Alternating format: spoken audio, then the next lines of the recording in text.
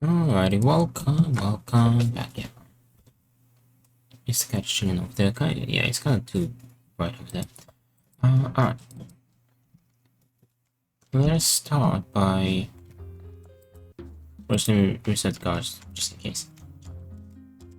And we had to read part 5 of King Edward. Alright, let's start with part 5 of King. I'll go repair before we depart. King Edward, that's 6. That's the next after 5.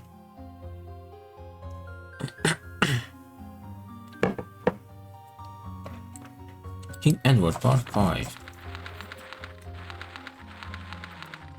Alright, this one is not too long. Alright, King Edward, part 5. Chapter 5, In the Crystal Tower. Inside the tower, Edward's first impression was of whiteness. Floors, walls, ceiling, all were white and radiated light. Their footsteps made soft, crunching noises on the rough floor surface.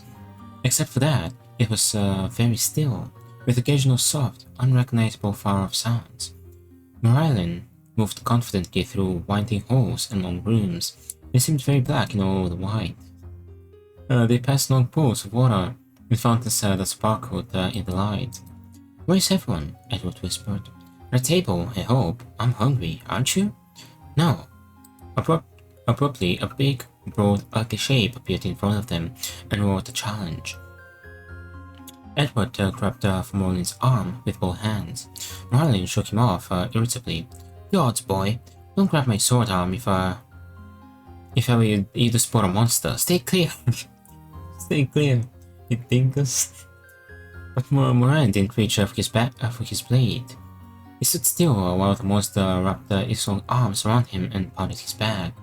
Still roaring, Merlin roared back and pounded on the monster's chest. Then he introduced Edward to the captain of the Archmagister's Guard. "Don't hug him."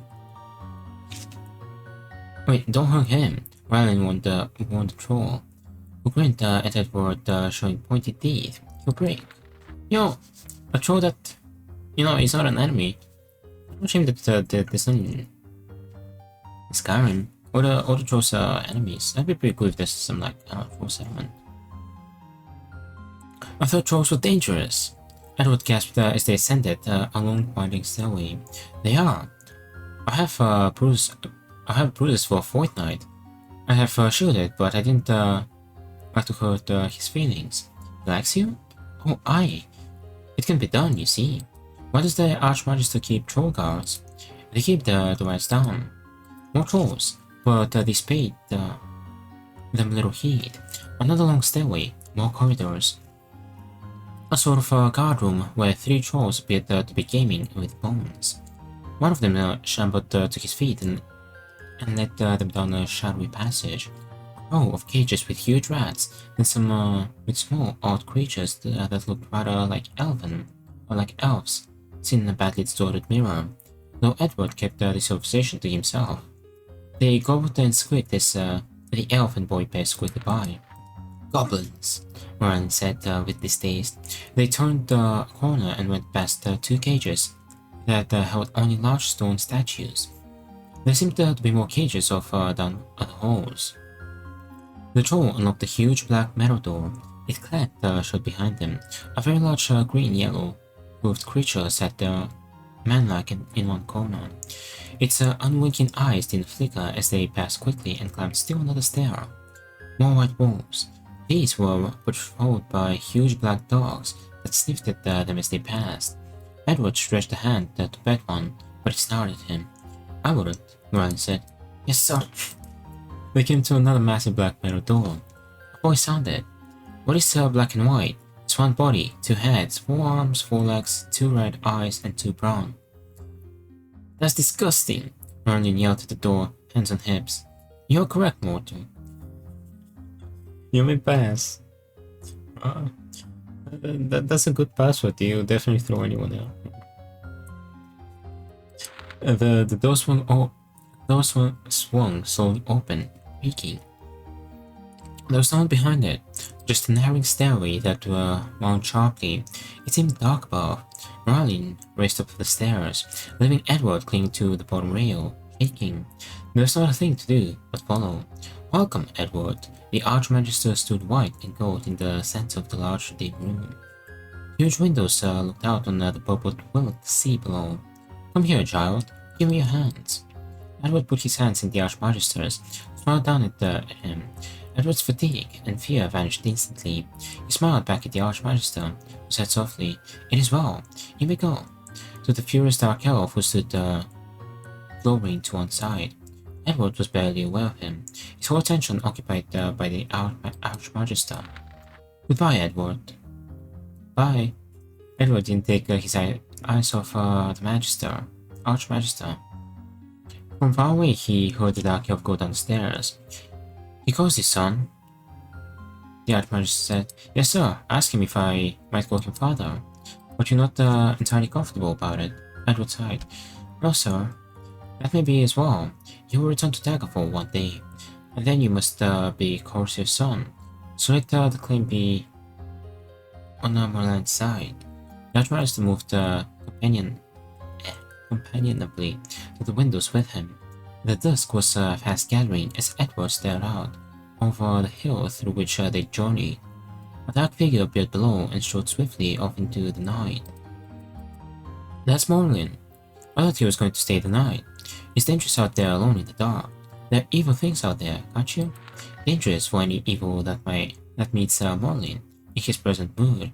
You'll go safely, I promise you." "Oh, but I haven't thanked him. He's been very kind, really. Why was he so angry about the door?" "It was just a silly question. The answer was him and my mother. When they sleep and I'm not there, how do you make a door talk? Is that an illusion?" That's 3 questions. Which of them do you want answered? Aren't you hungry? Would you like a bowl of stew?" "Yes, please. I'd like to hear about the door, please." "Ah, you think the talking door may prove more comprehensible than a surly dark elf? More interesting? Or safer?" The Archmagister's large golden eyes regarded the boy thoughtfully. "I don't know if I like him. Sometimes I think and then other times I... Do you listen about liking?" He said he didn't. "You'd be more comfortable if you felt the same way about him at all times, yet you do not. "Yes, that's it, exactly. You do understand. Morally is not a comfortable man." "Well, I don't mean that exactly. Sometimes he is, like when we rode the dragon." The Archmagister laughed aloud. His laughter reminded Edward of Giants. Yes, I find comfort myself in having Merlin near at hand when dragons are about." A young high elf brought in a bowl of stew and set it down on another table. Edward felt a bit disappointed that the stew had come in such an ordinary way, until he remembered that the Archmagister hadn't sent for the stew. The priest at home in Daggerfall said it was a mark of evil things, that they cannot bear the light. Edward said between the mouthfuls, "Merlin doesn't like sunlight, he's black." "I see. Do you know what evil is?" Well, if you do bad things, then you're evil." "I see. If the cook had burned the stew, would he then be evil?"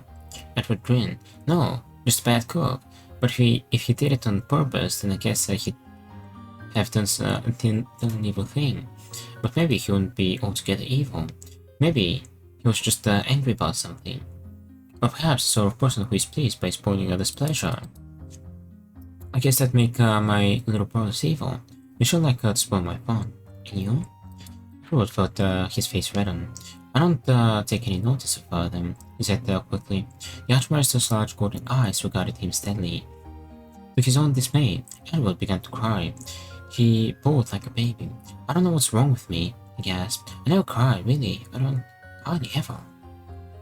"Why ever not?" Edward looked up. His tears had blurred his side, but there seemed to be tears on the Archmagister's face. His hand reached up to feel the wetness. "You have been very alone, haven't you?" the Archmagister said. "Yes, and you brought the unicorn for me. I was all alone. They endure no evil."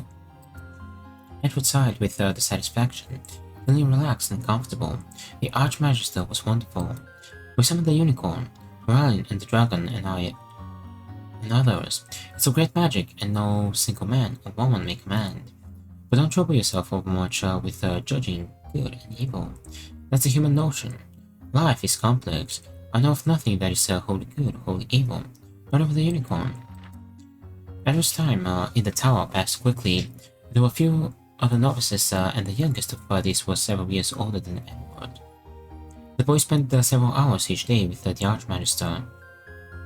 He learned to cast a few spells and to open his mind so that he could renew his magic quickly while he slept. But often they just talked. Sometimes Edward was given a book to read.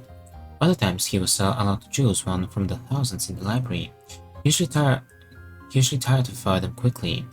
He didn't read Elvish script easily. His tutor had taught him the letters, but the few books were in Bredic. Spellcasting was more fun. Fire spells came easily to him, and he learned to shield himself readily. But to his chagrin, he couldn't heal at all. He invariably made things worse for the unlucky rats he was allowed to practice on. Oh, poor rats. I don't know what I'm doing wrong, Edward cried out in frustration. He sent a dart of fire in the writhing rat, and it turned into a charred corpse. Edward, it'd be well if you let the heal spells wait a while yet. Rowling said the light here is the first spell anybody learns, Edward said sulkily. Did he? Well, he's a practitioner of magic, not a theorist. Even I would hesitate to say what a Breton might or might not learn, and when he might learn it. You're the first of your people with whom I have worked. Certainly, Rowling has had no experience with your race, except for your mother, of course. He certainly has some experience with his mother.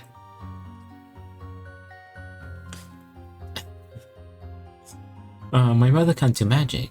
No, but I think the ability lies within her. Imagine if he said my mother can't do magic, he was like, exactly.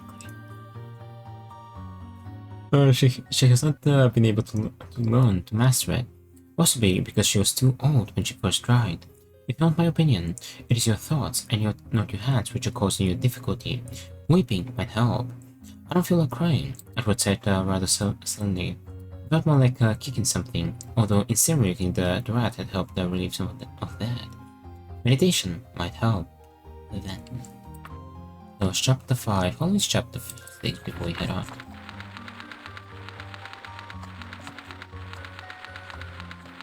Oh boy, this one of them. It's a bit longer. Alright, we read chapter 5.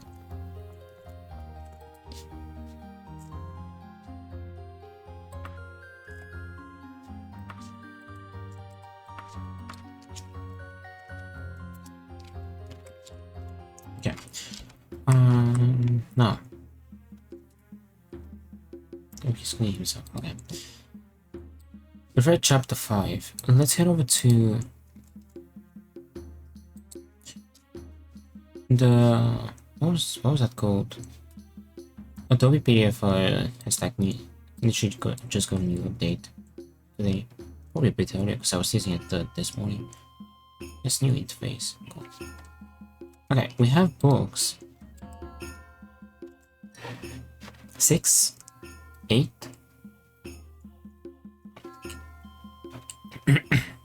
11, 7.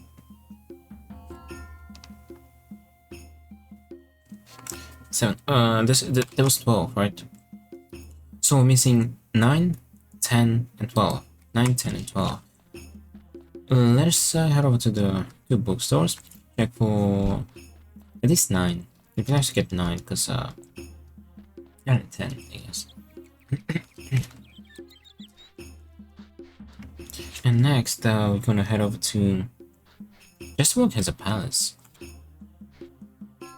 Oh yeah.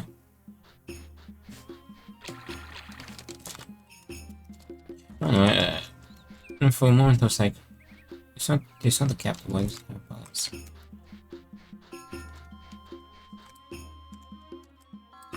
Insult to my abilities.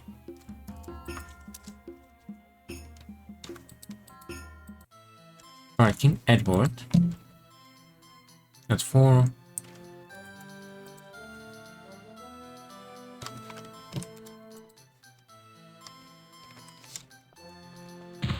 What the heck is wrong with you?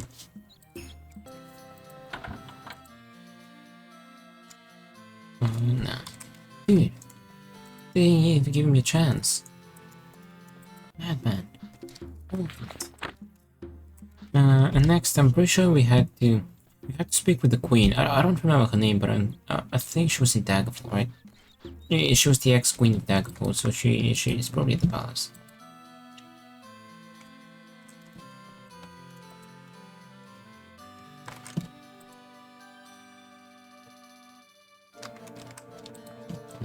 Ways. Jeff, we do have that one. Oh wait, King Edward Part 11, that's exactly the one I got. I'm not sure which Baron type books we don't have, but we're gonna buy them. Oh, you go. Peasant.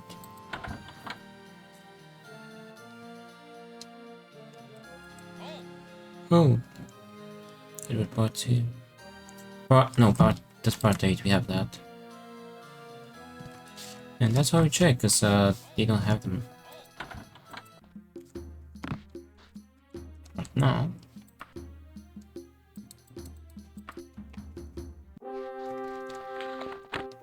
We don't have any right now. Okay. What is that store over there? If that's a book, so we'll go through it. I just want to find 9. That's a general store. Let me just do this. So we can see what it is in the future.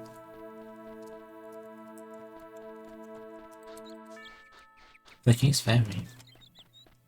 Okay. We start our first quest. Maybe I feel like we should do quest book. Otherwise, we might run out of quests. Yeah. At least I can jump, by the way. I'm pretty sure my jumping won't increase past 95. I've jumped quite a bit and it hasn't. So maybe yeah, just do a quest book, just so we can kind of catch up with books, because Prince and Edward are gonna be a bit longer.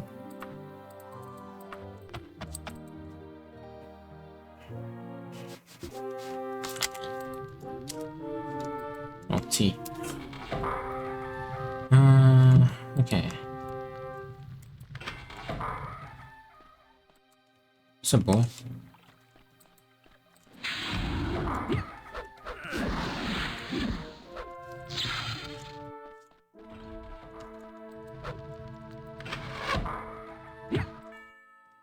If you're available for hire, need someone reliable to carry out a certain covered mission.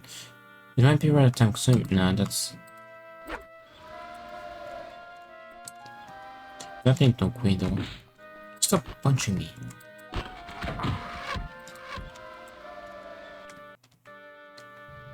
Unbelievable. Where is she? Hello there. I have heard much about you. Now you come to me with a very interesting tale of deception. Right. Last time I spoke with her, instead of speaking with the girl on the other side of the... I spoke to her too early. So, Kaisanta, the maid, says that Apokai opened a letter from the Emperor addressed to me. I can't tell you that she never delivered such a letter to me. Oh, I can tell you. I would like you to investigate this further, Dad. It could be dangerous to poke into the affairs of Apokai without enraging King Gothir, even though he is my own son. Are you willing? Yes. Good. I have long had my suspicions about Apokai's loyalty to the Emperor. She is a daughter of the late King Cameron, who ruled Hammerfell with his citadel in Sentinel. My husband, King Lysander's Kinrath, rest his soul, died in Gain, as did King Cameron. Lysander's body was not recovered, so he has a monument erected there rather than a true tomb. Ah, my mind wanders. The Emperor uses Christopher Hawkfield as his messenger in Daggerfall. He could be anywhere in the region delivering missives. However, Christopher Hawkwind is a member of the Knights of the Dragon, so am I.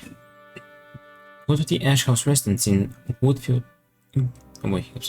Grange, and ask for Antorian Greencroft. He may know where to find Christopher Hawkfield. Let's find out why a letter addressed to me was delivered to Apokai.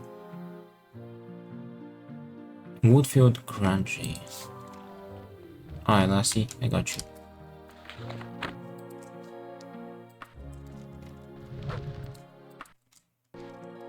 Go Japan. That's right!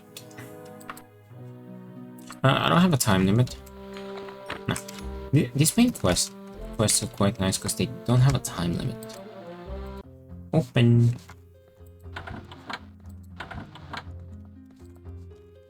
Hello. I am Northwind Greencraft. I'll not normally tell anyone who's not a knight of the dragon. Dude, I'm a paladin of the dragon. What are you talking about? Where to find the Tristival Hawkfield. However, I am Lord Queen Minisera. Also know that Tristival Hawkfield this imposed the last person to try to ambush him. In 36 days, he's due to be at the palace in Midbury. Try him there. Okay. 36 days. Do I have to wait there?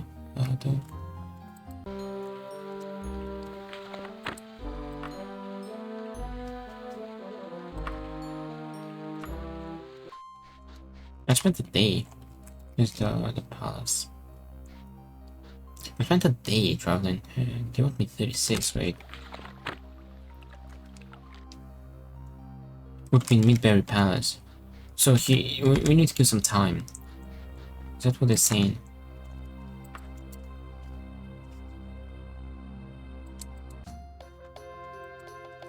I'm just gonna go over the palace to make sure that he's not here because imagine we kill the time and then boom. Quest. I could use the services of someone of moderate talent. Nah. I don't think so.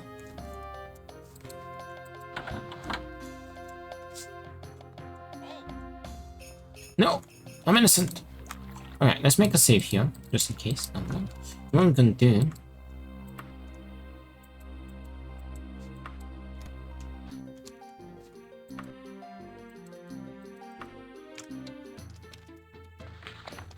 $16.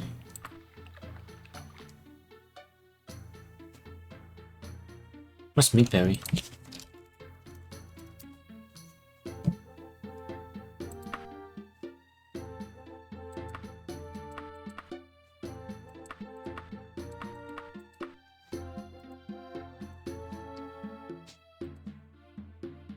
I'll just search for it again.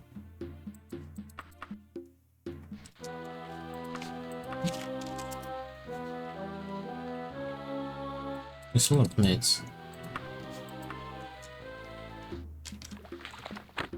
In 0 days time.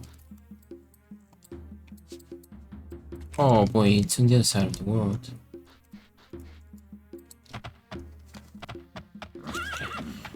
Well, now he should be there, right?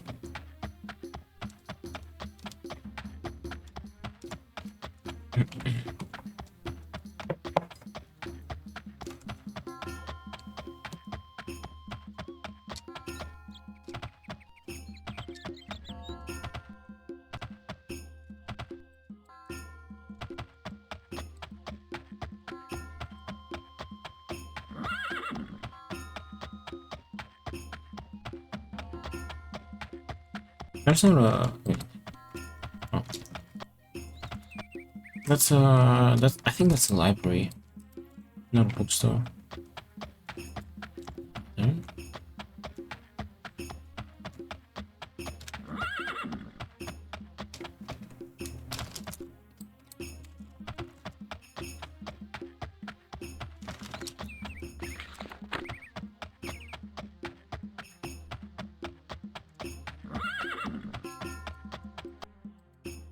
Insult abilities. I don't know my save, so we can click save. What's up, boy? Oh, you should have warned that I'm not.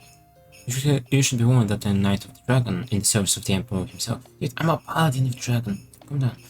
If this is some ruse to ambush me, you'll surely not live to regret it. Yes, I am Festival Hawkfield. The signet ring proves that you are indeed in the service of Minisera. Some time ago, I delivered a letter from the Emperor addressed to the Queen of Daggerfall. If I'm not mistaken, Apokai is Queen of Daggerfall, not Minisera. Tell Minisera that I take my duties quite seriously, but never knowingly deliver a missive to the wrong party. When Apokai gave me this mark in gratitude, Go to Sarah so that she may know that I'm a loyal servant and faithful to my order. We'll see about that. Oh, info ring. Just read it, Mark.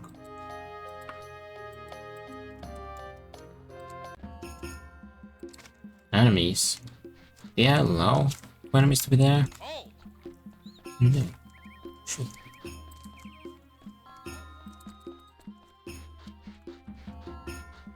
Go on. Yo, more and more coming. There's one over there in the distance as well. So there's pointing left and right.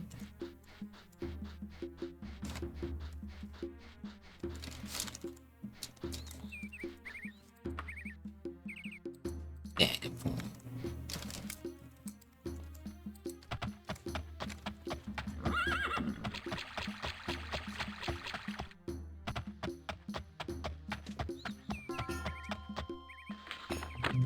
Okay, let's go give her that.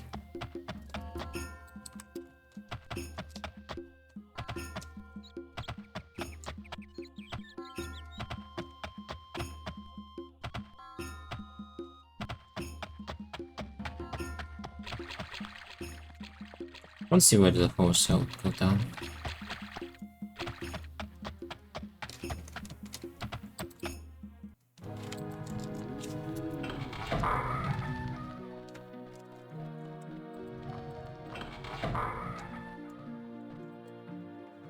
Ah, now it makes sense. Your septim addressed the message to the Queen of Daggerfall. When he sent it, I was Queen. By the time it arrived, my dear Lysandus was dead and Abokai was Queen. We must find out what was in that letter. I have never trusted Abokai. Yesterday, I received a letter from Princess Morgaya of Wayrest, claiming to know something of the Emperor's letter. Now there's a family that sees under the rule of the Emperor. Return to me if you find out who has the Emperor's letter. Now, you have proven yourself to me, Dehds. Keep the mark as a token of my gratitude. I have no desire to own anything of Abokai's anymore. What mark?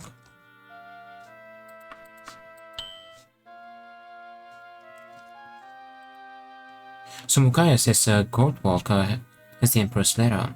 Very interesting. I think I have a way to get Goldwalk to turn over the letter. I'm willing to brave the depths of Orsinium to try to retrieve it. Oh, that's the orc place. Goldwalk wants very badly to be recognized by the Empire. It would mean the beginning of peace between the orcs and the other races of the Empire. Present this letter to Goldwalk, hopefully to persuade him to cooperate. Ho! Ho! Ho! Ho!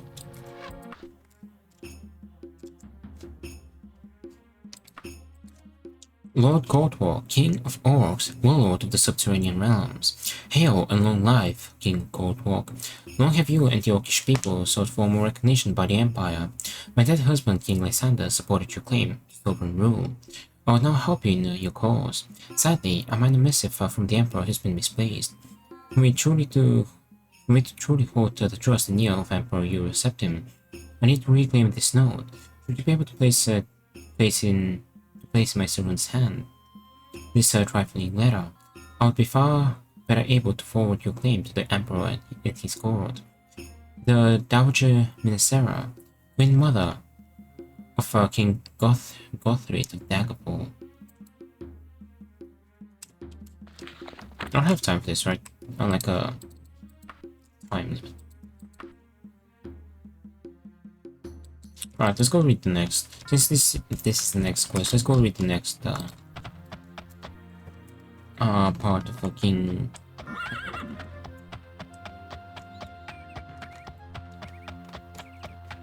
And we should be on our way, just so we make a dent in these books. Otherwise, before I finish the quest, I have to just we'd have to just read like binge read. And now we can have some variety, like quest book.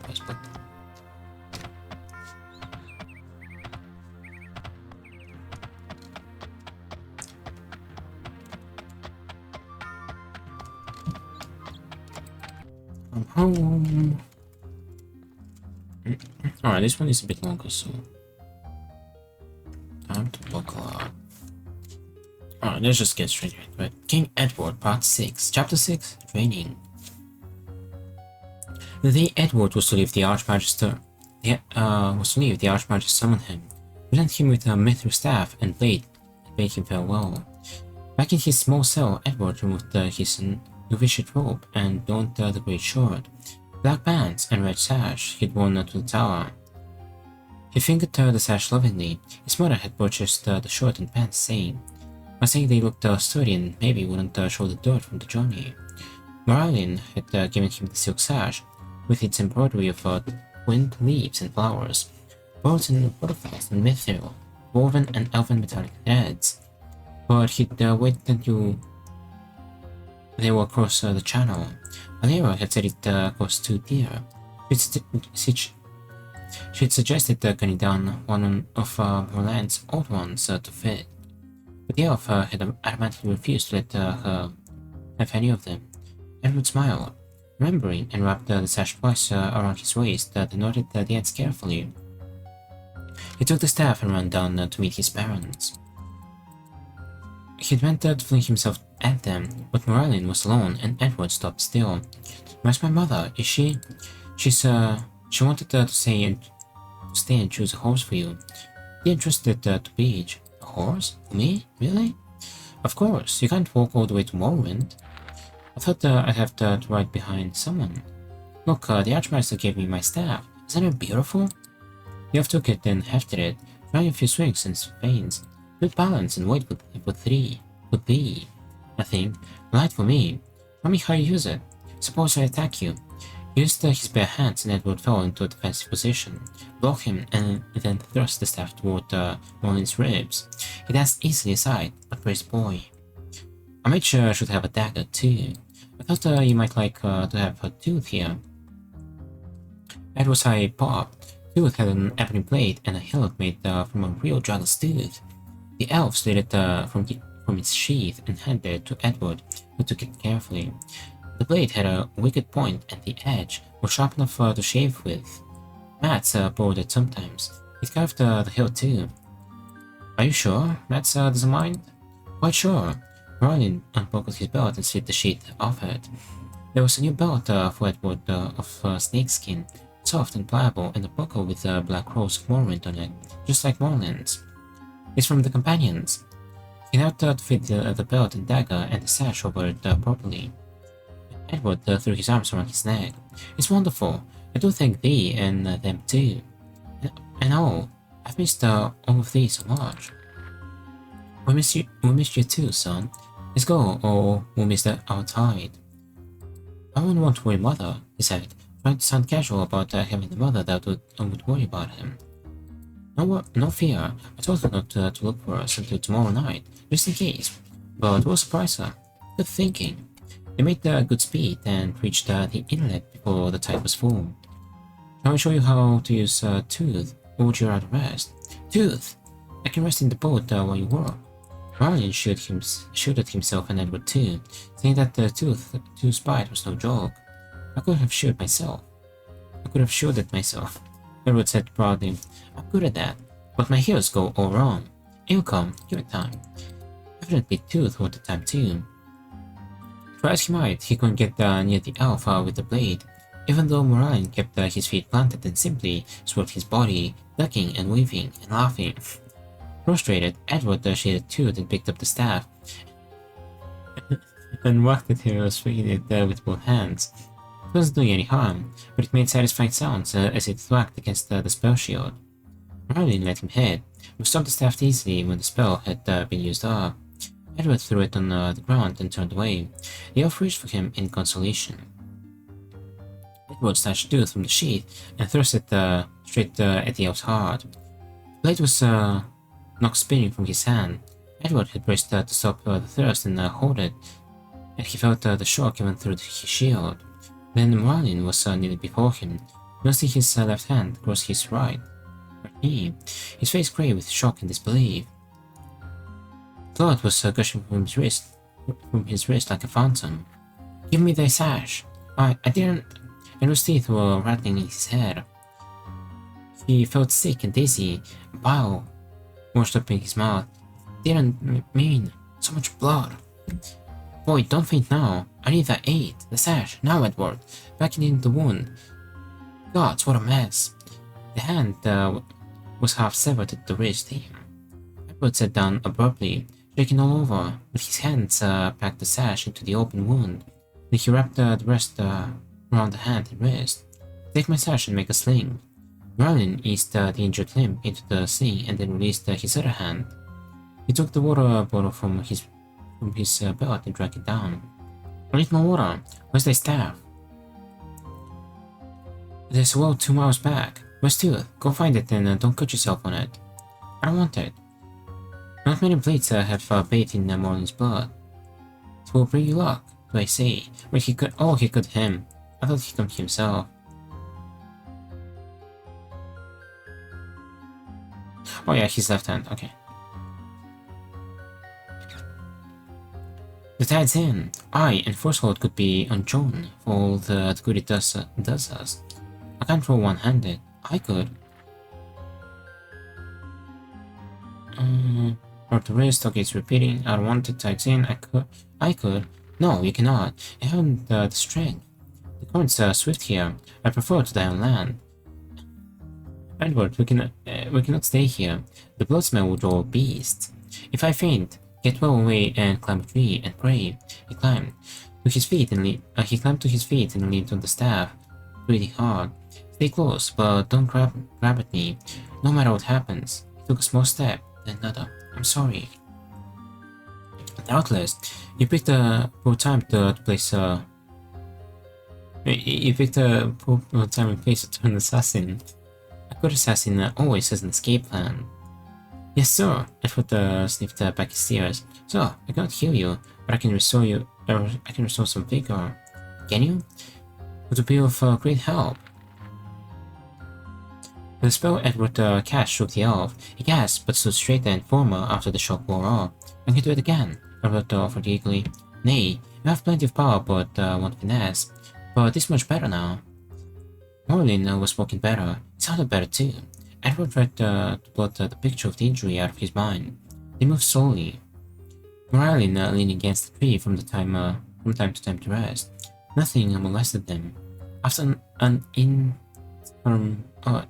interminable time of silent traveling, they reached the old well.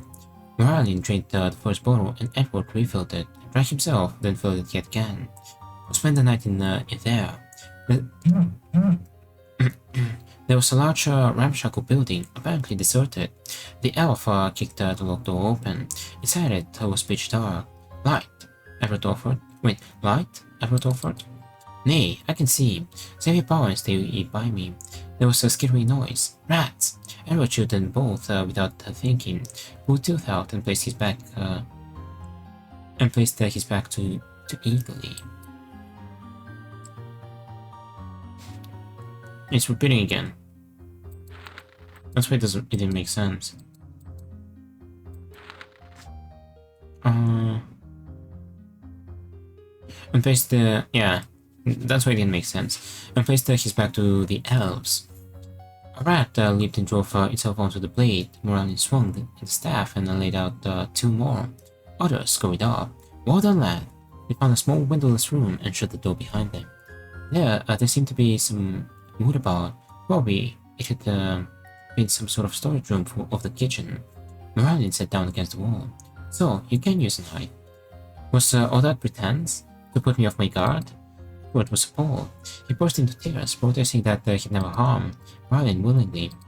I meant it for jest. I thought it'd make you laugh. I was angry at first, but at myself, my clumsiness, don't you? It was a sudden thought. I love you, dear. The elf reached out with his good arm and pulled Edward down to him. That's worth a hand, then, any day. Edward sobbed against his shoulder while Merlin soothed him with pads. You are my real father. Edward, I am not. Nay, thou art. Thee puts my well-being ahead of thine and loves me when I least deserve it. Thee has been kind and generous and never asked anything of me save to my own profit. They'd given thy very life for mine. That's what real fathers do, and I've given thee not naught but pain. He who hired me despises me and my mother because we are unlike him. We're not like you either, and yet you love us well. I'll do better by you, dear father. I gave thee because enough for fans took their mother from thee. You risked losing her because you would not part me from my father. You do not know me, and my father was your bitter enemy, and yet you took thought for us. You could not know how unnatural he is. It isn't in you. Granted, and yet your fans and your anger at it remain. I love you, Edward protested, but he heard an angry edge in his voice. And hate me. Ryan's voice was so calm and quiet that they might have been discussing the weather. I can't do both, can I? Can you? I don't mean to hurt you. I believe you. Am I evil? I was very sorry. I'd give anything if it hadn't happened, but I took some measure of satisfaction in it. Wait, it's repeating again. Hate me, can you? Okay, Edward's throat was choked with sobs. He couldn't speak, but nodded into Morley's shoulder. The other hand stroked him gently. Did Eric tell you of the Daedra? The demons? No, it's a demon. Is it a demon that makes me do such things? I am evil then. No, you're not. But the Daedra feed on actions such as that. They encourage them, and your anger draws them. But they can't make you do anything. And it's not inside you, but it is connected to you. I don't want it. I want to go away. How can I make it go away? Why don't you want it? You draw power from it. That's what let you shield us both with the rat's attack. Mana? That doesn't come from demons. No, but the ability to use it can. Look, some of your deeds feed the Daedra, but you draw power from it at the same time. Then the power is yours to use as you choose. Do you have a Daedra? I do, and it's a big one too. But I think everyone has one or more. Some are stronger than others. That's all. We don't go around asking after them. It's not polite. I want mine to go away, Edward wailed. So you say, but pretending it isn't there will not accomplish that. Having a Daedra is a bit like riding a horse. You must keep control. The Daedra do not care for you. If it would as leave feet of your pain or injury or death as any other, and find a new host. They do not think or plan as we can, and I do not think they experience time as we do. So acts that feed the Daedra take place in the moment, and while you're caught up in them, past and future cease to exist for you too. It is an intensely pleasurable experience, but it can also be very dangerous, and very addictive. You cease to think of the gods and those you love, and even yourself. When you have walked too far along the path, you lose the will to choose another. How terrible! What must I do then? It is terrible, the worst that can befall a person. Remember this night, how you felt. Learn to recognize the Daedra's hunger, what it is, and think about what you do. You're young, and this is heavy for you, but you're at risk. The elf's body stiffened, and he got his breath, but guessed that the wound was paining him. Rylin said that he must sleep a bit, and could Edward watch and wake him in an hour's time. He could set a lock on the door, and they could both rest. Aye, sir, and I might do somewhat more. I cannot set a lock, but the door would not latch, nor would it stay open, but would swing nearly shut. Edward felt about near the wall behind it, and found a wedge. He shut the door and drove the wedge home with a chunk of wood. I thought so. It's awkward to pass such a door with both arms full of wood. We have much to do. Wait, we have much. We have such a. Oh, in Gerald's place. Now, anything trying to come in will rouse you. You can use your power to cast heal instead of lock. Why? Well thought of, indeed. He freed his bait and laid it on the floor beside him. We may as well both sleep then. They slept fitfully. They were both scrabbling at the door and in the walls, but nothing entered their small closet. Rylin cast heal several times during the night. By morning, he pronounced himself as fit as one as a one-handed man can be. He unwrapped the sash bandage and inspected the wound. The bleeding was stopped. The hand was still warm to the touch. No longer hurt him, nor was it swollen or discolored. But the wound was still open and the hand useless. Nerves and muscles had been severed and some of the small bones broken. Such repair was beyond his skill. But feeling the Dehds repeat on the side, turned quickly away. Morale grinned. You might as well let it feed. It's a harmless sort of feeding. Damage is done. I mean to starve it, Edward said firmly. You can try to do that, or you can learn to control it instead, and still walk with the guards. I think we'd best go back to the tower. Aye, they'll be able to hear you there, will they not? I know not. At least they'll be able to attach it more firmly than it is present. Ah, do not look so downcast. The skill commanded is somewhere, if not in the tower. Saas is good with battle injuries, and there are temples which know more of healing arts than the tower mages. Besides, it's only my left hand. I held up the white sash, stiff with his dried blood. It was more practical than thy mother thought. Let's see if we can wash it out a bit. Never have I come so ill-equipped on a journey. I might have been strolling down the main street in Evanhard. My mother will kill me. Right, do it here. 1 second, because my cat wants blood.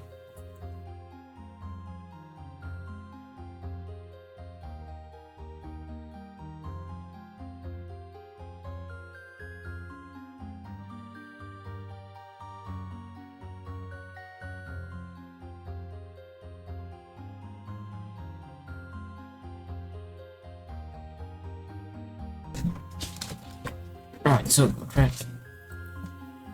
Yeah. Alright, let's keep going.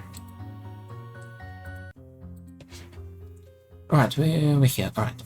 Right, after she kills me, Edward sighed. At least returning to the tower the lay that. He came into the bright courtyard. The morning sun was already high in the western sky. What's all? Edward, the companions are coming now. I hear them. Ma, let me think of a real good lie. With trotted into the courtyard. Here they are. He called back to the others. By Togo, you are injured. Let me see that. We thought to roll across. We thought to roll across to meet you. We saw the blood on the shore and trapped you here. What attacked you? A demon. Demon? What? In the open like that in daylight? Gods, and thy mother thought. Let's see if we can wash it out a bit. Never have I come so. What? It's repeating. Right after she kills me.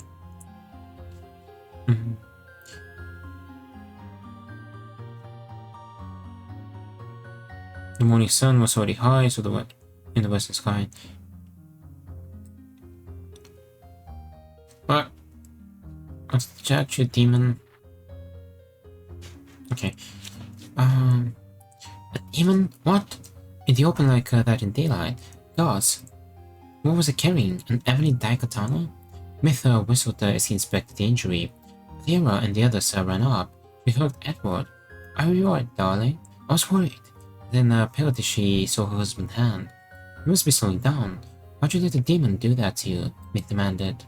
It was the boy. He grabbed at my arm in fright and my shield spell failed. It wasn't his fault. It was an accident. Ally, don't look at it. Edward, why don't you take thy mother to see the rat you killed? I want to watch Saas. Edward objected, and remembered that it would feed his Daedra, but he might learn something about healing if he watched. Which would be a good thing. This was going to be more complicated than he thought. Oh, Edward, Olivia said, you must keep clean the fight. They killed a rat in the old inn there after. They tried well. He kept his head, put his back to mine, and shielded us both. No one stopped to panic in his first fight, especially if he isn't expecting it. Sasa came up last, as usual. I brought the others aside and inspected the injury, hissing. I can fix this. It's clean.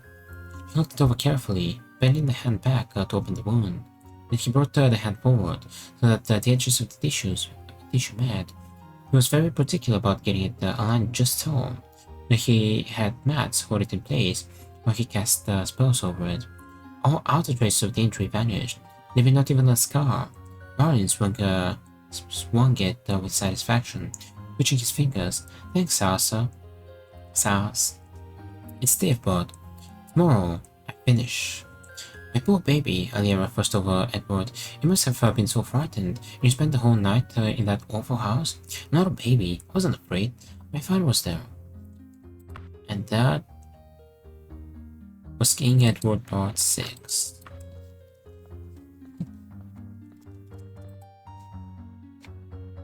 Let's go check for Part 9 again. And we're gonna head over to our quest. That was Part 6. So next is Part 7. We have 7 and 8. So we have the next 2 books, but if we read them at this pace, we might actually get to 9 today. So let's go find we'll see if 9 is there.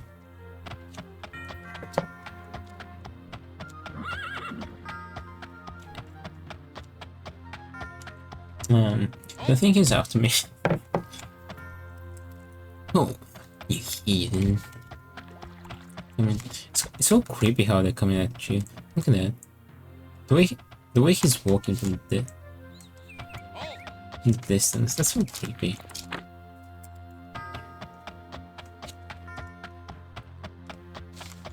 And the way they're walking. Insult my abilities.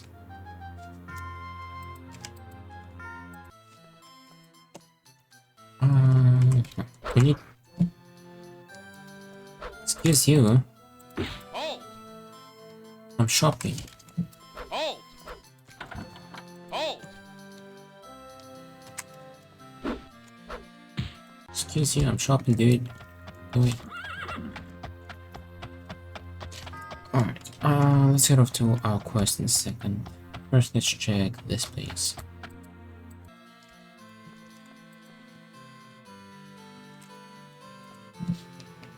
Part 1. Part 12, we do need this one.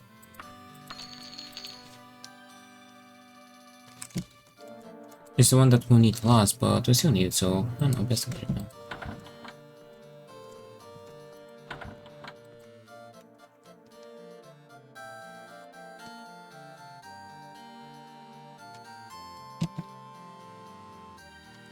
Well, at least we got one of them. We still have 7 and 8.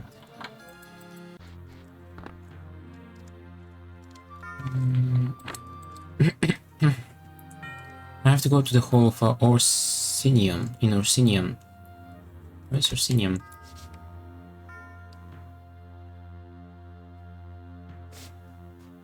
Oh, I don't know. I think it's somewhere farther away. Oh, Orsinium area. Orsinium. Orsinium is a dungeon.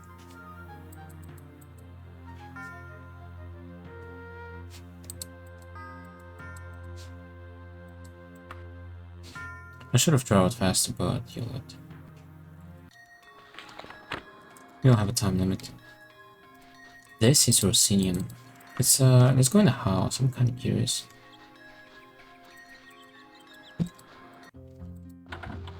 Oh, hi. I was expecting an orc.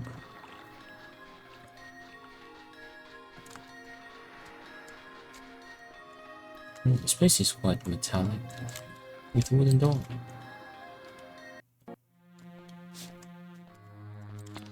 Wait! I have a letter for your king.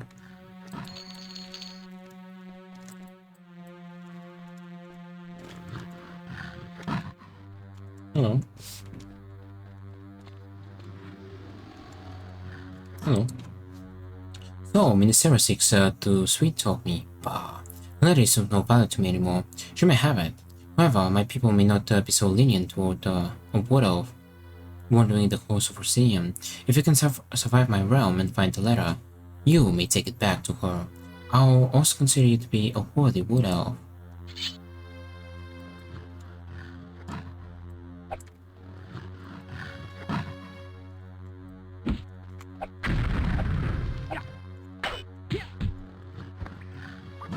Hey, he said survive it, so if you want me to survive your realm, I'm gonna kill all the people.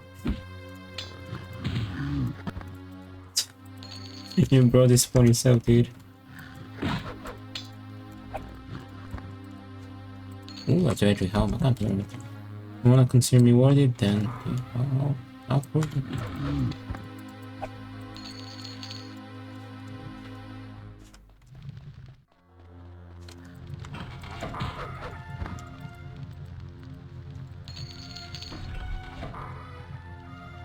Let's see how long. Wait, we can check.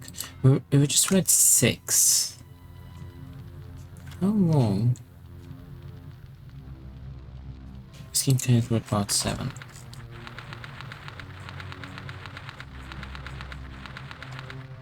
No, semi long. There might be parts that repeat. I'm not really checking for those. It's really weird that there's so many books that have just parts that repeat. I'm looking for a letter, right? Like, Loki, they haven't really been checking much.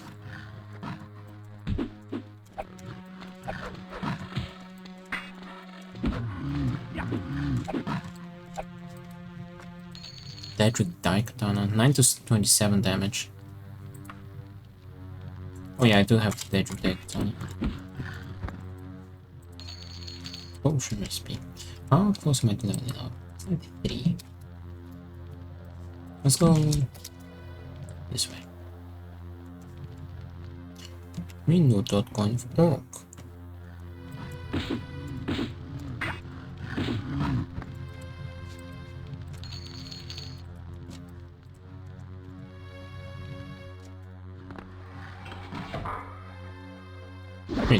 Wait, no, that's a dead draw.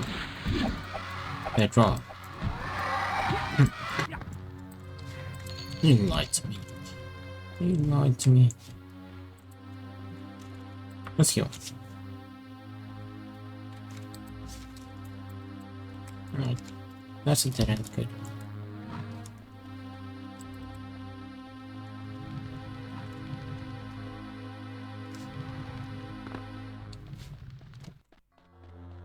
Let's head down now. We know that one is cool. Hello?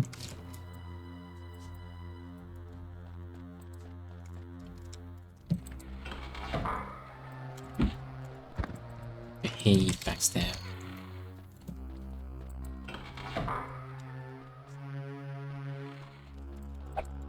Oh no, Scorpion. Ooh, these guys can sleep me.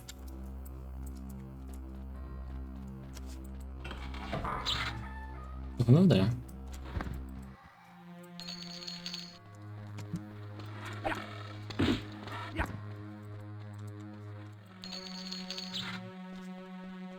Oh, I noticed that one of them will teleport me. Okay, this might be magically held. Magically held low. That means I can't get out. Actually, I can.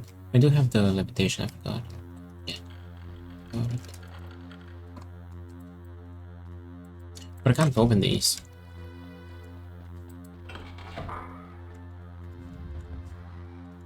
Let's see what this will bring us. This teleporter.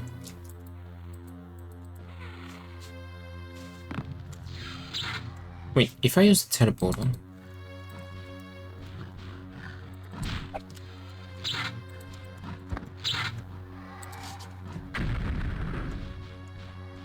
There's no way to open it. Okay. I mean, we can get out, but it's, I don't know, I don't feel like using it just,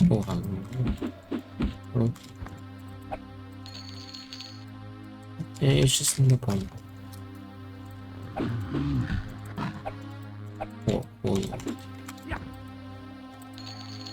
Daedric short sword. Remember how I said I'm gonna go...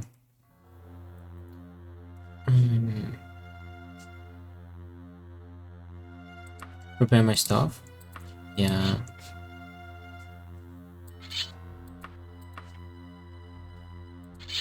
Kind of fun. Guess we got a replacement.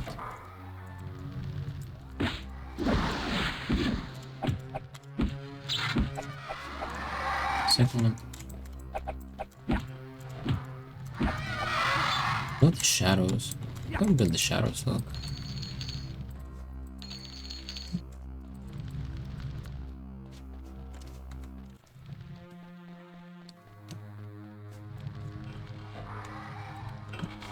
We know that kind of broke.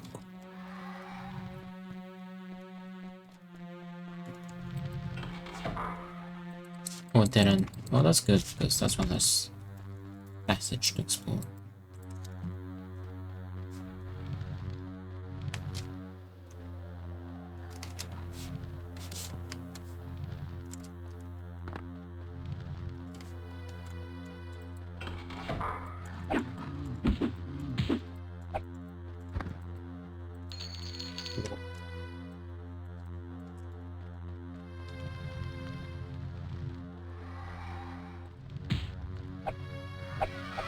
I see you. Yeah, we're looking for there.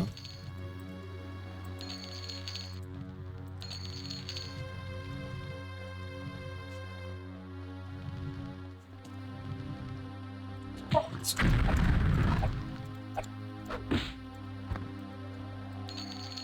There's your clone sword. That's better. Oh, that's what I was afraid of. The little rascal not only paralyzed me, but also silenced me as well. Rascal. No let up. I'm gonna rest in a minute.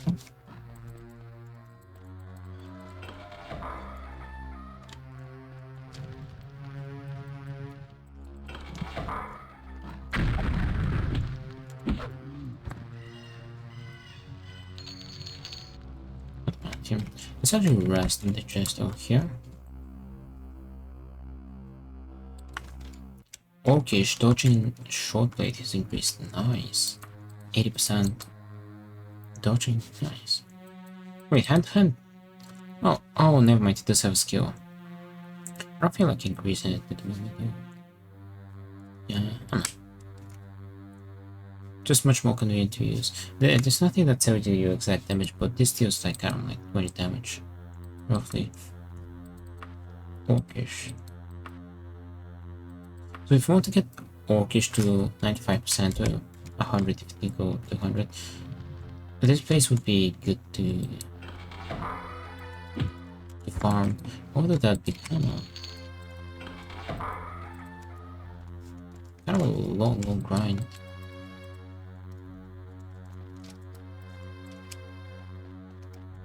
Hey matey, thanks for your yesterday and showing me up. Oh no worries, Jane, welcome back. How was your stream back? Yeah, back yesterday. Yeah. How was your stream yesterday? I want to say I want to say hi this morning as well. It was long, yeah. Since it was a 12 hour, I kind of want to say hi in the morning as well, but you finished at like 3 AM my time. But if you finish like at 5, around 5-6 AM, maybe I could have said hi again. Yeah. What else did you play besides the pizza game and Stalker? Yeah, yeah. Yeah, also welcome back. How are you doing today?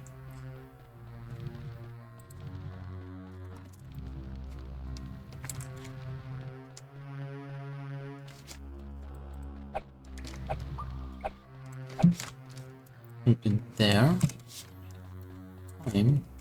We played 7 Days Day in the second half. It's really fun. Nice, not here. Yeah, glad you had a good time. I'm good, it's been exhausting, but I got some sleep now after. Nice. Yeah, I bet it was. You know, whenever I did my, when I did my only successful 24-hour stream, I remember maybe around the 12-hour point, you kind of start feeling delirious. Like, you kind of get tired to the point of not feeling tired anymore.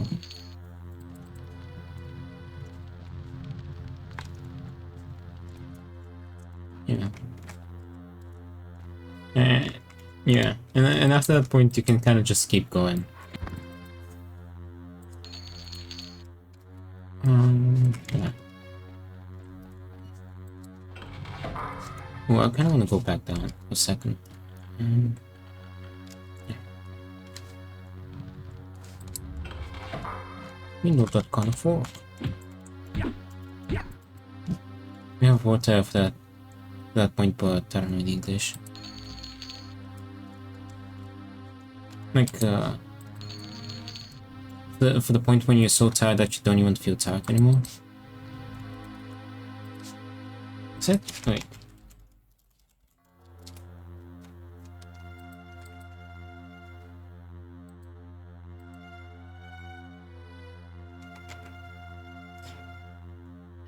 Delirious means in an acutely disturbed state of mind characterized by restlessness, illusions, and incoherence, affected by delirium.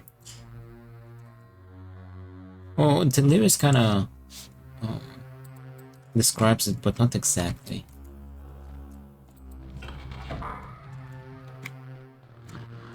Oops. Orcs. The orcs, no. Kind of more like a general, but again.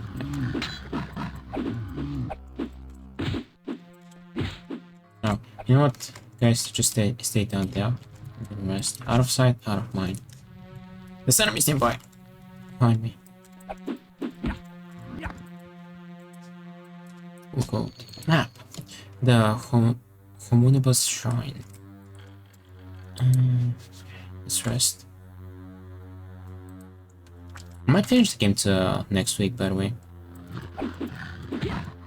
My goal today is just to like one quest, one book, just to catch up on the books because we're kind of behind with them. And I'm done with all the side content. And right now I'm just doing the main quest line. I feel like if I just focus on the main quest line, I could finish it relatively soon. Relatively. Bioshock, yeah.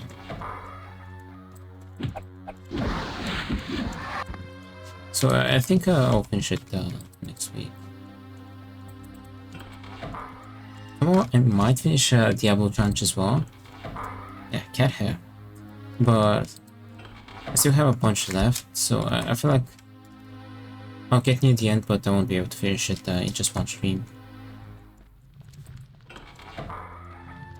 So I'll probably finish Diablo next week. And then we'll just stop. Mr. Cat saying his regards, yep.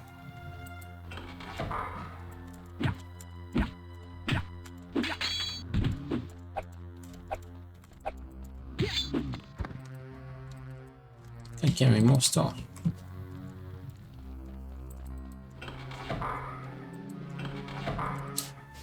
We're looking for a letter. Yep. Oh, we're back over here. In that case, there's a door over there. You know what? Let's go check this out real quick because I feel like it will be a dead end. This. Oh, it's a cave. Oh, it is a dead end cave. Yeah, it's a dead end. And there's not another door over there.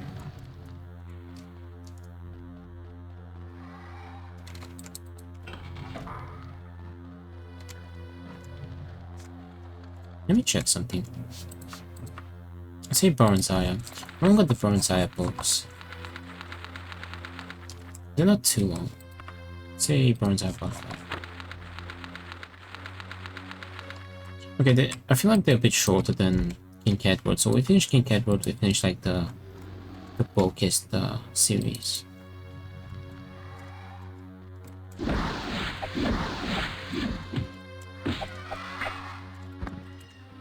Yeah, I can't do anymore.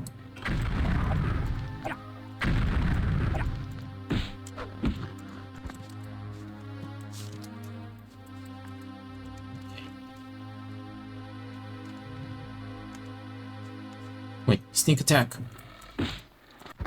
Hey, sucker.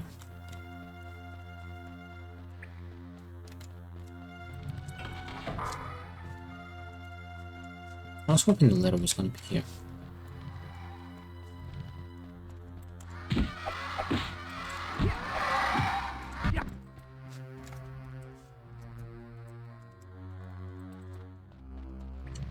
But yeah, the whole game's premise is to put the king's spirit to rest, right?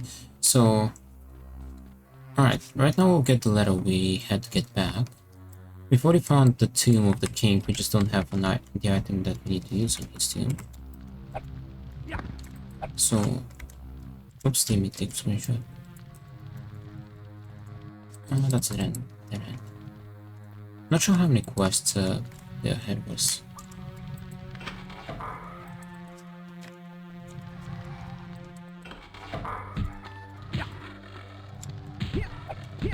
But it's most definitely less than books you have to read.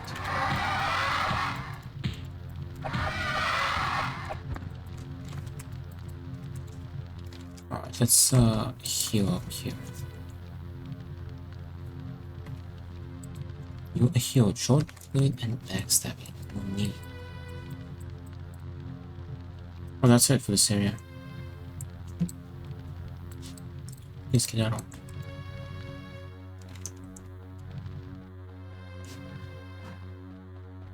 Okay, good thing we went past this area. Can't unlock that though.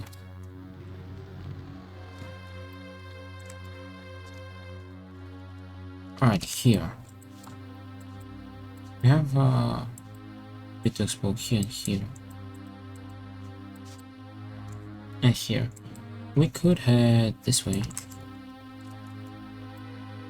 Just straight ahead.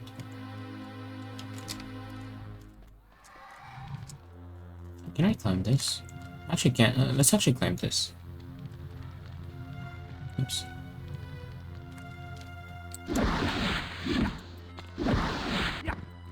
Yeah, boy. Get up. An overview of gods and worship. Have I read that? What was it? An overview, so it's probably with O. Oh, we haven't read that. Oh, what another book we haven't read? Climb.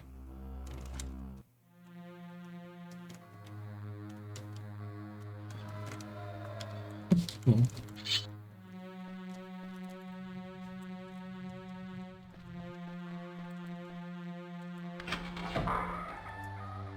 Oh, the series kind of familiar. Wait, where are we at? Oh, we're over here. In that case, let's go explore this first. It is a dead end. Okay, before we head down, let's head over this way.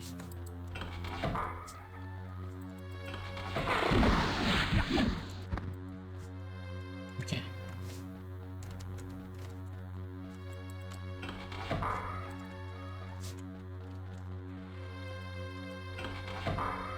There it is.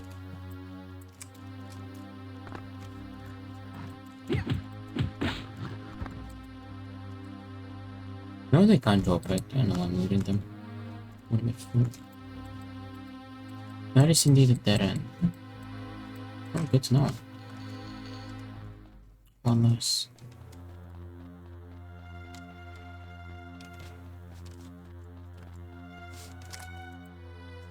Okay, we have the area over there, so let's go this way because I'm pretty sure that's gonna be a dead end. Not sure dead end.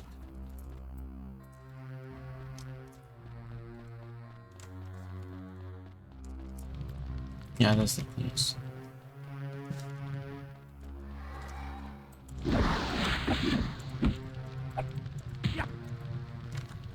Oh, we dagger.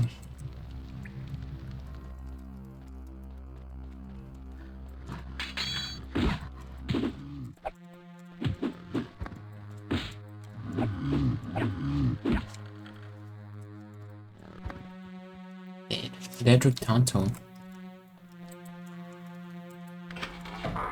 Beyond my skills, huh? Sucker. Yeah, it is a dead end. Alright, let's go back. Actually, let's rest. Lockpick skill is gone up.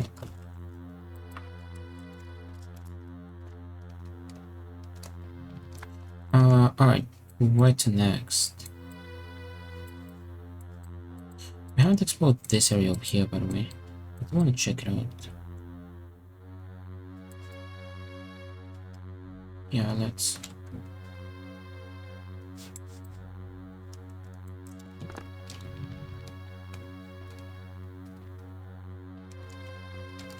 Then we take a right, then a left.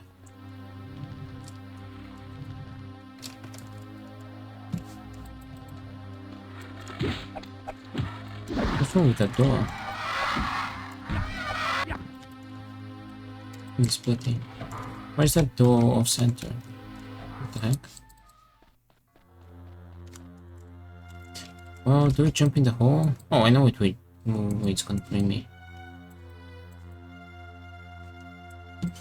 You wanna jump? No.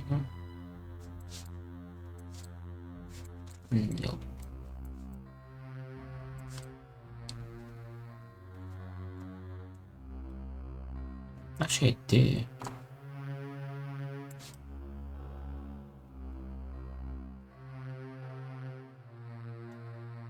I don't know which is gonna be fast, but let's go this way, sure.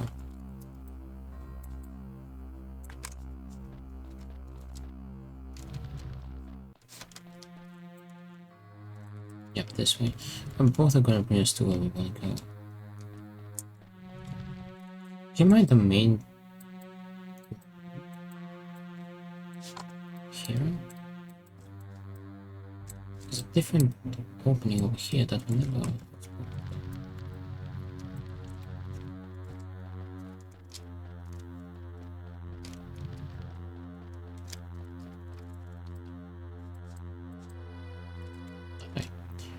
that way.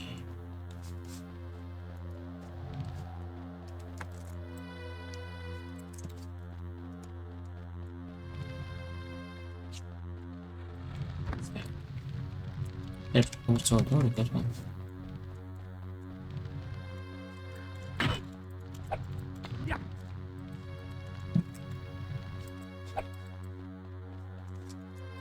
Keys. More different keys.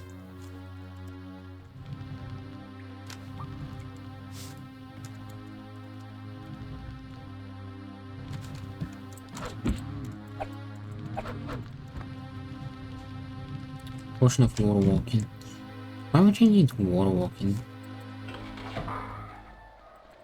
In most cases, you kinda need to go through the water. Oops. It's not a bush.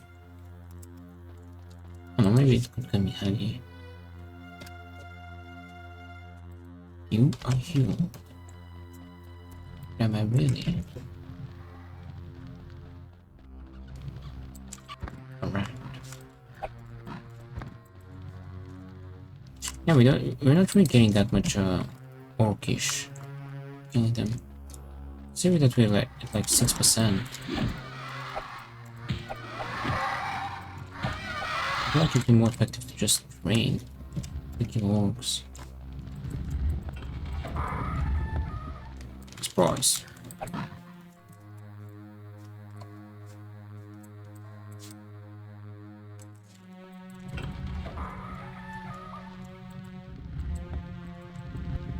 Where is it open? Oops. Can't even come out.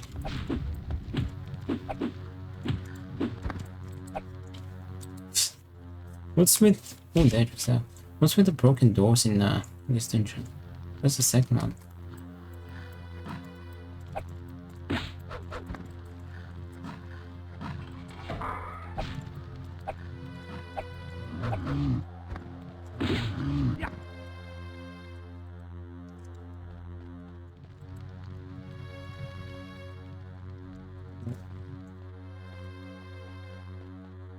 I don't see no letter. So I'll say that's not the room we're looking for.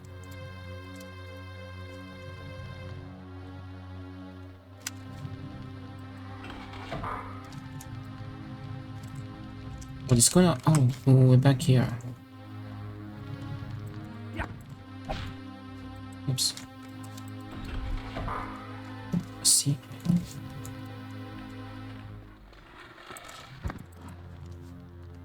Ultimate. Ooh. Two electric weapons. Wow, see.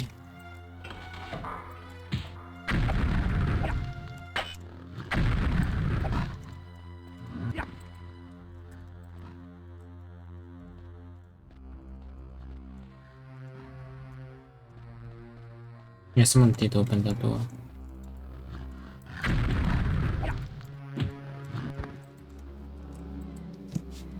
Map. The ruins of the fort of Gearsmith. Okay. It was me!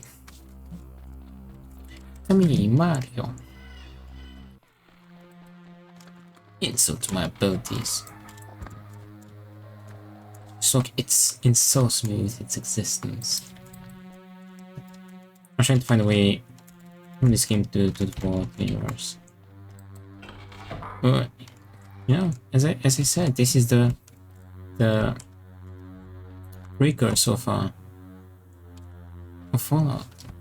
Don't you remember? Like I explained how this explains the events that happened before humanity.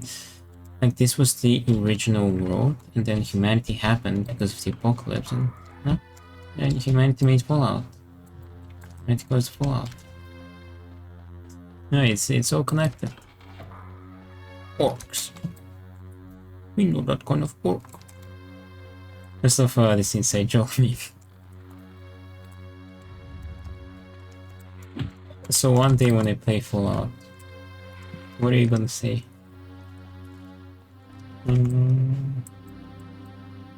It's kind of okay. Went this way.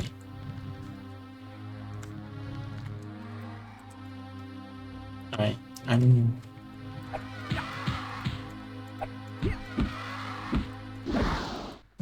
You're probably gonna ask about Elder Scrolls, won't you?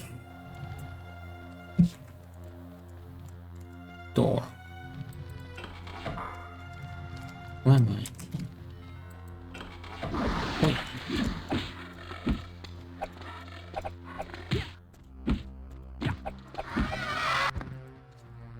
Okay.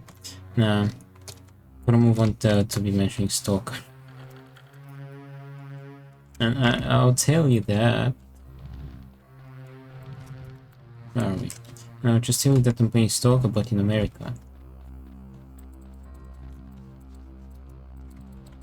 Insult my abilities. You know.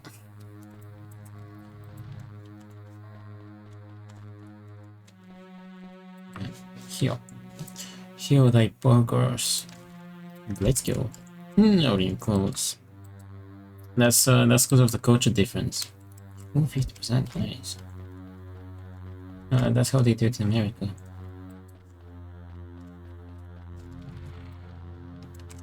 Okay.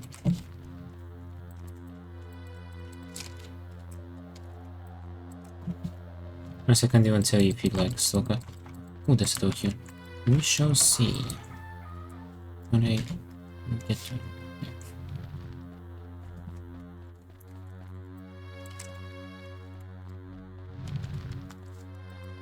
I do got a lot of games though, which is a good. It's a good thing that sort of like I'm struggling to find what to play.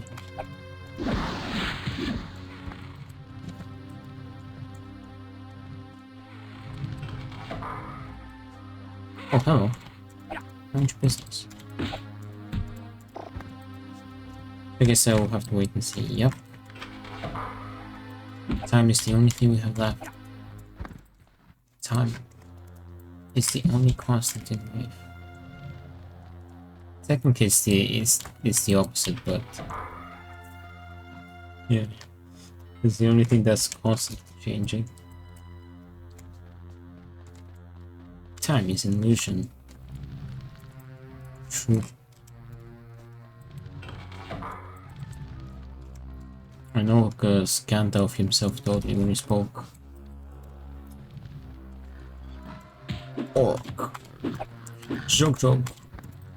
Me busy, leave me alone. Me not that kind of orc.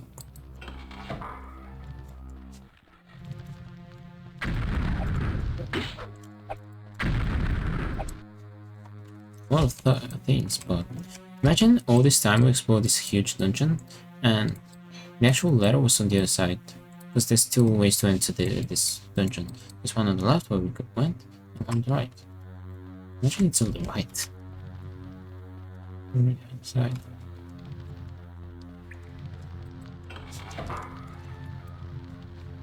At this point, they might even be connected.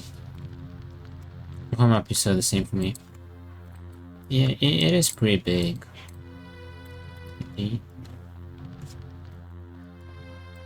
I see dark holes. You need to open your third eye to see.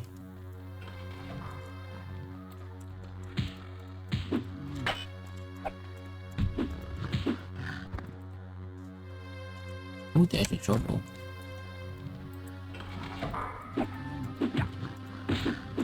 You know, I'm really curious about Bioshock if it has any Lovecraft vibes. I don't know. I'll stay away from spoilers for that game.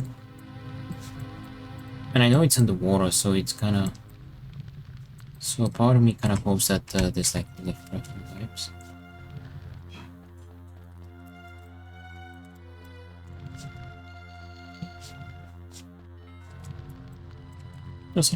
We'll see soon enough.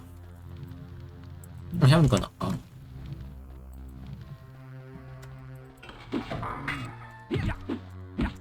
Not telling anything, you can't make me. Yeah, don't tell me. I'm just pondering. How dare you? I'm just pondering out loud. Wait, what are you doing behind me? Staring, just standing there menacingly. He's standing there menacingly. Crit has increased. Ooh.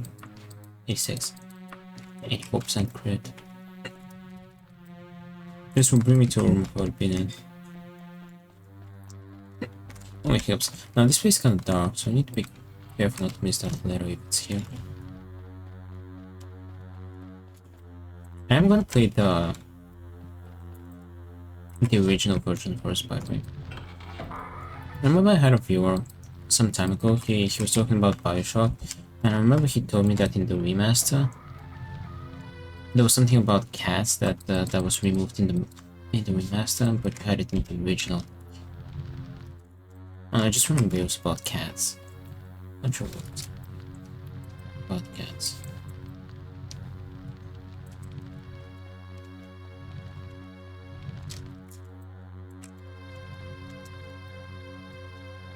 Oh.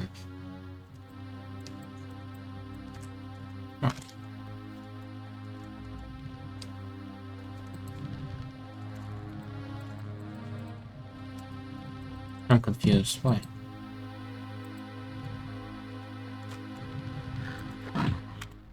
What's that?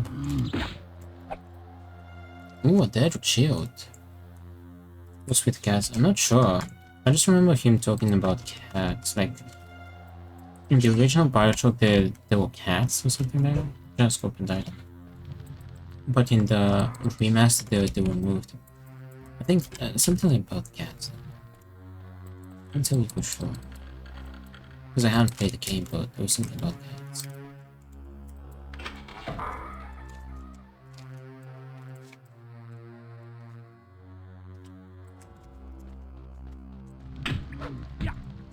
Maybe to have to replay it after all. Yeah, maybe. Have you played the original or the remaster?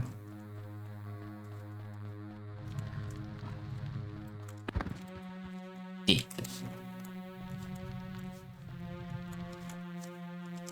Original many years ago. So if you replay the remaster, maybe you won't notice it because it shouldn't be there.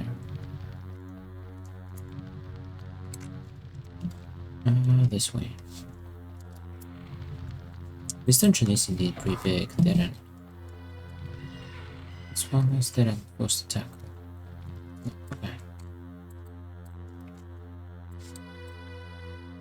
I think we've kind of explored everything here. I don't see anything else. I wanna go back here. We didn't check out some stuff about the remaster. I wasn't really impressed, to be honest.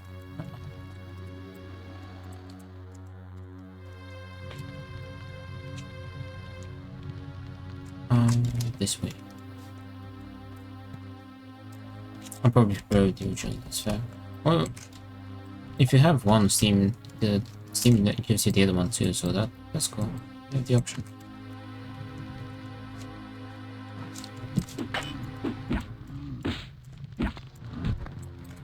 Not sure what that does, but it'll do something.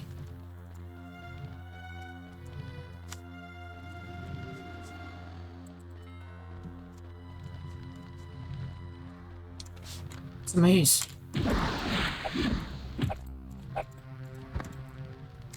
Alright. I think that's the dead end.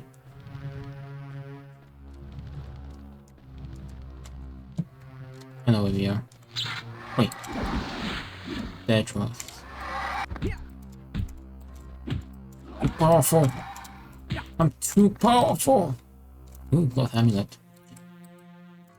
But checked out. I mean, I meant to did some more research on the interwebs. Wait. Oh, okay. So you googled it. Heal me. Heal thy burgers. Heal thy holy burgers. Oh, that... okay, that did the trick. That sure did the trick.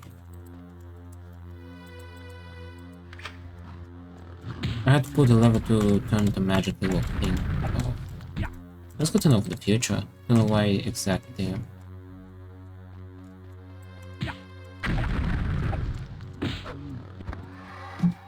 Magically, hello.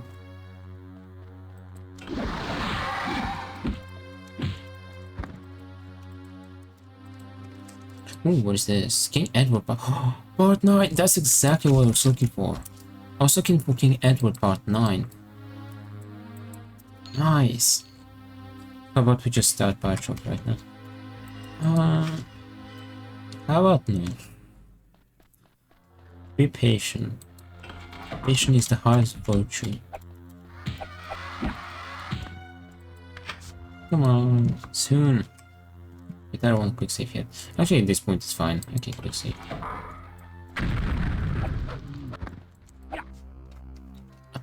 Yo, Dedrick.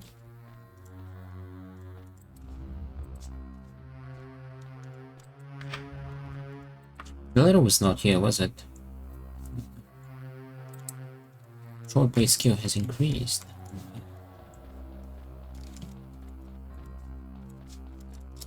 I guess that's good to know.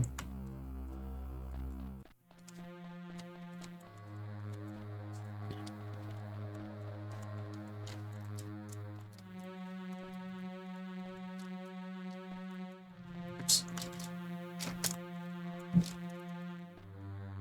I'm just climbing. Technically, I could literally just fly out. Wait, what?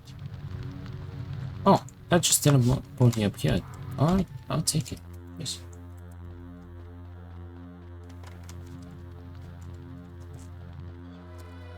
Okay, now let's see what we have in this world over here.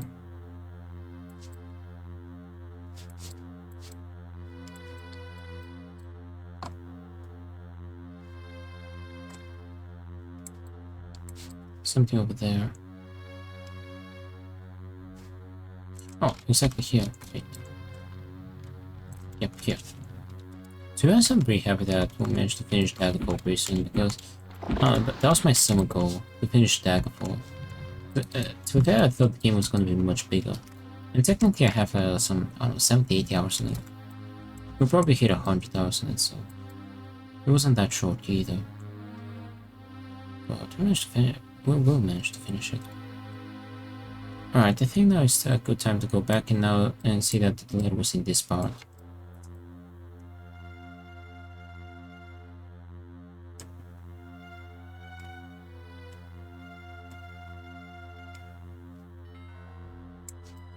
You know what?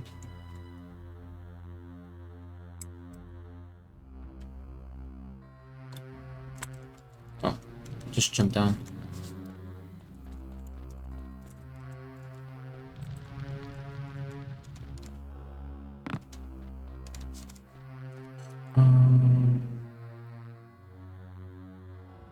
It's the one. Technically, the one I'm facing, right?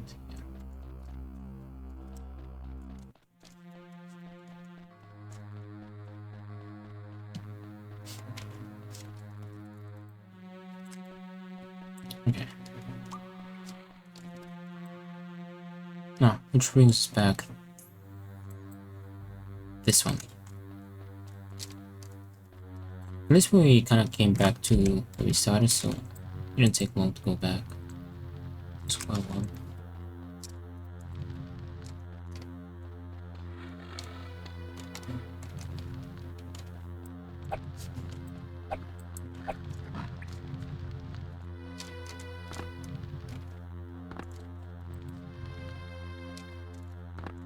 Meet again. Let me go kill more of the people.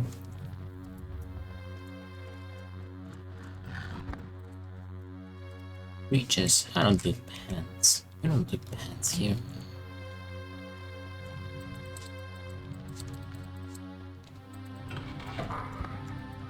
Yeah, I thought they just died one shot.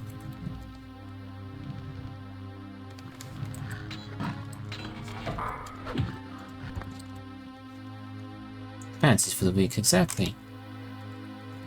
Imagine wearing pants. That's disgusting. Ain't there a door here? There ain't. There ain't no door. Remember, son, dying is way. I think that's the opposite because there's nothing cheerful and lighthearted about dying. Who is there? Welcome back, Noobsy. How you doing?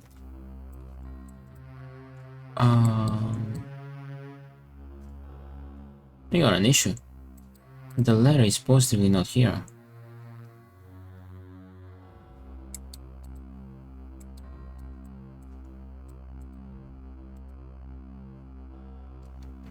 So we've positively missed it. Oh my. Reloading saves state.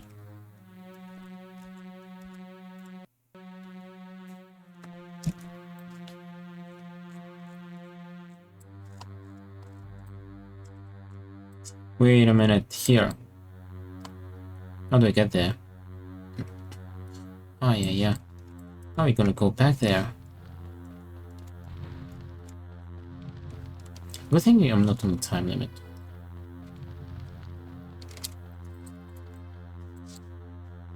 Okay. Let's make a normal save here because we explode a bit. We missed one part. And probably the lady's gonna be there.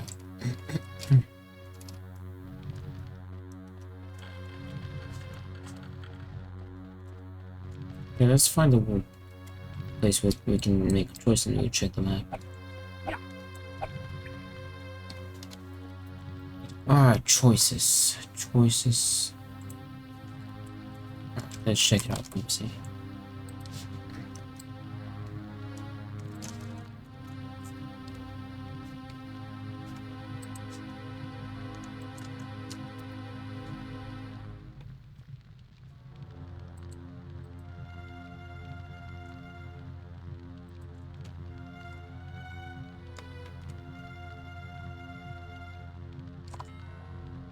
And then Shiro. You fucking coward! Fucking shit! You fucking piece of fucking shit! Suck a fucking shit! You fuck!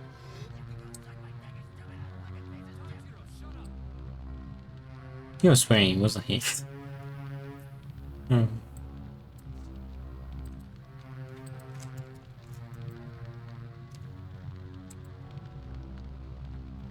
We go this way. If I take this path, we go to the end. Let's go this way.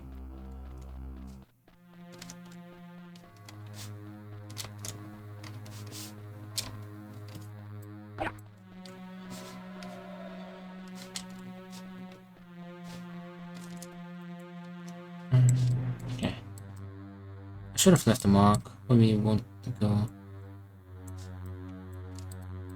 here. Escape down here does not give me. It's just a short dead end, but on the flip side,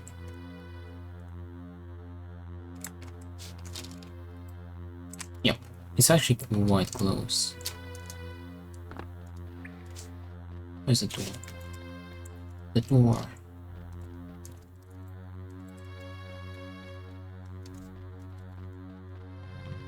I have missed a letter.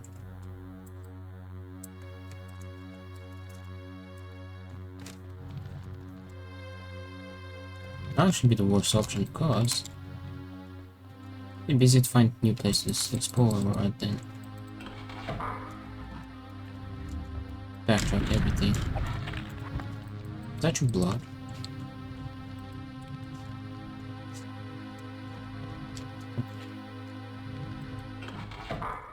Oh, there's actually a bunch of areas here.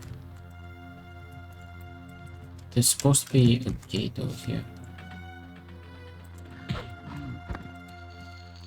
Okay. I'm fine. No panicking yet. There's plenty of areas to discover.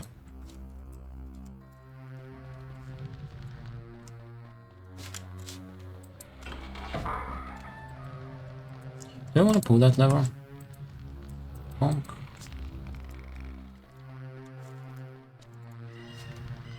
What did I do, Kronk? Let's see open. Maybe it did something good.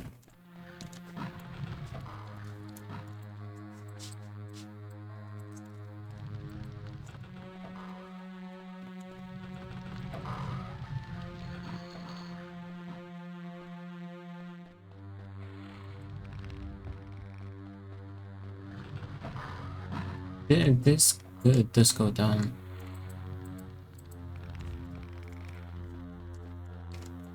Alright, we'll come back here.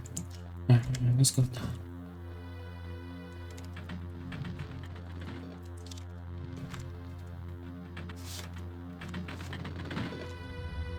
Here's some mechanism.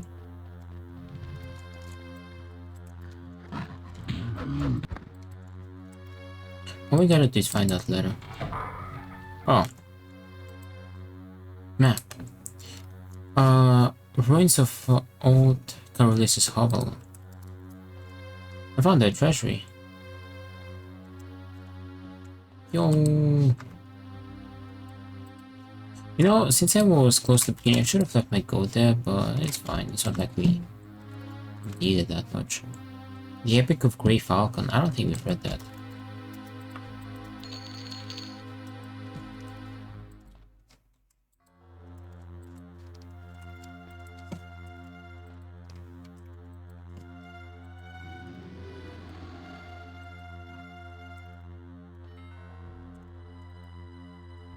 Okay, on the other hand, I found the treasury, but where's the letter?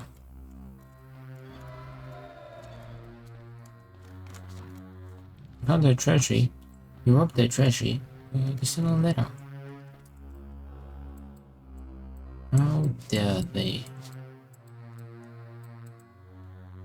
There's an elevator there, we haven't been able to activate. Let's go this way and see what's over here. What Sony books out of this dungeon? That's actually that's epic. Oh, worry not, because we found it. I like how it's just placed here perfectly. Oh, it's a trap. Dedrick.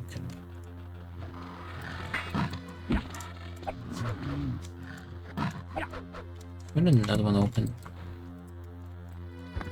Backstab. Ooh. Oh, the candle. Oh, that's 100 gold, by the way. Can I use this candle? Oh, we're gonna keep it, but I was slowly hoping that it was candle. We can cast it for light. Bones. Got the letter. I believe. Nice. There's some stuff up here. See, right over here.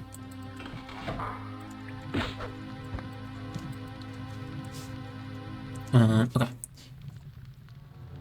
Alright, there's the letter. Queen Minisera. Grave news. The totem of Taberseptim has been found. You know what this means? The power behind Taberseptim could be unleashed upon Tamriel again. Rumor has it that Lord Bloodborne, a minor lord of Wayrest, has possession of it. He would doubtless lose it soon. You must persuade him to turn it over to you, O Lady Brisiana. The court of Wayrest. There's no love of King Clysanders, but you still have influence there. I'm asking you to use it on my behalf. Hero Septim, Emperor of Tamriel. So we need to go find that totem. Okay, that's probably gonna be the next quest. Alright, we can skip that all. Yeah, actually it wasn't on the other side. Which is a good thing because, well, I don't know. Makes exploring this whole place not so fruitless. Now, how do we get out? Actually, the exit was not that far off.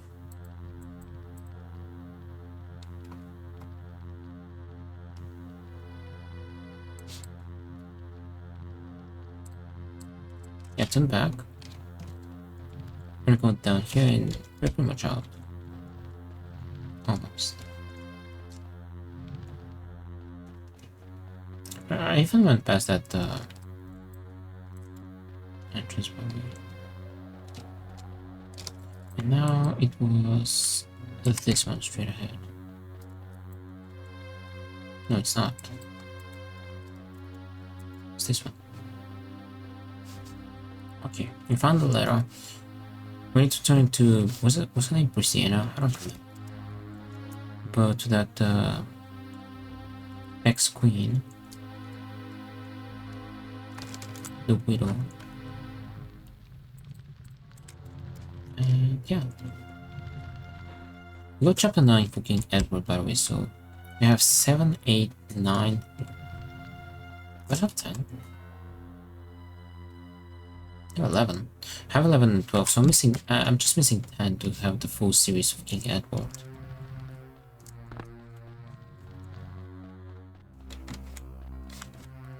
Hello, got your letter.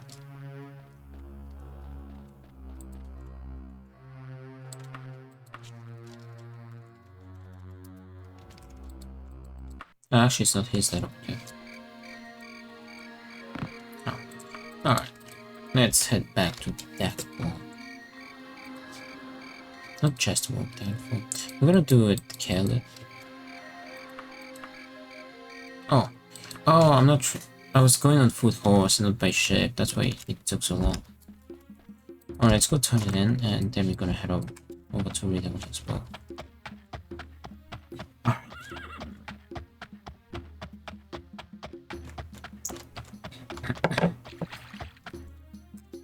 How tiny and cute this house is.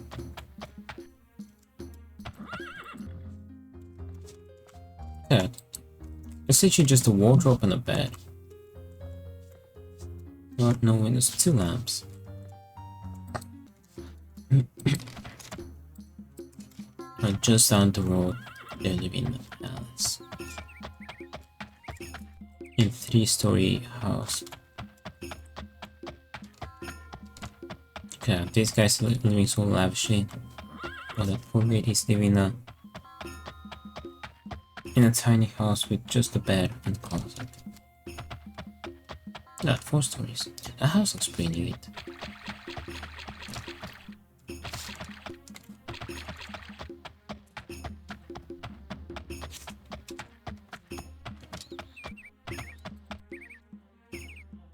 You are too far away. Yeah, so we are approaching. Whatever. Oh. That, this letter is dangerous. Goldwalker had undoubtedly sold copies of it to everyone, from Wayrest to the Underking. After all, if the powers of the Elect Bay become embroiled in war over the totem, it stands to gain quite a lot. Go now. You have done your job. I'm sure the totem will find its way into your life somehow. You seem to have a knack for such things. Just remember, the only safe master of the totem is the Emperor. Me, Sarah. Okay. A street urchin raised up calling message for Dehds from the man in grey. Gandalf. The child runs off before you can grab him, leaving you with a note.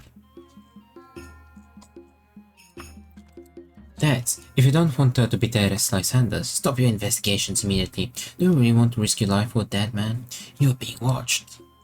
Of course, dude, I'm alive. Of course I'm being watched. Hold! You filthy peasant whore. Yeah. A red-faced courier startles you with a cry. Letter for Dehds! Hey, that must be you. Here, take this. Gotta go. It delivers to maid. Go. Dear Dehds, you have probably not heard the fairy tale of Numidium, but you need to. The legend dates back to the earliest parts of the Third Era. Numidium was supposed to be a giant so big his hands could knock the moons from the sky. I do not recall this from the stories whether Numidium was supposed to be good or bad, but the legends used to scare me as a child. The legends are, in fact, true. There was a Numidium, and if situations continue, he will come again. The totem of Tiber Septim is used to control Numidium. However, legend has it that Great Numidium lost his Mantellan heart, whatever that is, in the final battle with Tiber Septim's battle mage. Until his heart is found, the totem is useless. A friend. A friend.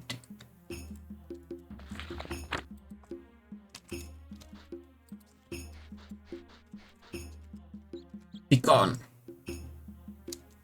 A page steps forward saying, "Let free that." And hands you know, dude, I'm popular. Are these new letters or? Yo! Wait. Reaching into your bag for something to eat used by a note, it wasn't there before. You're approached by a young page, a young page who smiles in recognition and does not ask your name before he hands you a letter. Whereas you, to all your questions, he merely responds with a blank look and smile. I'm quite popular, dude. Dear Dehds, Numidium was Tiber Septim's secret weapon in his bid for supreme power. A 1,000-foot-tall automaton, a golem or an atronach of sorts powered by a gem called the Mantella.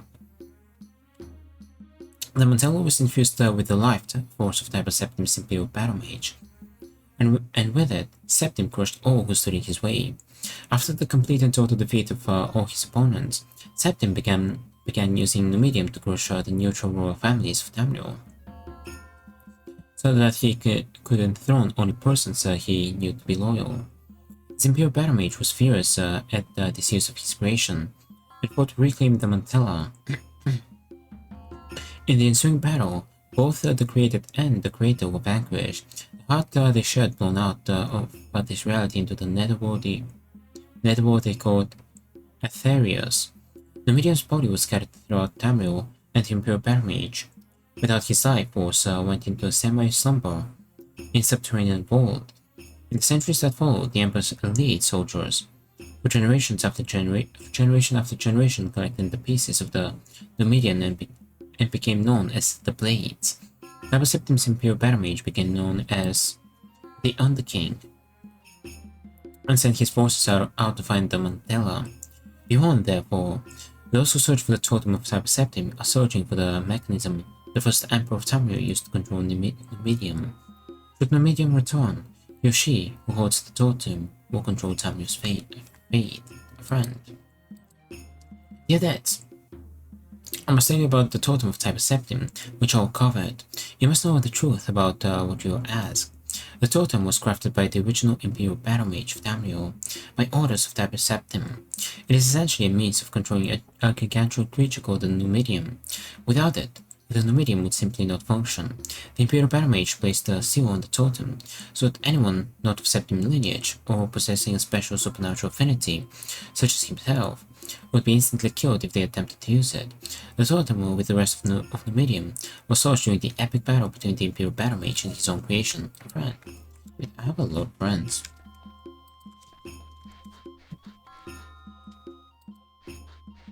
Oh! Oh!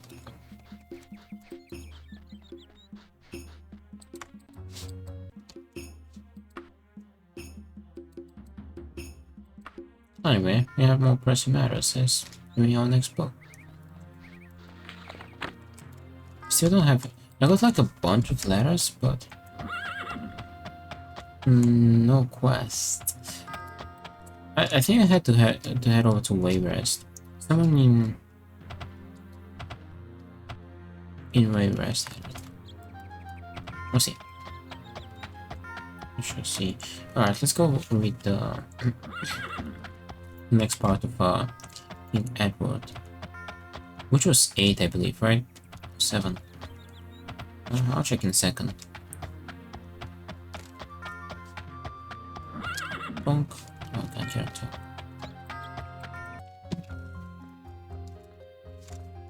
Okay. And it is part 7. Alright. But before we do that, I'm gonna take a quick break and then we're gonna come back and read part 7. So I'll be right back.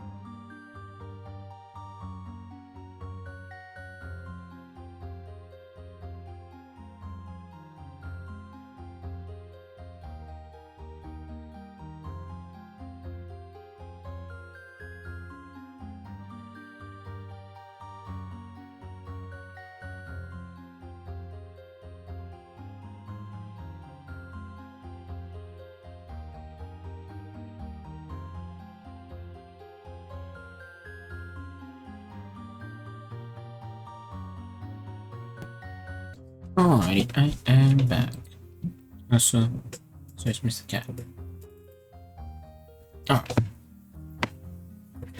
Well, let's get started with King Edward Part 7. You heathens! Get out of my house! You heathens. Okay. I want to check something. Let's see a unique book we have. Oh, this one is a bit longer, I remember. Jeffrey is quite short. Next one. Oh, not on, off. Jeffrey. The Overview of the Gods is quite short too. And the Epic. Quite short as well. Alright, well, let's get started with King Edward Part, not 8, but 7. King Edward Part 7. Chapter 7, Dragon. So you saw a demon and killed a rat with a tooth. That's a fine ebony target tooth is. They're rare, so you don't, so you want to take real good care of it, Miss said. Everything is good, right? Yeah, okay. I can't tell you about the blade except it came from Morley's father. It's the one his brother sent him to repair just before we went away. Would you like to hear more? Or would you like to hear about how they got the dragon's tooth that Matt carved the hilt from? Edward. Edward nodded, caressing the curved hilt with its slightly carved intertwined roses, thorns, and leaves. It was well after supper, and everyone but him and Myth left the fire for one reason or another. Lyra and Moralin had gone for a walk hand in hand. Lyra holding Moralin's newly healed left hand in both of hers. They laughed and shaken their heads when he'd offered to come along. Not tonight, Lyra had said. Go to sleep soon. We'll be leaving before dawn. Willow had gone to visit the high elf friend. Paige, Saas, Nat, and the Khajiit, the woman, Silk, had also gone off together, laughing. They invited Myth to come along, but Myth had declined. Khajiit! They're all turning into a bunch of shameless Khajiits, Myth said. The short dark elf sat closer to the glowing embers, knees to chest, his hair and eyes floating in the dim light. If you're going to pair, you should pair, not turn it into a tourney. They'll be selling tickets next, but each to his own. Khajiits think we're weird because we like eating as a group. Silk says it put her right off her food at first, listening to everybody chew. I can kind of understand that. Yeah, at times I can understand that. Well, having a bunch of watchers put me off. I suppose you're too young for this kind of talk. Edward shrugged. It was a beautiful night, crisply cool, no moon, but the stars were very large and bright. Anyway, it was just a few months after Matt had joined up with us. We were up in Skyrim, traveling from town to town, just 3 kids seeing the country a bit, picking up odd jobs where we could. Marlin entered the tournaments if we heard about them, but he wasn't winning that much, just about enough to cover healing him up afterwards. He can get beat up pretty bad fighting Skyrim style. That's without shielding spells or any other spell for that matter. No magic allowed, even if it isn't to the death.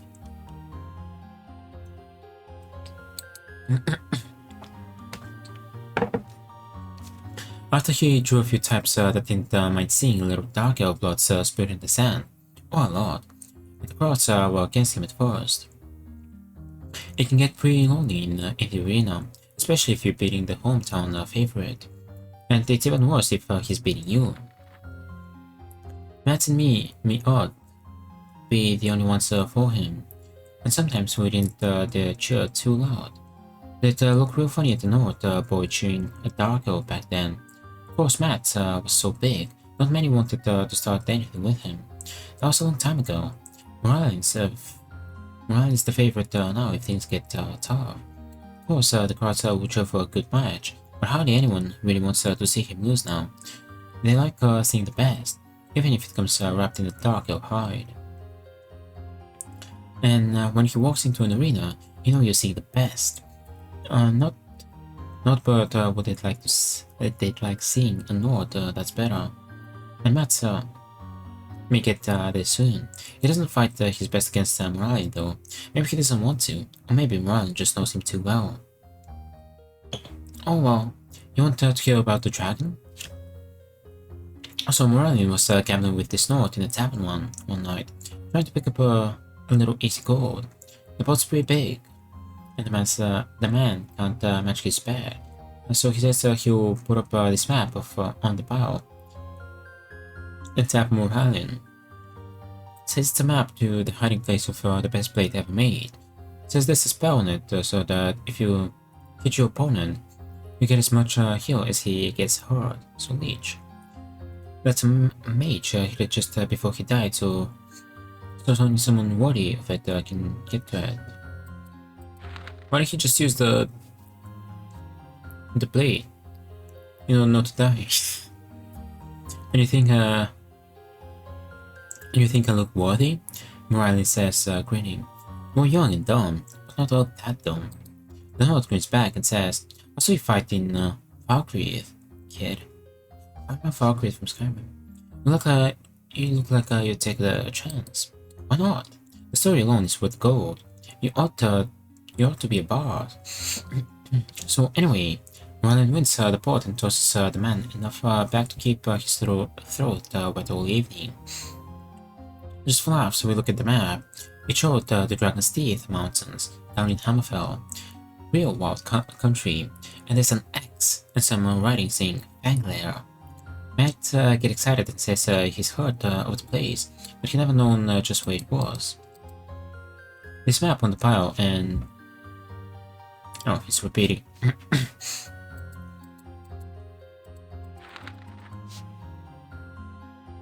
Okay. And you still don't, I say.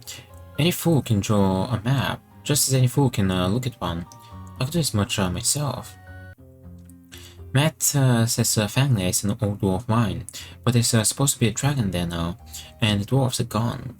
It looks real interested at the mention of a mine, and that's what they mine there.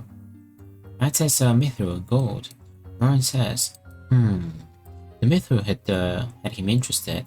We couldn't afford really good weapons, and mithril's scarce, but it's right to carry for its worth, and easy to mine and work if you know how. He did. He didn't believe in the magic blade or the dragon, but he thought the mine might be real. Mining is in his blood, as it is in all the Rathium, the royal king of Ebonheart. You know there's mining in Skyrim? But I really hope in Elder Scrolls 6 they kinda improve on the professions. Make them a bit more major, maybe.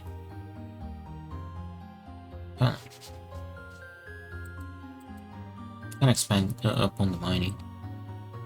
So I remember from the mining is just bonk, bonk, bonk. It took us a couple of months to get there. We couldn't afford horses. We never would have found it without the map. It's a tricky country, full of canyons and hidden valleys. We should have expected what we saw when we did get there. You could see the towers from the canyon mouth. Way back in there, dark elves live right in caverns if they mine, but dwarves had built a hole off the top of their mines. It's a pretty thing on the outside, narrow towers and arched bridges between them, delicate looking, and you wouldn't expect work like that from dwarves. Marched right into the rocks too, and there was a big stone dragon mounted above the gate. There's your dragon, Matt, I said. The inside wasn't much to look at, just rock wall. The doorway was enormous, but the doors were gone. There was a balcony running right around the big open pit, probably the start of the mine. Turned into a hole, and right in the middle was more treasure than you can imagine, piled up almost like a haystack that had been flattened out. And what had flattened it with a gold dragon? and what had flattened it was a gold dragon coat right over it. We didn't even see him at first, because he blended with the rest of the gold. Well, we just froze in place. We hadn't seen the sign of a live dragon outside. The place smelled of brimstone, but most mines do. And there that dragon was, just lying there. It's gotta be 2 miles to any kind of shelter. I told you there was a dragon, Matt whispers. Shh, Moralen says. Look how what's in front of his nose. I'd been busy looking at his nose, believe you me. But there was a sword lying right there naked, showing off, and the blade was dark metal that looked just like his dagger. You two start back, Moralen says. I'm going to try for that blade, anyway. If that's not ebony, I'm a wood elf. Wait, I'm a wood elf. Maybe the dragon's dead, or asleep for the winter, or maybe it's not alive at all. There's something that dwarves made to guard their treasure, like the scarecrows the Nord farmers put in their grain fields. At worst, I'll distract him long enough for you to get clear. I'd mind to take him up on it, but Matt just shook his head, and I was kinda ashamed to go back alone. The soldiers clear out, I said. The thing looked real enough to scare me, anyway, but Moralen cast invisibility and heads on down the stair, not making a sound that even I could hear. I could see Matt's hate it letting him go down. I could see Matt's hated letting him go down alone. Matt couldn't sneak past the blind, deaf beggar in the fish market, so we strung our bows. I figured we could try to get off a couple of shots and maybe get lucky and make out the eyes if the dragon woke up and went for Morlin. Matt and I move around to where we can get in onto a tower still fast if we have to, figuring the dragon can't get in there. Then we scrunch down and peer between the railings. Not that there was anything to see except the dragon lying there, which really is a lot to see at that. Then those dragon eyes popped open and my heart gave one big jump and then seemed to quit entirely. Ah, Dehds comes to me today, the dragon says. Take a good look at my hoard, Dark Elf. You'll not steal it, not even view it long. Your bones will keep it company, forever. I don't want your hoard, dragon, just the sword you got. I'll trade you mine for it. Mine's bigger. I couldn't see Morlin, but his voice was coming from right near where the sword was, which was practically in the dragon's mouth. You get a meal and both swords. Why should I settle for just your poor sword? Let me pass, and I'll get you more gold from below. I have enough gold, the dragon yawned, and I thought he was going to swallow Morlin right then, but he turned his head away from us too. Matt was looking to get a shot, but it was really dark in there for Nord eyes. He was scared of hitting Morlin, since he couldn't locate him that well by sound. Of course, Morlin's too smart to get between us and the dragon, but Matt wasn't smart enough to think that far along. Slavery does the wits in some ways, Matt says, and he hadn't been free very long. I could see well enough. I could tell by sound exactly where Morlin was, but the shot was clean out of my range. The dragon goes, but there is something you can do for me, Elf, and prolong your life a few more minutes. A few more minutes sound pretty good just now, dragon. What would you ask of me? Morlin's voice sounded as calm and easy as if he was asking if there would be rain tomorrow. He can keep his head in a tight spot. I'll give him that. I have a toothache. It's too far back for me to reach it with my claws. Can't see it, Elf. The dragon keeps his jaws to bare his teeth. Moran's invisibility spell wore off about then, and I could see him standing there staring into the cavern of our mouth. Lower your head a bit so I can get a good look. He puts his hand and pulls the upper lip aside. Close you please, and examines the gum carefully. Damn this thing I ever saw. It's obsessed. The gum was latching, and the tooth should come out. I can lance it if you'd trust me in there with a sword. And why should I trust you, Dark Elf? I hear no good of your kind. You must be spending too much time with Norse then.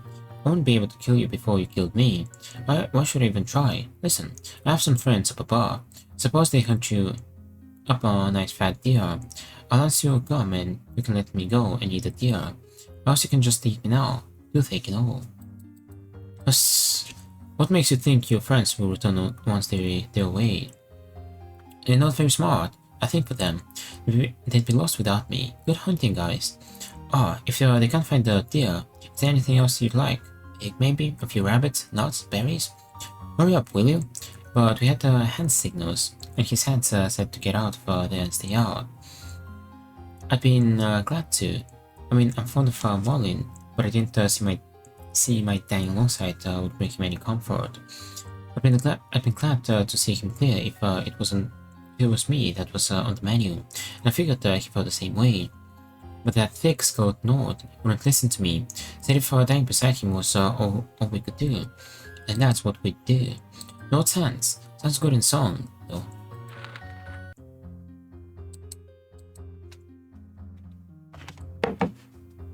So it took a couple of hours getting a deer and headed back with it. I figured Morlin was filling the dragon's belly by now, and the dragon would be happy to add a deer, another dark elf in the north round his day's rations. But Morlin was still sitting there, chatting with the dragon. He didn't look that pleased to see us either. He told us to leave the deer and go, and he glanced at the abscess once we were away. But Matt says he's been thinking. Oh brother, I thought. Matt doesn't think too often, and that's a good thing, really. He decided he can get the chain round that bad tooth, fasten it at the end of the floor, and then the dragon can give it a good yank himself. The dragon likes the idea, so Morin plans that abscess to take the swelling down to where the dragon can cope the deer with some comfort. And then they rig up a chain and get that tooth out. Made a hell of a mess, that. Blood and pus everywhere, and Morin squatters casting heal spells on the dragon to stop the bleeding and close up the wound. Good, very good. Alright, Morin, you've proven yourself. Take the sword and go. Morin looks at him. You mean this was some kind of test? He says, how long have you had that toothache? Long indeed. As you measure time, mortal, it's not very long at all for dragonkind. Hear my story then.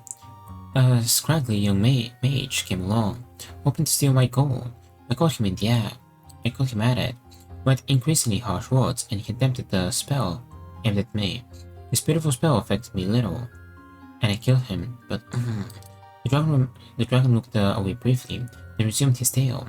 The little runt had apparently cast a homemade curse spell upon himself, and when I crushed him, the dragon scolded fiercely, remembering, then continued.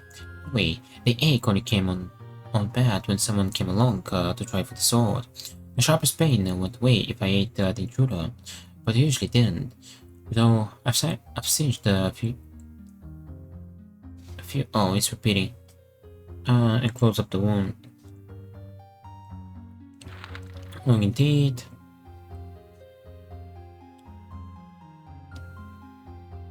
But okay. But I usually didn't, though I've singed a few in self-defense. After a bit of fire and most of them fled. Deer are plentiful. There's something unpleasant about eating someone you've talked to. That greasy mage gave me indigestion for days. Cramps and runny bowels and too much gas, even for a dragon. So that toothache never did completely go away. And the people who've come along haven't been very pleasant either. Only one of the most unpleasant stretches of my life. I couldn't stay away from the vicinity of the sword for very long, of course. Out of the curse. We could stay on for a while if you like. We're good company. I'm Morlin, my red-haired friend is Myth, and the big guy is Matt. I still like to look for Myth below, and I've never had a dragon friend before. I might like that. You have good friends, and even though you have said that you must do good thing for them, I think that they can do some thinking on their own, and it would appear that they have decided that you're a worthwhile fellow. The dragon hesitated for a second and actually managed to look shy. You can call me Akatosh. Oh, that's the dragon he rode on. So we stayed for a couple of weeks, hunted with the dragon. Now that's an experience. Searched the mines, Didn't find much down there, but the dragon gave us the jewels from his hoard. Said he only needed the metal. They absorb it into their skills while they rely on it, so we did pretty well out of it after all. Merlin tried to give Matt the sword. Claimed that he'd have sure tried to kill that dragon if we hadn't come back. He would have been toasted. Matt wouldn't take it. Said dragon gave it to Merlin, so that was clearly who was supposed to get it. Matt took the tooth, but he made the hilt you've got now and gave Merlin that too. But me had never had anything worth giving before. It made him feel good. It's real pleased Merlin chose to give it to you. I think Matt should have got the sword, Edward said. He didn't try to steal anything. It was really brave of him to come back, even when he didn't think it'd do any good. Merlin tried to steal, got caught, and then just tried to work his way out of it. He could all have been killed because of him. That's just what Merlin said. Oh well, Matt likes the big axe if he's better than the blade anyway. Besides, I wish I was brave like Matt. I guess I'm more like you. Why? Merlin's voice sounded behind him, startling the boy. Hard tongue, like Myth. No matter. I'll be well pleased if you're as brave as Myth. And if once I'm gone, they say no more of me, then he did what he had to do. My spirit will be at peace. That was chapter 7, or part 7. Okay. Let's actually read before we head out. Which one was short? On Jeffrey.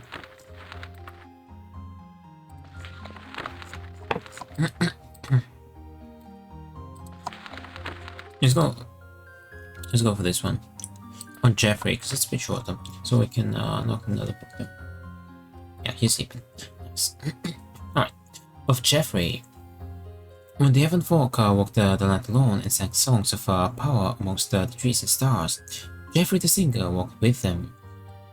Jeffrey gave heed to the nature of the forest, and delighted in the gurgling streams and brooks. It was Jeffrey who taught the birds to sing their songs of the seasons, and he that taught the streams the tinkling ethereal tune. The very trees are said to have moved close to hear him sing on the warm summer nights of those elder days. It was in this time that the first great ballads of the elves were made, crafted from the songs that Jeffrey taught to the Sylvan youth, who frolicked to his lively tunes and ballads of nature and the unspoiled forest. In truth, he is worshipped as god of song and forest. In Belund, Jeffrey is considered one of the major Sylvan gods, with temples and altars in deep woodland places. Elven tradition holds that children with a gift for song have been blessed by Jeffrey himself. Legend has it he blessed the wood elves with a natural affinity for nature, and particularly the forest. Most wood elven archers worship Jeffrey. It was his great eagerness for natural beauty that led him to the Isle of Somerset. He taught the great seabirds to sing and molded the crash of wave against beach into a song of whispers and power. It is said by the high elves that Jeffrey hears and sees all within distance of water, whether it be beach, brook, stream, or fall. It is further said that the very birds keep watch for Jeffrey in repayment for the songs he taught them. It is further said he blessed the high elves with the beauty to match the beauty of their island home. The dark elves have a legend that Jeffrey walked the earth before the first day, and the light of the stars weaved the song so beautiful that the very stars moved to its way. Some of the stars this very day still wink and blink in memory of the song of night and darkness. Due to his influence, most if not all elven bards pay homage to Jeffrey. The natural order of things is the basis for Jeffrey's temples in Belmont and the Somerset Island. The one thing Jeffrey will not tolerate is the harmful manipulation of the natural order of things. Alright. That was good. I mean, drop down another 2 kilograms, that's good. Alright, let me just mark them as red. On the skin kit for part 7 and of Jeffrey. There it is. Alright, good.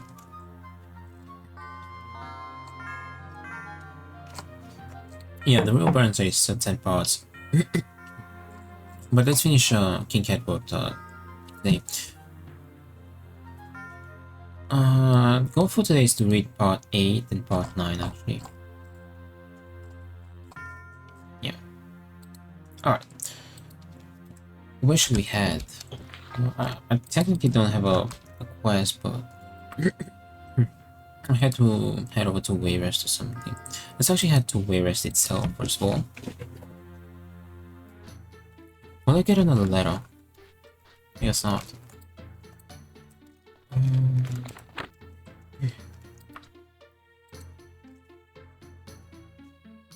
Before they acted upon this.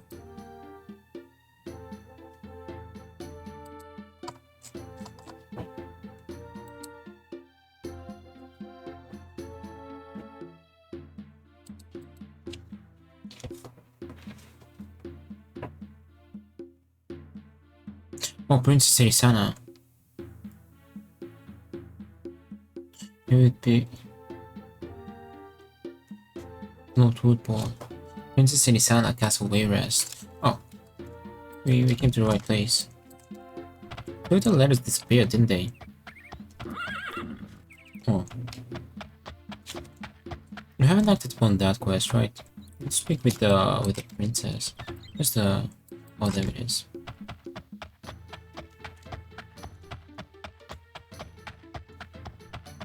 He's sleeping. The dog. Imagine a house leading out in the puddle. Straight off.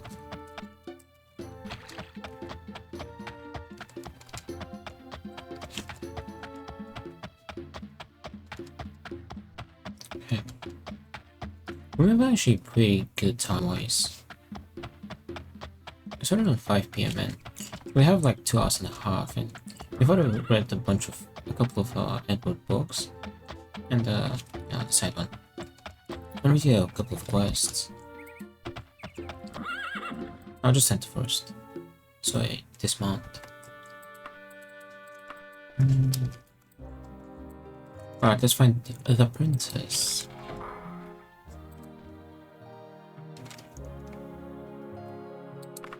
No pity.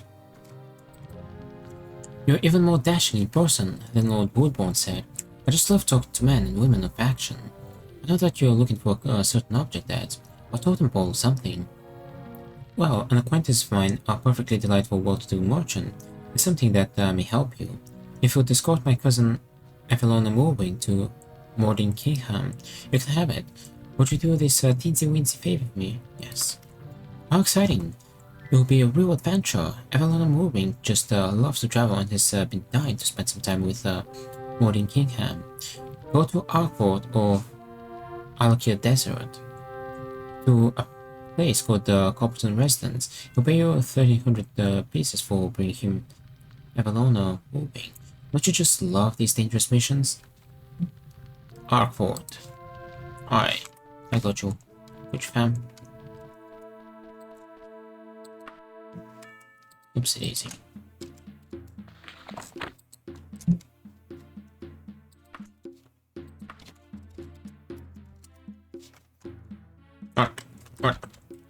Wait. Arkford.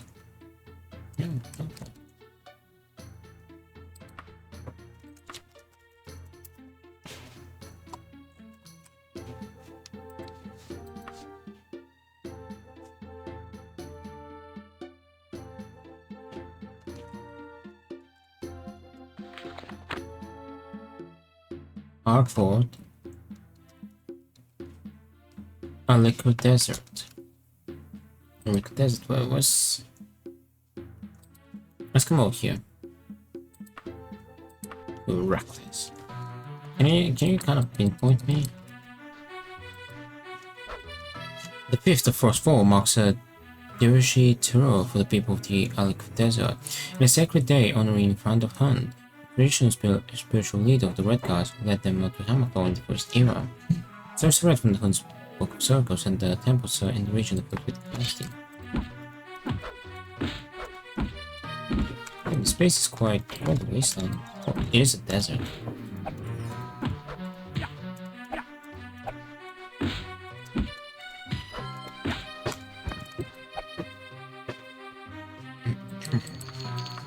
What's that? Kill Dehds before too much sun. Use any means. W. Wilhelm?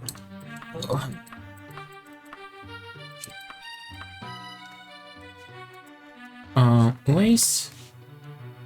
Awkward?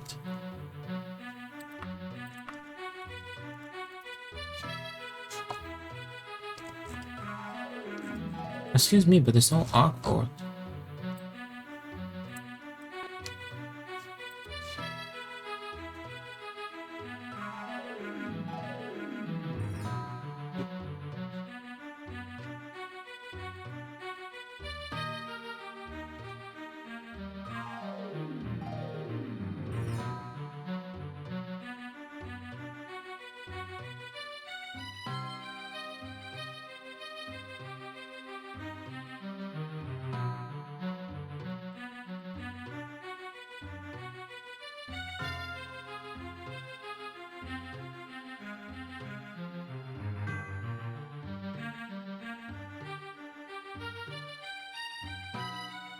Huh?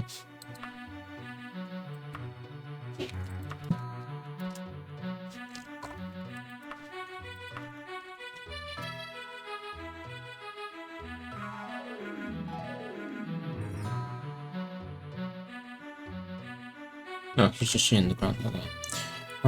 Excuse me.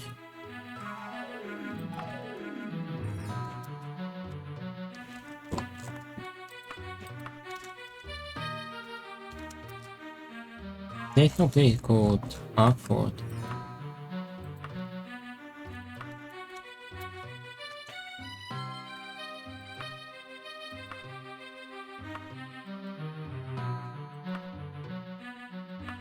I have no idea where to go.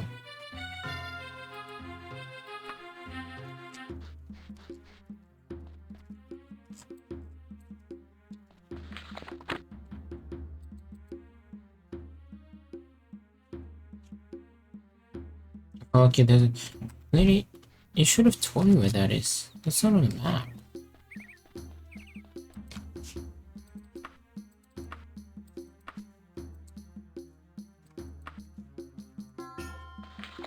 Hmm?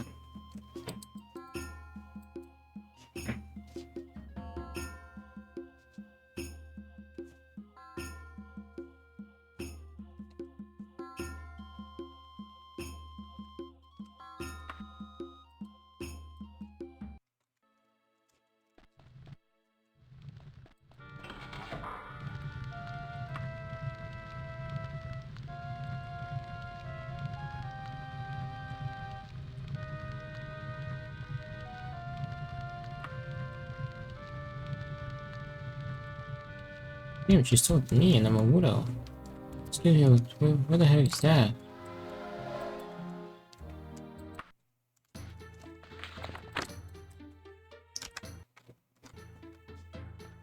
Oh.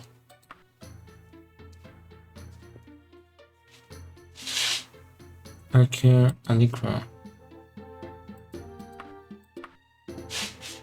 Wait. Wait, just wait, just wait.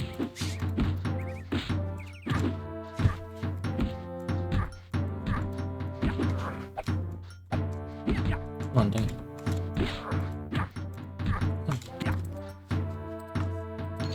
Right, 1 second, Mr. Cat, let's go. 1 second.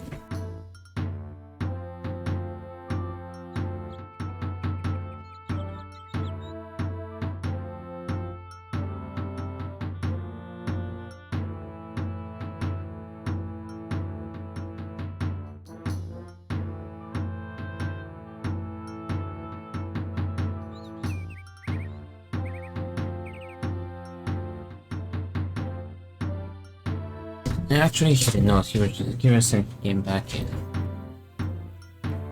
Alright, yo, lady.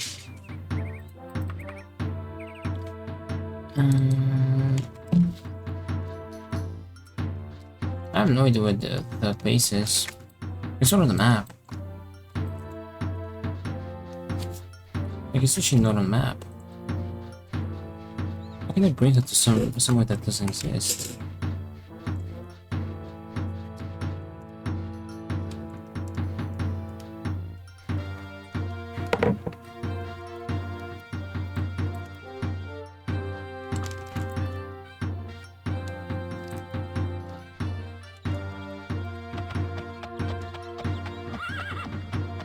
I can't speak with her. But yeah, Loki, how can I bring it to a place that doesn't exist? There's on the map.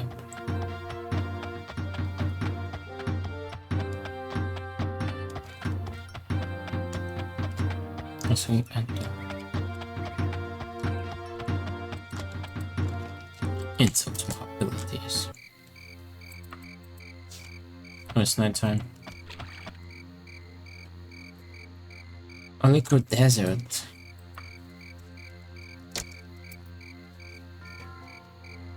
Oh, I thought he jumped up here. Never mind. Arc 4.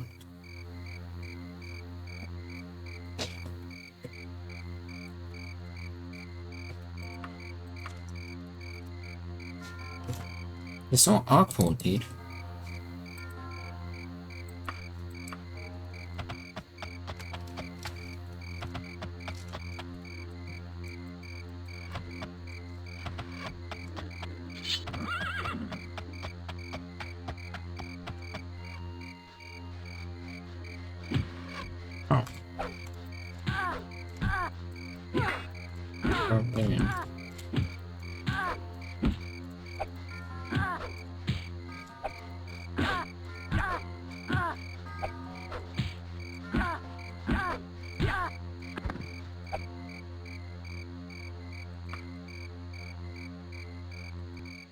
And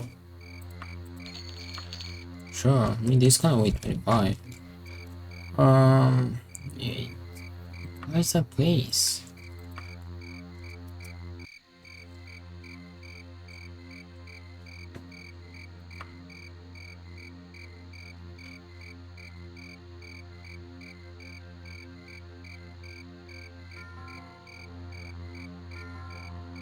But that place is not a map.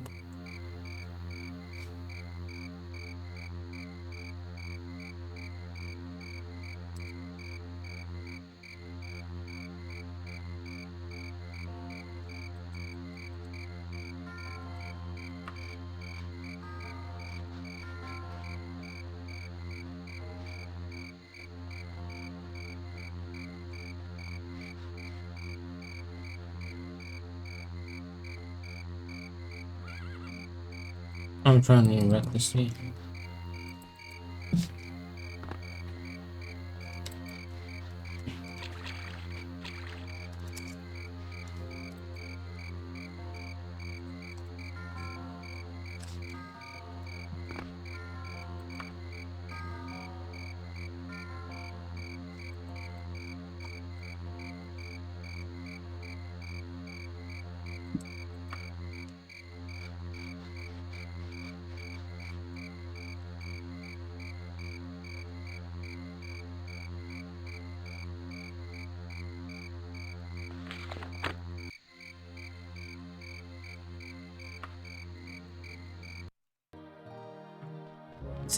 Let's ask if anyone can mark that place on the map, because it's not on the map.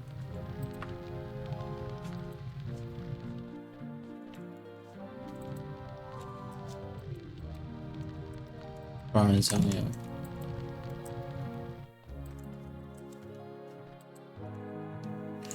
There's a nightmare stalking the streets of Wayrest.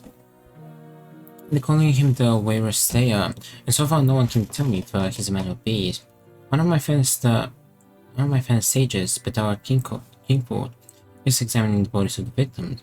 He has begun getting disturbing letters, and frankly, fears for his life. I want someone to investigate his findings to see if his fears are justified. Will help me in that. Alright, thank Akatosh for that anyway. People of Wayrest are becoming anxious about the lack of progress in the official investigations. We thought we'll have a mob situation soon. I've seen 3 days less. Barrett Kingford works in the Birkenfield's residence. Okay. I tried to resolve that until that situation resolved. Remember that the Warrior's Knight has an eye. Where's that place? It's on the map.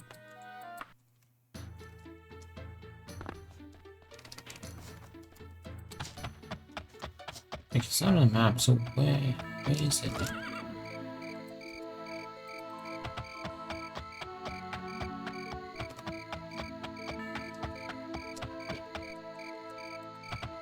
And there are no people?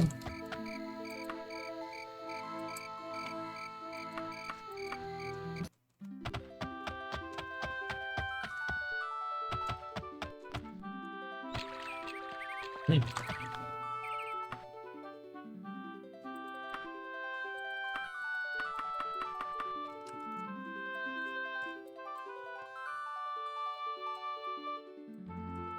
New market.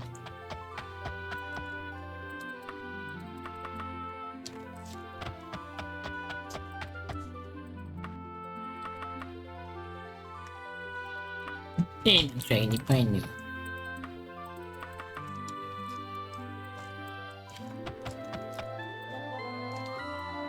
Yeah, that's on the other side of the world. I'm pretty sure that's not related to the quest, by the way, to the main story. Actually, there's a very easy way to check.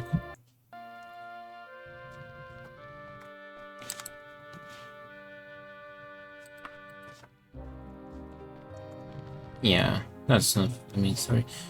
Alright, where's Arkford?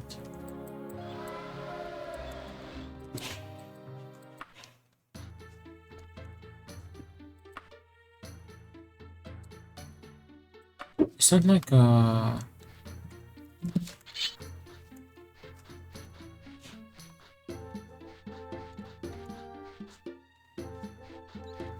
expected to be ambushed. Oh! I'm gonna pick up the quest.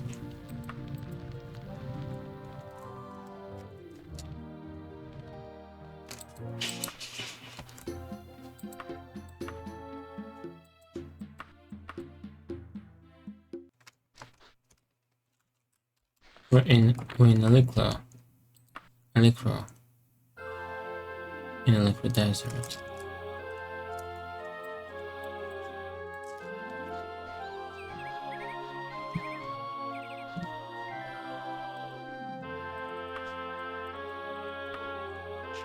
Bring him to the palace.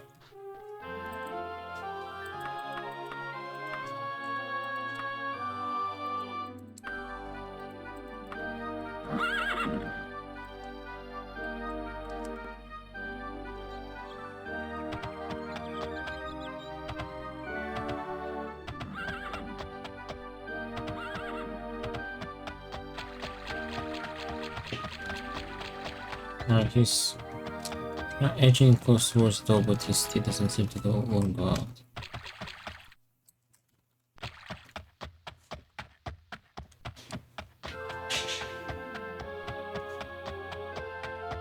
He's just sitting there, chilling.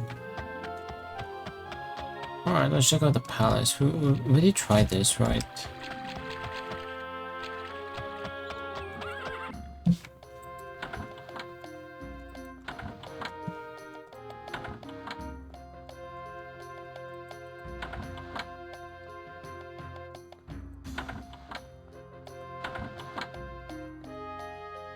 The heck is this place? Just doors.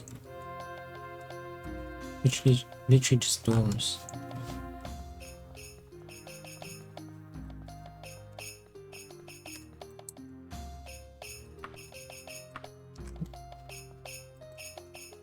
I still have something for unable body young Woodell. Nothing special. I don't think so. If you could, there's some need of assistance from someone. I don't use it to complete a buffoon. I sent another mercenary out to deliver a small package. Nah. If you're available for hire, I need someone reliable to carry. Nah. I was wondering if you might do me a small favor. You see, Let me see if he wants to go out, because he went. Okay, one sec.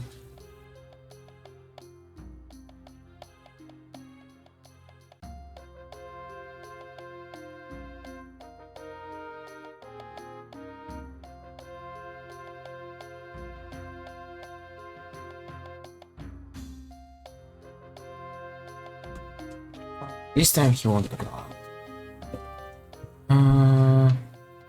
Nah, I ain't doing the deliveries. Where's this place? How do I find it? Awkward.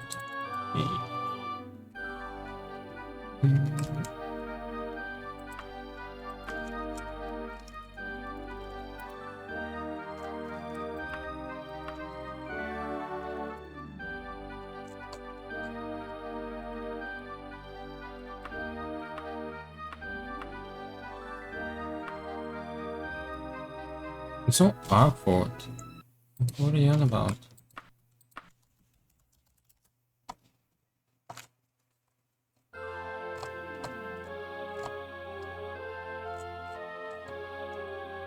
Does any of those look like awkward? No.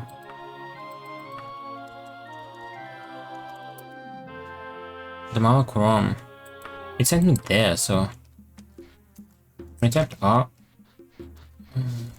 R4 it just sent me literally over here.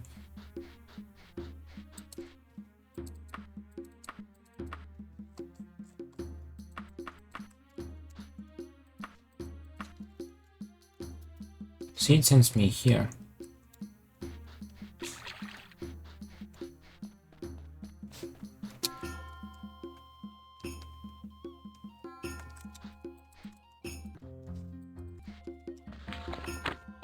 Princess Elisana has asked me to escort her cousin, a villain movie, to Arkford of Valkyr Desert to meet Mordin Gillingham. He'll pay me whatever. Give me something.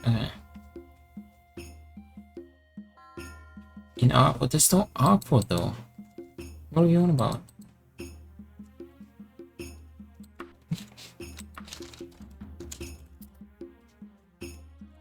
Another mark one.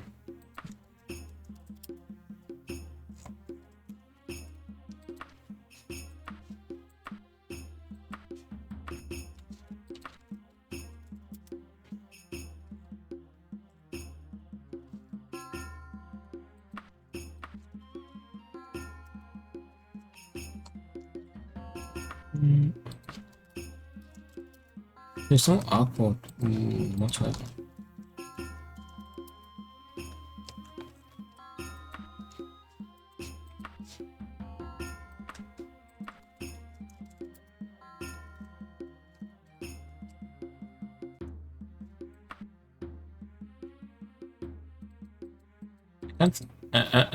At least you cannot just roam the world, by the way. This place is ginormous.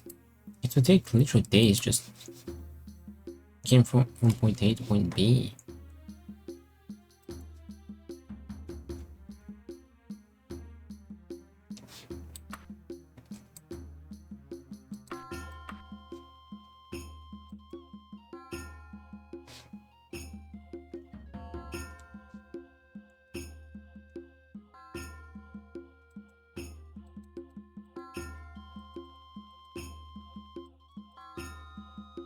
The whole place has just one dungeon.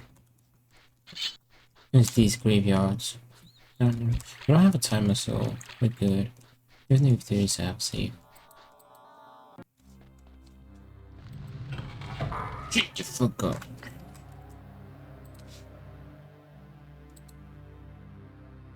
No, you dream saves. No, you. Oh, that did 600 seconds. Oh, the 426, 600 seconds. No, I should have left it. Welcome back. No, oh, it's gone.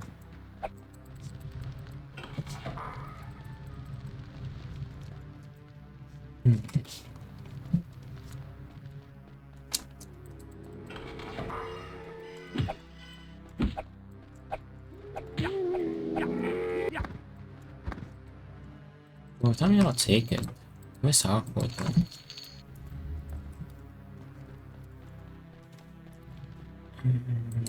Where is Arthur? Not here.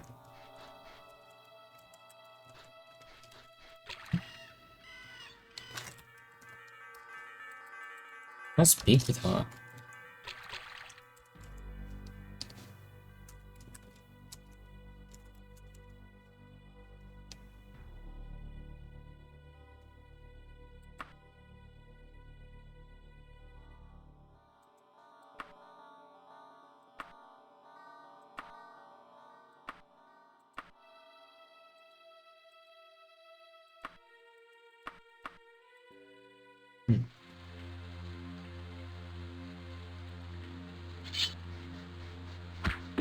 Nice.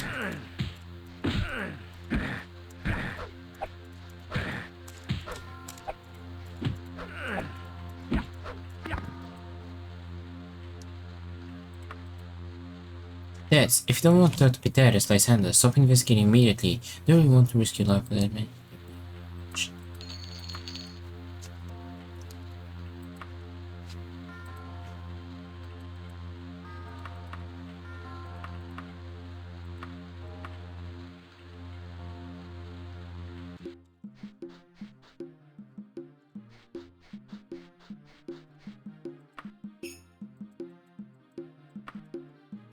Just getting time.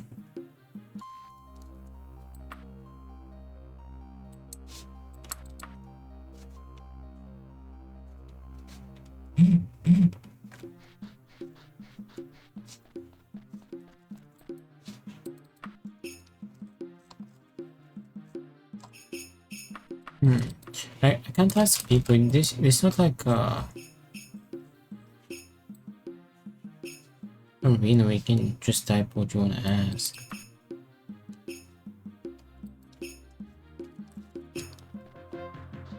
It's gotta be someone we can ask, cause we can't just free roam this huge area. Maybe in a small area it'd be a bit more doable, but even then it'd be kinda too big. No, not a huge freaking area like that.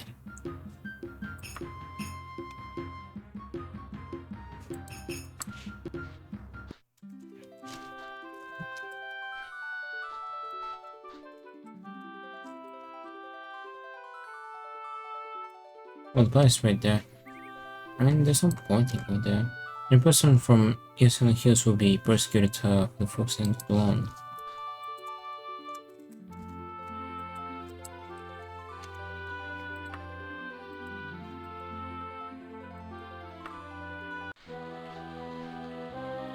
Let me say bye.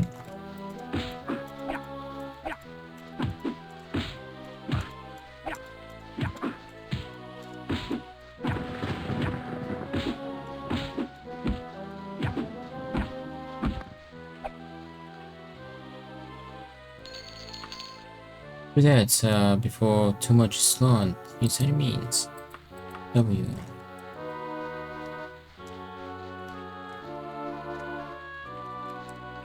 Can I go ask Kabukai?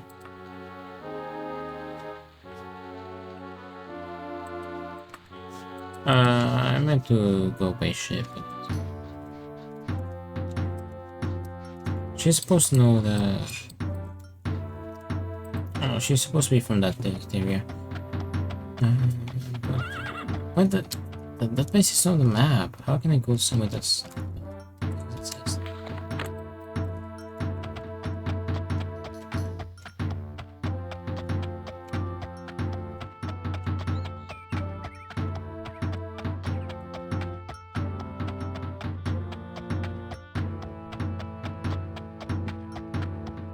Oh, that turns. Wait, if I hold shift and press this, I turn.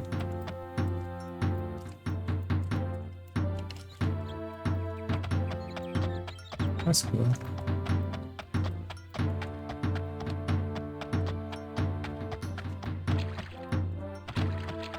Yeah, that's the only button that works.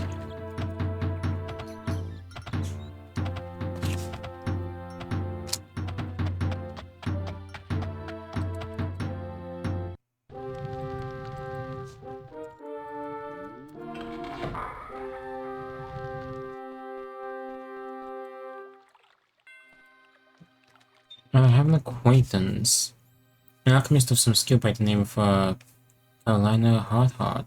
In order to complete the project, manager needs a rather rare item. The heart of a Daedra. Honestly, the Daedra won't decide back. No.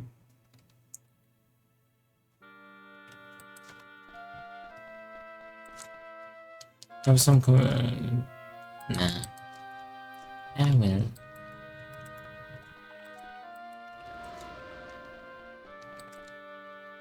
Queen of Bakari.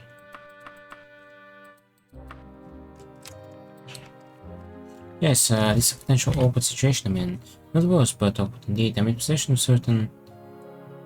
Okay, no.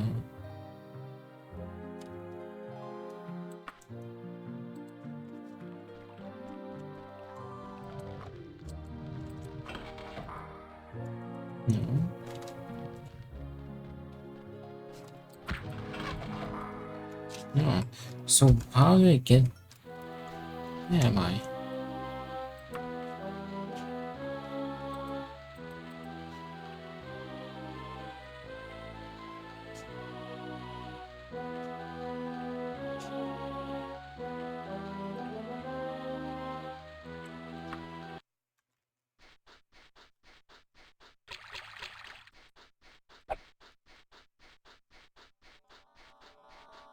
What are these random poems?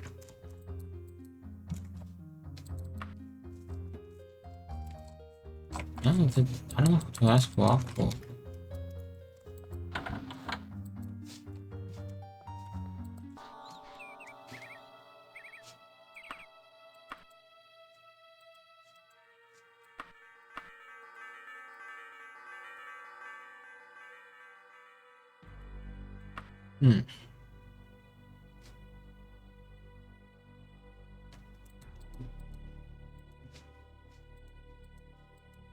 There's only one dungeon in the whole area.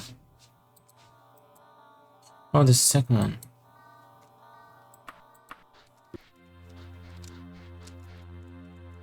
Is that up? It isn't a baby.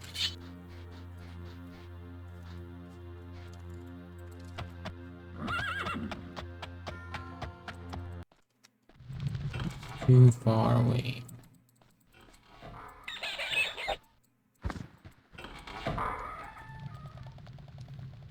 This boy for that.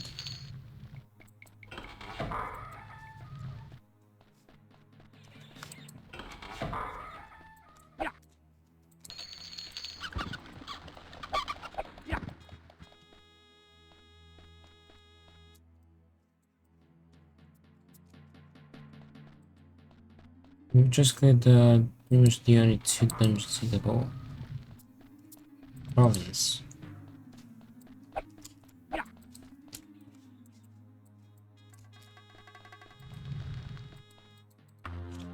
And they're different.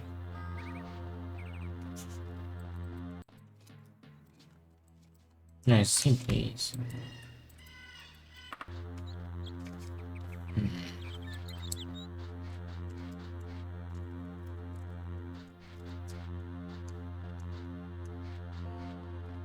I actually can't go on foot. That.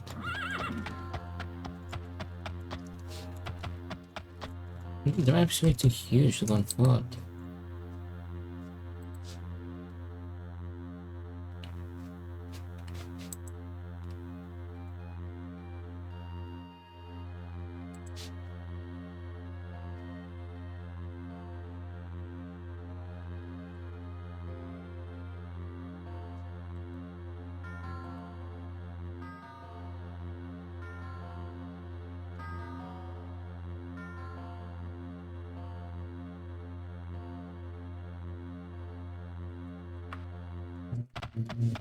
No.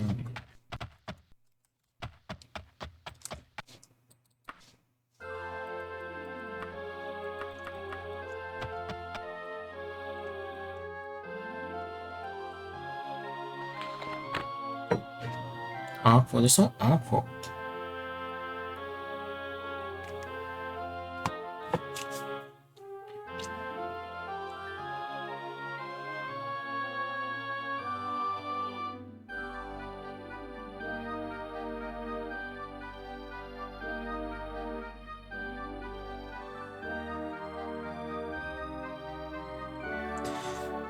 We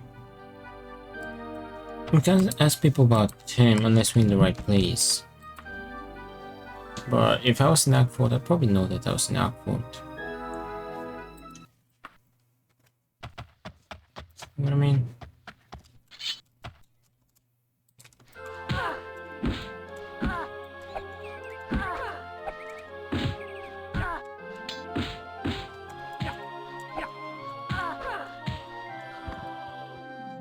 Evelona Moving says, "You're much tougher than Alexander said you would be."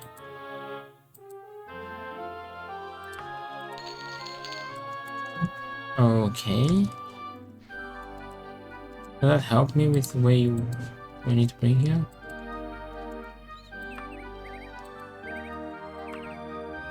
Your short blade skill is improved. Well, that's good.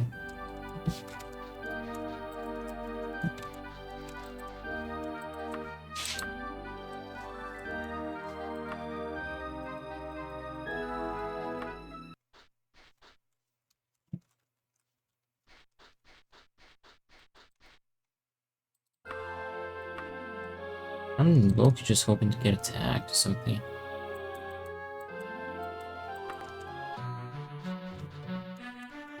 This enemy's nearby. Okay. Maybe with each enemy we can't get closer, but I don't know.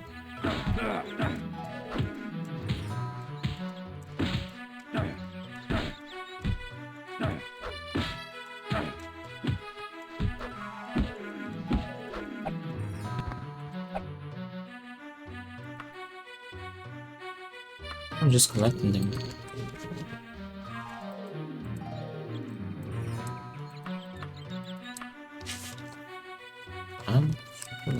Where the heck do we go?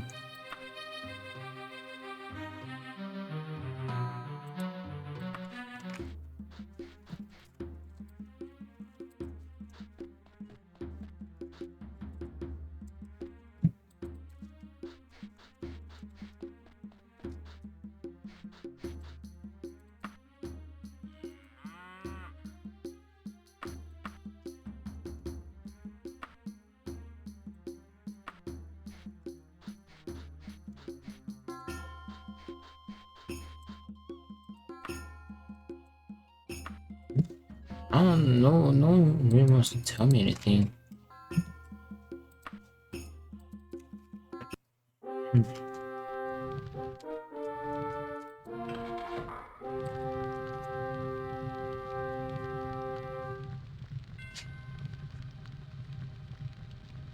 It's Morning Kingham. Go to Arkford or Valkyrie Desert. So Arkford though, lady. To a place called the Corporate Residence. Corporate Residence.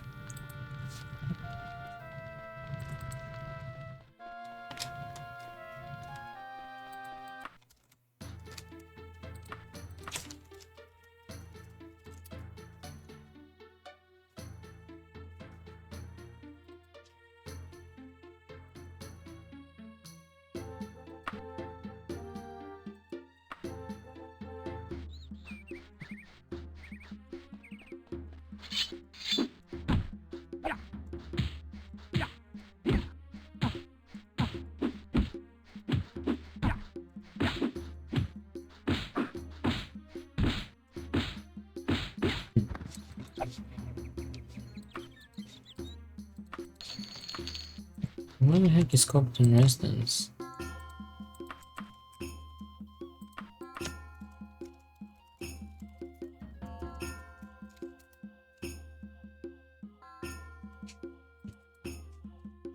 I don't think it's in any of those temples, but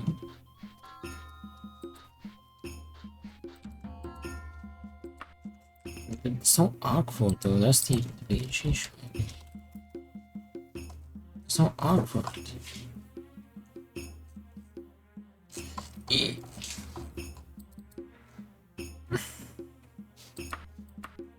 Alright. Let me take another quick break, so I can get some water as well, and we want to try and find that place again. Alright, I'll be right back.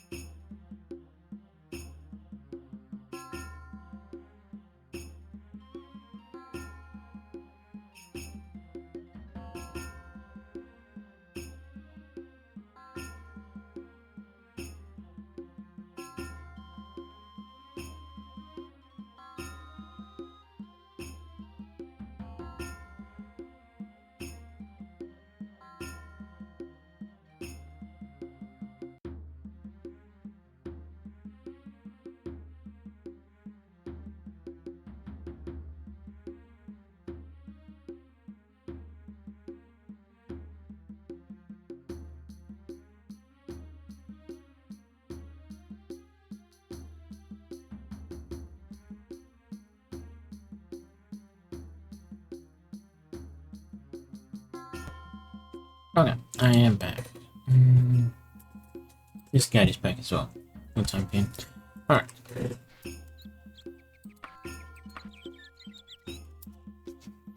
I have no idea where our code is. Let's check. Daggerfall. Arc.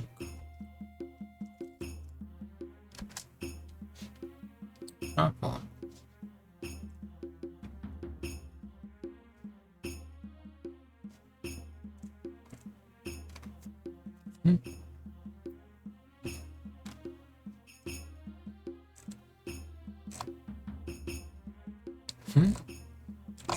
There's no info where it is. Wait a minute. What?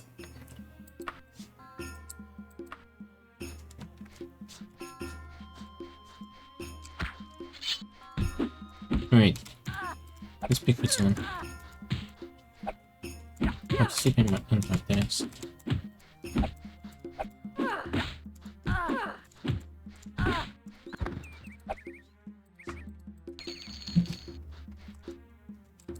No! Hold! Wait, people speak with me. You bitch. What the hell? It's called her cousin to Arkford of Alkir Desert. Alkir Desert. Hold! Hold!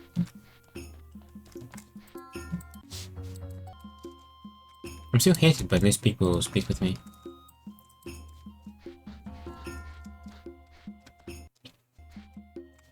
Alkir Desert. There's a whole sea between them. A whole sea with a giant ship and a giant lizard thingy serpent. Alkir Desert. Not even close. What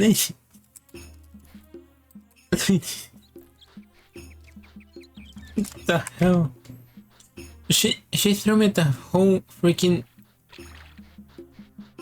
wild goose chase that didn't even exist.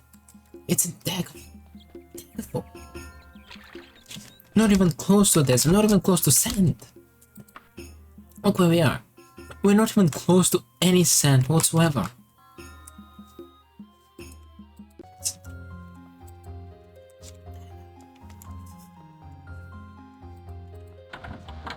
What the actual... She actually just actively misled me. What's wrong with you? Wait. Dehds, how did... I mean, I'm glad to see you. And I'm alone moving too. Here, take the gold. Object? What's a totem? Well, it's been nice talking to you. Get on.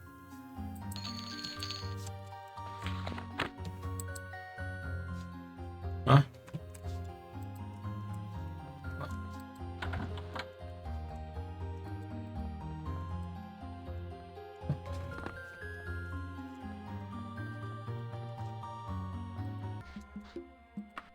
Hey, at least I can speak with people now.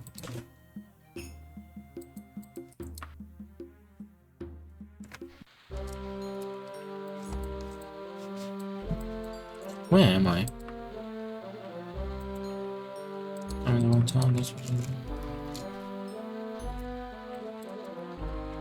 Oh, Mr. Cat is chilling.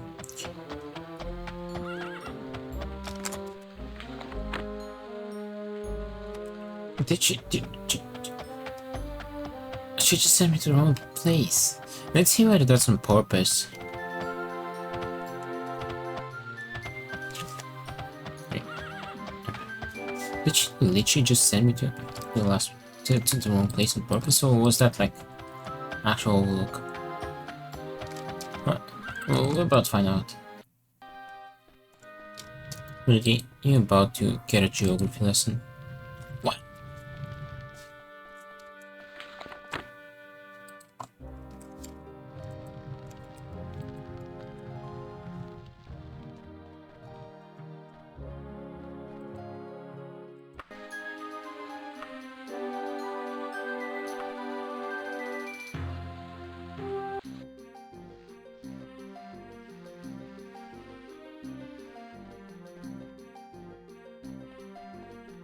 What just happened? First of all, she gave me the wrong continent, or province, the wrong province by a whole freaking sea. But she was like, yeah, get around. I don't know anything about a totem.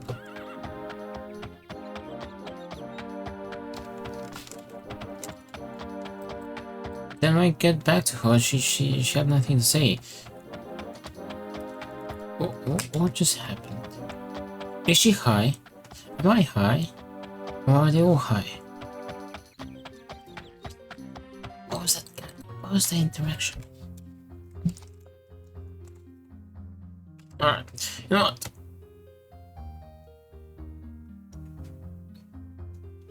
Let's read part 7. It's part 7, right? Oh, part 8. Part 8. We shall partake in part 8. Oh, it's part 8.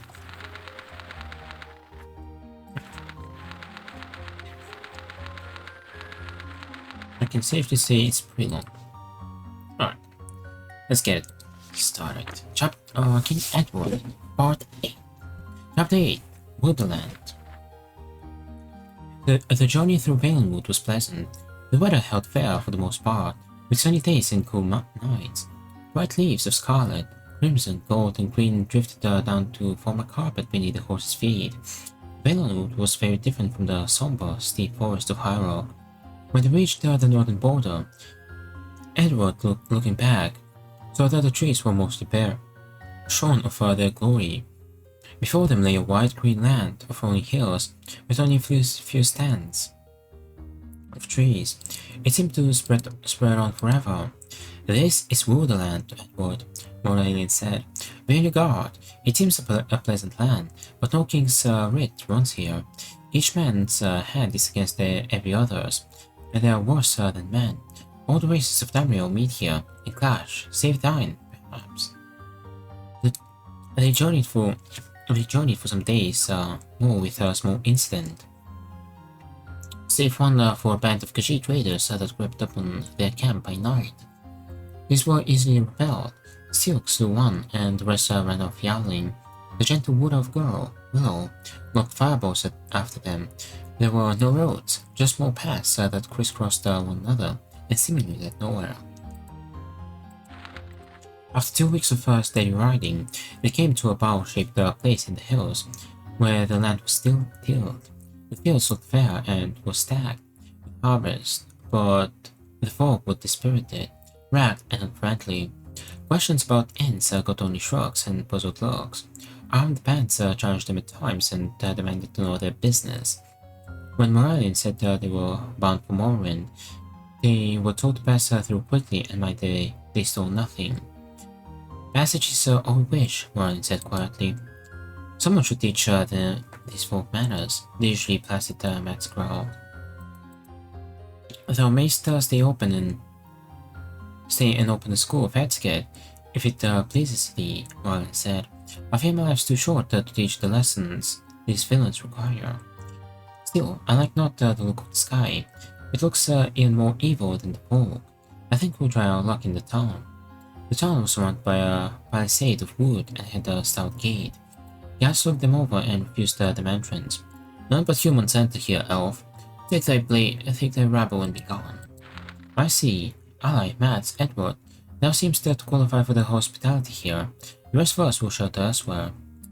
Aliera announced that she would see them all blown back to Forcehold by the storm before she'd step within these gates. So they circled the town, passing a moat with stone walls within a keep of some sort within that. A track north took them past a small house with a large barn nearby. Both looked in poor repair, but Moralian sent Aliera and Edward to knock at the door and ask if they might help, if they might sleep in the barn.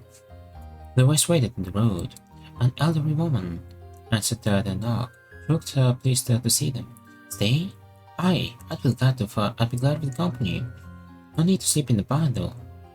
"No, lady, I've a room to spare. My name's Aura Ankles-Dottir." Aliera gestured toward the waiting companions. The woman squinted toward them. "Their men's there and some friends. Aye, we'll squeeze together then. We'll be warmer so. I've a pot of soup on the fire. Made it to last me a week, but you're welcome to it. You can make more. My husband's an elf. Is he so? He looks to take good care of thee and thy son. That was fat as pigs. Bring them in. I wish my granddaughter had such one to take care of her. Or if you refuse payment, saying she was not yet as such a pass that her guests must pay for hospitality. She said tales and songs and an evening's merriment would be payment enough. Pots and dishes were set out to catch the worst of the leagues. She knew them all well.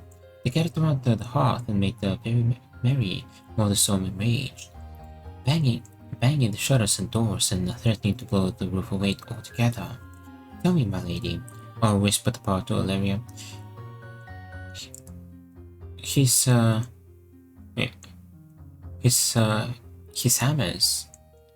aims, or Angostorial. Valeria gestured toward the waiting companions. The woman squinted toward them. The man's there and some friends. Aye, Moscow's. Wait, no wonder it doesn't make sense. It's repeating again.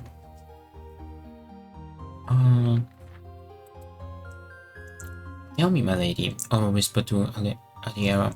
He's truly good to thee. He's so big and so black. Truly good, Aliera said, keeping her mouth serious while her eyes laughed. Aye, this well then. He put me a bit in mind of our Baron, who's big and dark. Oh, not so dark as thy elf. He took my granddaughter, Karen, and he does not treat her well. He hurts her, a lady, and she dare not run away. Where would she go? Tears gathered in her eyes and followed worn, familiar tracks down her cheeks. When the hostess had gone to sleep in her room, Leah reported what she had been told. Let's rescue the girl, Beach said. We go stay with her in action. Aye, said Salik and Willow at once. Max growled in an agreement. Myth, Limpfly, and Sass looked interested. Merlin looked doubtful. We cannot right every wrong in Tamriel. This Baron offers his folk shelter of a kind. They could leave if they liked it better outside. Aye, Myth said. He keeps the bandits off so he may rob the folk at leisure. And we pull him down? There will be another to take his place, or else the outside will come in and there'll be nothing left at all. Nothing would be better than this filthy something, Matt said. There's that. The storm seemed to have moved away. Leo went to the door and stared up into the sky where clouds raced past the eastern moon. A single large brilliant blue star loomed near the moon. Zenitha hangs near Tamriel tonight, Moralian. I thought to mend her roofs tomorrow if it's fair, he said as she returned to the fireside. We'll do so much at least. As for the rest, Aliera. She asked for my help, in a way, and I think I hear Zenitha's voice in the wind. I feel his hand in the wind of on this night. The quest, then, why? Aliera nodded, unsmiling. She caught up with Moralian in the chimney corner, and they whispered and laughed together for a while. Edward fell asleep. In the morning, he was sent up on the roof to help Peach and Willow place new shingles. Moralian wrote a letter which he gave to Matt, telling him to take it to the Baron, to arrive at the castle around dinner time and to go upward. You're going to challenge him for the girl? Edward grinned. But will he fight? And will he take her back again once we're gone? Since he won't let me in his town, their mother thought to invite him to our house instead. Marlin stamped the letter with his sealing ring and handed it to Matt. Oh, it's a long way to your house still, isn't it? Edward felt a bit of disappointment that no rescue seemed imminent, but he supposed it really was not reasonable to expect 8 people to take a key, even if they were Marlin's companions. Probably the songs exaggerated their deeds. Moralian grinned, ruffled Edward's hair and told him to cease his questions, get up on the roof and mind his mother. Moralian and Myth set off together on foot. Aliera said they were going hunting. But they did not return even at supper time. Leah told Edward not to worry, they'd meet later. It was well after sundown when she bid the hostess farewell. They took all the horses with them and left in a grove near the north wall of the keep. Aliara asked Edward if he would wait for them with the horses. Edward asked where they were going. We have to enter the keep to get our grandchild out. No question, Edward. If you're coming, then stay with me and do exactly as I say. Levitate across the moat. I must swim. Once across, we'll scale the wall. Once inside, just follow me and be silent as you can. Edward gaped at his mother and the other companions. How could the 6 of them possibly storm keep? 3 women, 2 men, and a boy. There would be guards up on the wall and a lot more inside. Rats would be inside too, though he guessed, but we were morally in the myth. And there were fearsome things in the mold. Edward began a protest and then thought better of it. Sass slid into the mold first. There was some splashing and hissing, then the water went quiet. Aliera entered the water, the others levitated. Here's the ropes, Peach said, feeling along the wall. There were 3 ropes. Edward, Peach, and Sass went up first. Aliera, Willow, and Silk followed. Morelli and Myth were waiting above. 2 guards were snoring softly in a heap. Oh, Edward began, and found his mother's hand clapped over his mouth. A guard from another wall section called out, and Edward's heart stopped beating. Myth called something back to him, and tramping footsteps moved away. The companions went silently down the stairs and slipped across the yard like shadows. There were no guards on the door to the keep itself. Inside the passage were eerily quiet. They stopped at an imposing door and flattened themselves against the wall beside it. They could hear voices within. Then chilling wail sounded and died away. Ryland whistled a snatch of song into the silence that followed. The door swung open and they raced inside, falling on the startled guards like furies. Edward was lost inside, Tooth in his hand. He stabbed the nearest guard in the side, and Page finished him with a blow to the head. Master had been inside. It was he who had opened the door. His axe clove the head of one guard, then swung against the inner door. Aliera and Willow had barred the strong outer door. Marley's opponent was a very young man. He'd taken one look at the big dark elf, dropped his sword and fallen to his knees, praying for mercy. Moralian eyed him with disgust and said, "Read Zenithal for me. Tell him Moralian of Ebonheart commends you to his mercy. I have none for such as you." He slashed the young guard's throat. Blood sprayed over Moralian's leathers. His victim fell over, goggling horribly. A burning acid rose in Edward's throat. He swallowed hard and looked away. The guards inside the anteroom had been dispatched, but outside the door shouts and footfalls thundered, and there was pounding on the door.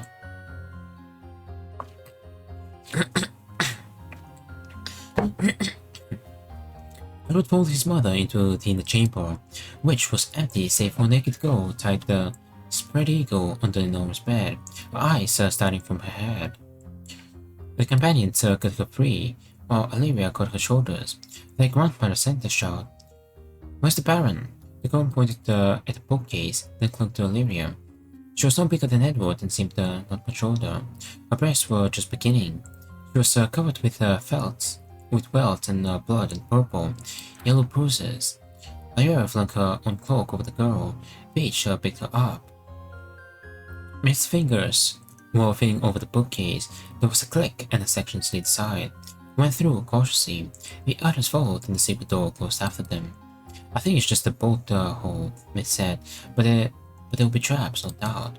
"Go warily then, friend," Olivia said. "There's no hurry. I think the Baron plans to show his departing guests the door, as a good host should." A narrow passage opened to the left. Myth sent a bolt of light down it. The floor was littered with bones, human bones. Small skulls started eyelessly. "I'm going to enjoy killing him," Merlin said. "No," Aliera protested. "My quest, my kill." Merlin swung to face her. "Aliera, wanted the son that he died by Aliera's hand. I claim my right to face him, king. Leave him to me and we'll sing it your way. He's twice his size. They want to fight me, right?" The elf leaned over her, a full head taller. "If I must." Aliera brushed past him, slinging her shield on her arm, and drawing her short sword as she ran. Merlin grabbed at her, missed, and ran after her. His size hampered him in the low, narrow passage. Sparks flew from his spell shoot as he groomed recklessly of the walls. "Come on, you two," Mithila yelled from ahead. "I'm not promising to save him for you." "Merlin!" Edward gasped, running after him. "You're not going to let her?" "Let her? How do you suppose I stop her?" "I'm open to suggestions, short of actually fighting her myself." Seemed half angry, half amused. "Well, maybe he's gone by now." "Nay, he's locked in here with us. We found the exit earlier from the other side, and Myth set a lock the Baron will not undo." "Well, paralyze her. You can carry her. Just activate her shield. It reflects spells among other things. I'd only paralyze myself, and I'd be inconvenient to carry." "She'll be alright. It's an excellent shield. It casts a very powerful protective spell. Eric himself devised it." "Having a spot of trouble with your locks tonight, Baron?" Myth's voice came clearly from ahead. They marched into a larger space where the Baron had been clawing vainly at switches beside the massive door. "Try to walk. You should get another smith." "Won't be needing one," Aliera snarled. The companions spread around her in a semicircle. The Baron set his back to the door and set himself in a fighting stance. He was a big man, as big as Matt's, and he was holding an axe as big as the one Matt's wielded. Wearing a breastplate and helm, he addressed Moralian. 9 against 1. Expect odds like that from you, Black Devils." Moralian was at the back of the group, and the Baron had singled him out as the leader. People did somehow. "You prefer the advantage of weight, do you not? But my wife wants you to herself. She cannot resist your charms, it seems. How can I? I cannot wait for you to respond to my invitation, so I came to you instead. I beat her and the rest of you will kill me. Ha! It might be worth at that." He added, staring at Aliera with cold dark eyes. Aliera smiled a terrible smile. The dark hair swung free about her shoulders and she seemed to glow. "You'll not beat this woman, Baron, but if you do, then you go free. You're mine alone tonight. Swear it all, by Zenithar. If he haps to kill me, my ghost will haunt him to his grave and beyond." He sounded rather pleased at the prospect. Edward began to shiver. "By Zenithar!" The Baron laughed. "I don't believe you. But one last female of my collection then. Are you weary of her, elf? Are you so afraid of her that you'd rather face me instead?" Somewhere deep in his mind, Edward realized the elf was right. Despite the Baron's bravado, he was afraid of Aliera. Edward hadn't sworn with the others. He clutched his staff tightly, but his feet seemed rooted to the floor. The Baron laughed again and swung a mighty blow at Aliera in answer, but it deflected harmlessly off her shield. His eyes widened as he realized that she was spell-shielded. Aliera danced aside and cut his arm. She was nimble, but he managed to land many blows. If her shield went, Edward did not finish the thought.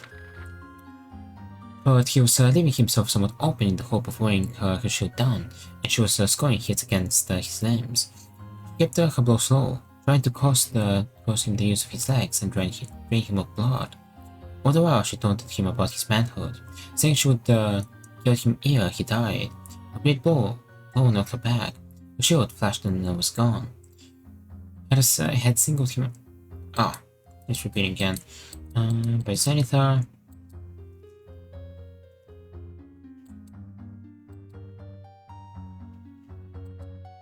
A great blow was gone.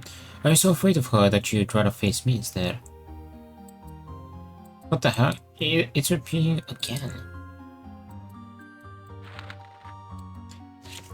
Was gone. The Baron raised his axe high to cleave her skull with a single blow. Her arm drew back and she threw her slender short sword straight into her enemy's eye. He dropped the axe and fell screaming to his knees, hands clawing at his face. Aliera stepped forward and thrust the sword home, piercing deep within the brain. The body fell over, twitching and jerking. "Well fought, wife. I had a master trainer and a better armorer," Aliera laughed. Then she threw her back and shouted wordlessly in triumph, raising her arms, fists clenched. That you did! Moran grabbed Silk in a rough hug and kissed her noisily. It's a neat trick you taught her, Silk. I'll thank you to cease flirting with my trainer, husband. Alira said, wiping her slender adamantium blade carefully. Me flirt? Not while thy bloods are.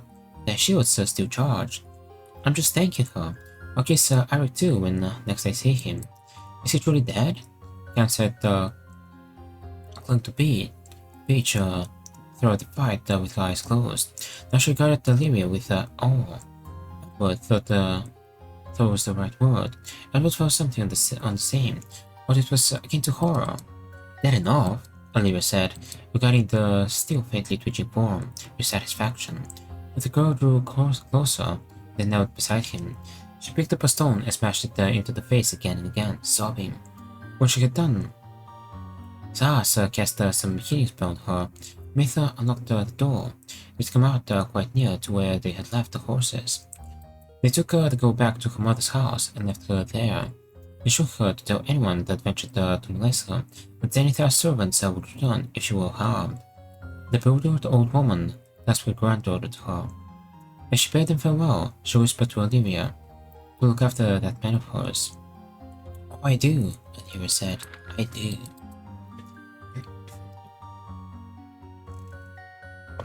When they stopped to rest, Olivia came over to Edward to talk to him. He protested that he was very tired and just wanted to sleep. Moralian took her away, saying that if her son did not need her, then she could see to her man, who did. They moved her out of the circle of firelight. Edward lay wakeful, listening to their small, stifled sounds. That was not unusual. It had troubled him at first. I can't sleep, it's too noisy, he protested one night. What are you doing anyway? I had drawn giggles from the companions. Can't you at least pretend you're sleeping? Moralian asked plaintively. No, I know why dark elves seldom have more than one child. What I not understand is how humans managed to get so many. Moralian and Olivia had come back to lie by him that night, but after he had pretended to sleep like the others. And the noises were too familiar to keep images of the night's adventures from flashing through his mind. It's vivid as if they were happening again in truth. He could feel his daedra feeding and could not stop it. It just wasn't fair, he thought, but now he was beginning to see what Moralian meant by feeding his daedra, and yet walking with the gods, with Zenithar. Moralian came back, carrying Olivia. He set her gently down, then stretched himself out between Edward and her. It must be difficult being a woman, he said softly. It was hard watching her, just watching. Edward nodded. I've asked it often enough of her, Moralian continued. She taught me how hard it is, but I never knew until tonight. I knew she'd win. Zenithar was with her, and all the Baron had was his daedra. Still, it was very hard to watch. She makes that cast 9 tries. She makes that cast 9 tries out of 10. There were more uses on Eve than the others. Ah, it's repeating again.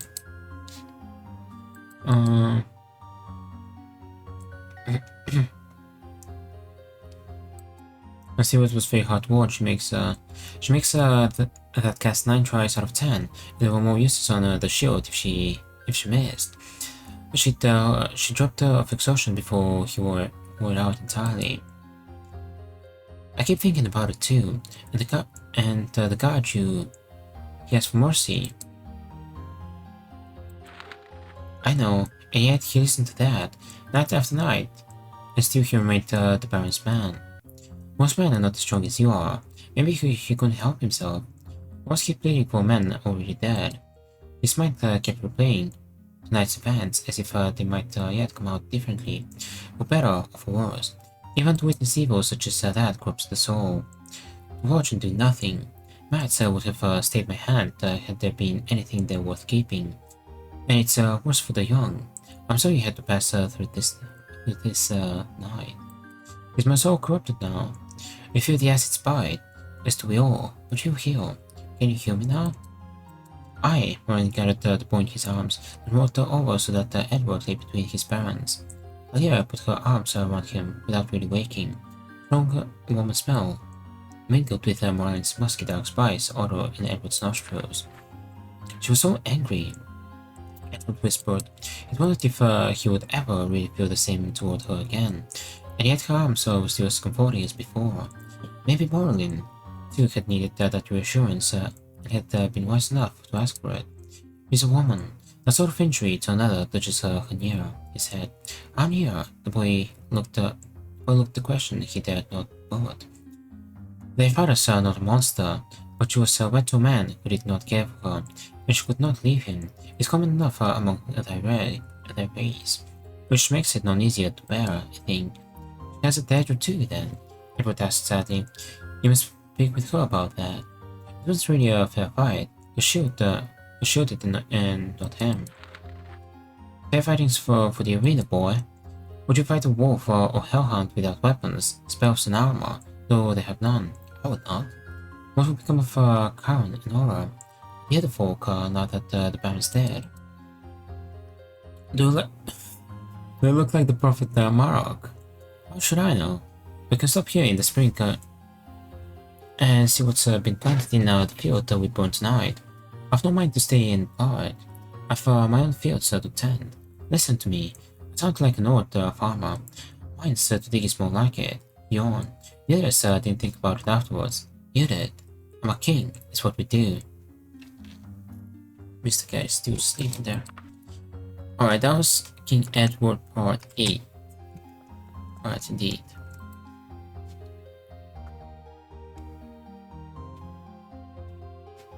Oh, Part 8. Neat. Marked in the jiffy. Part 8. We have just 4 parts left. We could try reading another one today. How long is part 9? Right here. 9. We got that.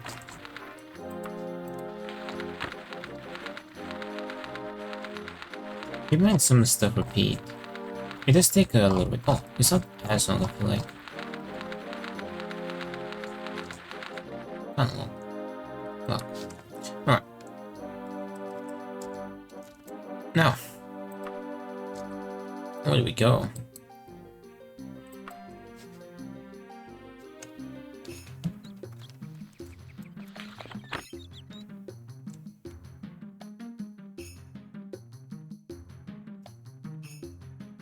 I found a letter. I have no more clues at the time being. Let's head over to the palace.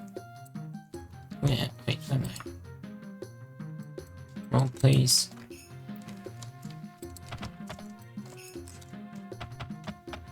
I don't know. I already spoke with her, didn't I? I don't know, speak with the Knowles again. See if anything happens. Because, I don't know, we don't have a clue anymore. I'll go speak with the guy in Sentinel again. We haven't spoken with them in a while. But since we done that quest, he didn't give me the staff. Or like totem, any part of the totem, so I don't know.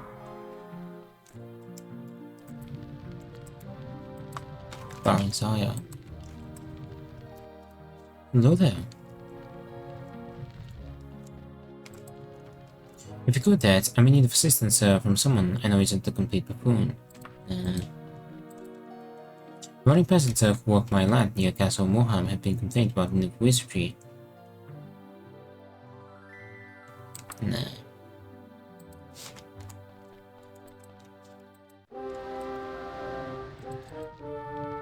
Princess Erisana by the wolf.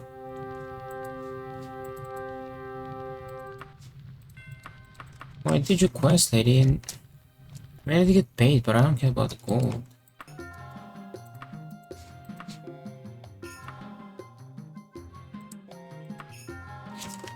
I'm kind of traveling cautiously because I want to kill a bit of time.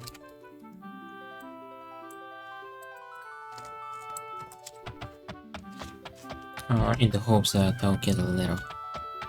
It's It's pretty easy to find the castle palaces, because it sticks out.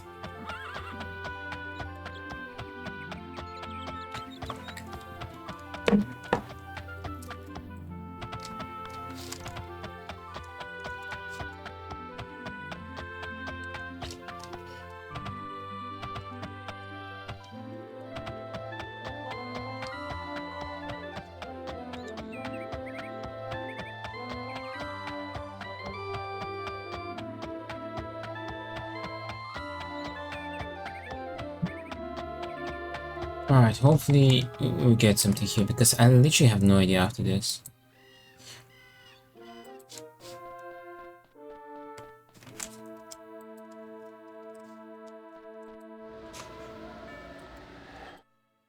I've heard of you. Nothing good, of course. Get lost.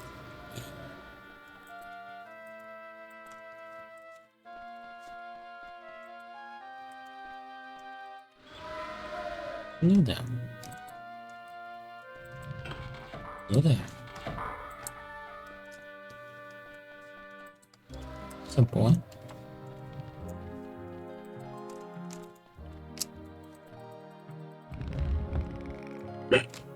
What are the hiccups?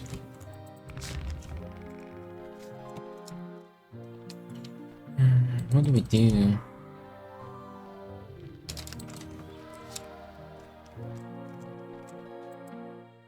My cousin, Farshal, has appeared for me to aid in a rather distasteful situation.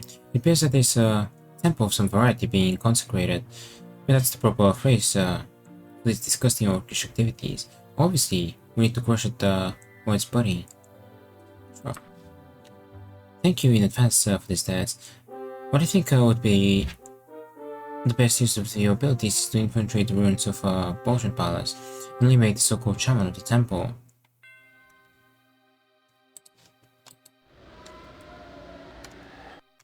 I'm gonna put this quest to the test. If we get it again, then we'll do the quest. If we don't, it's not a main story quest. It's not a main story.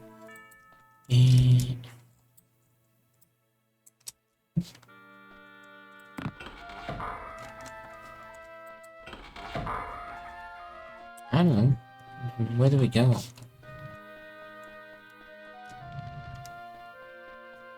Yours is quite big, by the way. Like, it's when you're kind of stuck, it's kind of hard to even guess. Have you been to Daggerfall yet? Like Daggerfall.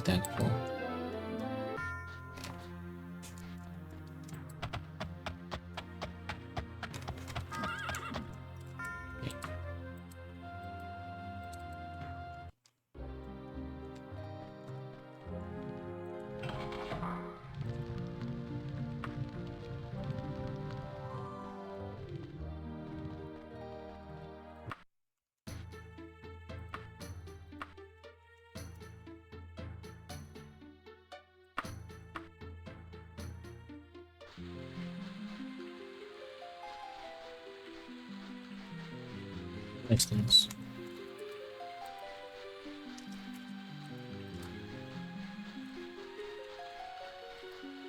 Ooh, good thing they speak with me. Just kick it out.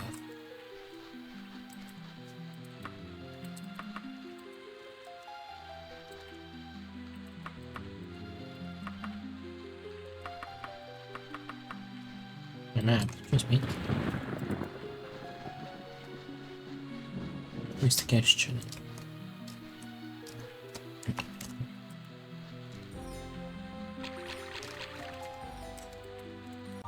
Welcome. You just wanna go out?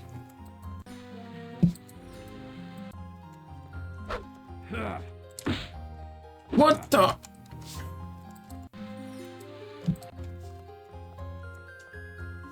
I think I was fooled.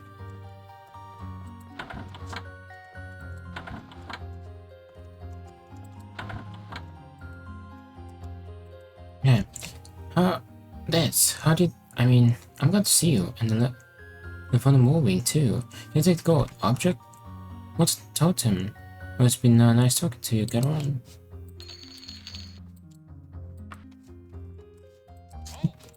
Oh. Yeah, nothing happens. Oh, he's just chilling.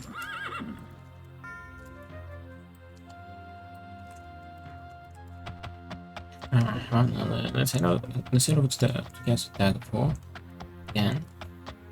I don't know. I ain't got a clue. We've already done this. We've already done this too. We got no letters that guide us at all. Like the two we have, we've already acted upon. I have quests. We've done this. We've done this. I need some item for the... I feel like this mark was kinda... useless.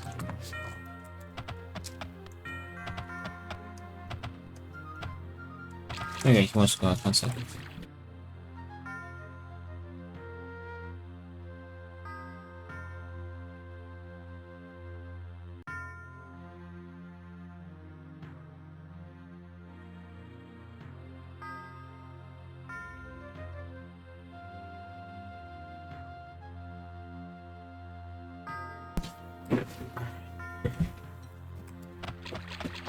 Oh, isn't.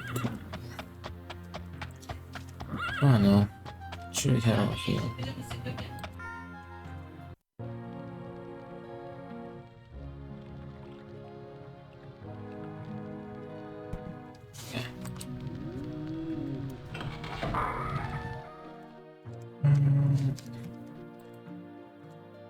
I have a bracelet that's very precious to me. It's been handed down from generation to generation.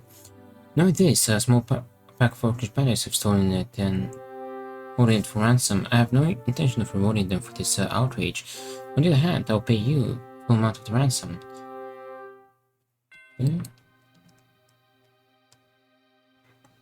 Christine. Best way to check whether a quest is legit.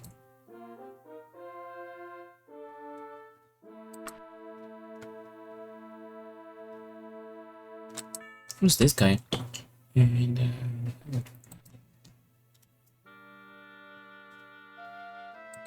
I feel like I need to do a quest for her. Lady Boardwell. Let's do one last test. If she has a quest again, we'll do it. Oh, she didn't.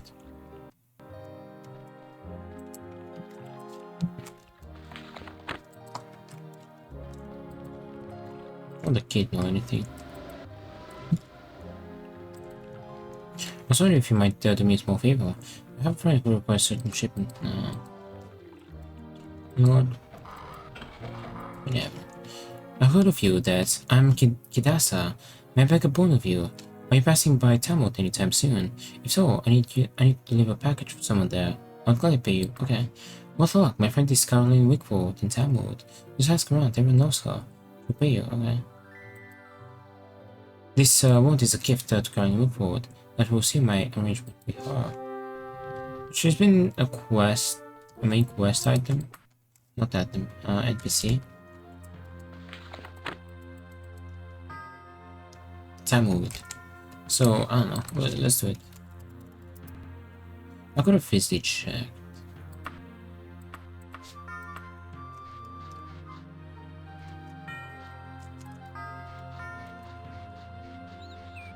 I don't know. Let's do it real quick. If anything, we'll just get some rep.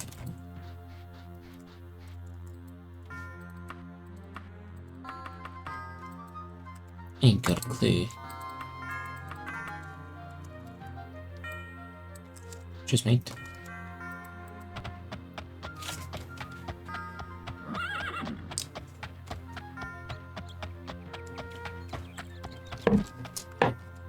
I still hold shift by my habit. No, you never take my life.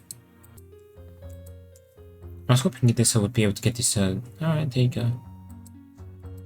Too slow. Let's get it out. Enemies.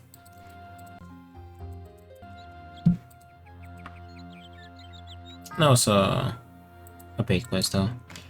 Etiquette skill is improved though. I mean, at least we got skill improvement. 86. We will level up soon. What do we do?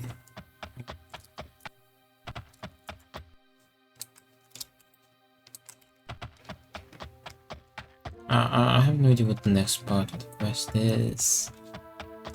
I don't have hints. Also, I can't really go and speak around with novels because there's like thousands of NPCs in this game. Like, even if we narrow to just palaces, that'd be hundreds. So, I don't know.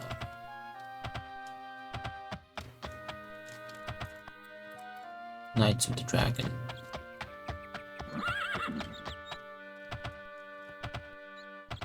Maybe like around 6:30. I think I would like to head back then so we can read. Make sure we have the time for the final book of the day. And after that, we can see what we do. Just want to make sure we got time for.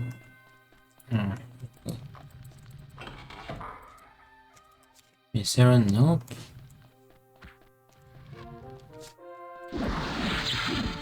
Okay. Find my beer.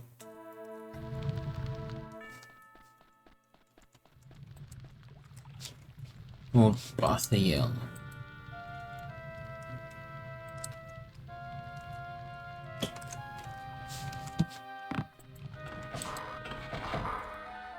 What? What did you say? I hope I didn't hear you say something. Did you say something? Yes? Well, looks like my day just got more interesting. The two fights I got into yesterday. One been telling? No? Pass on by then. I don't have time to waste on you. You look, you can hit you.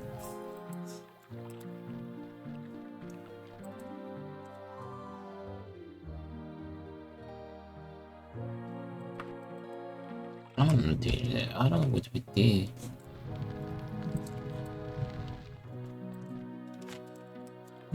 Oh, where'd it go? I got nothing. Who are you?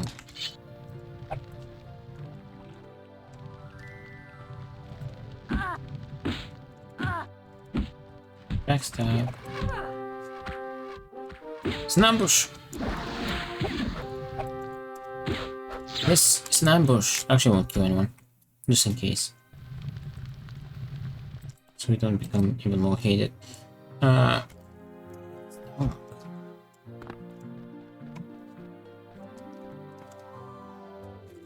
Alright, we went to all three palaces, so I'm honestly out of ideas.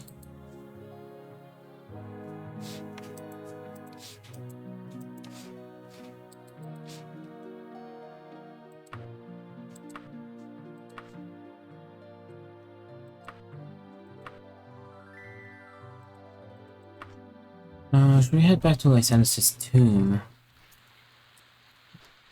The thing is that there's nothing for me to do here.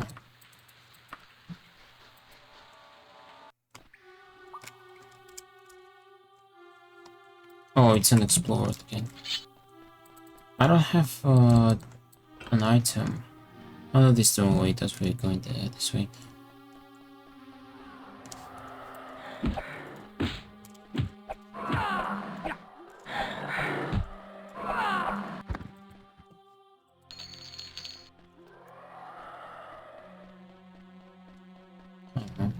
I look, I don't know what to do.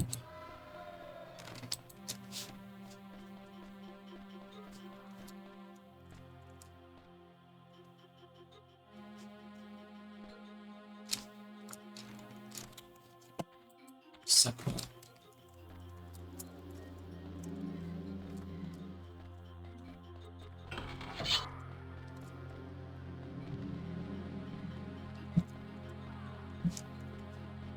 I have to find the tomb again.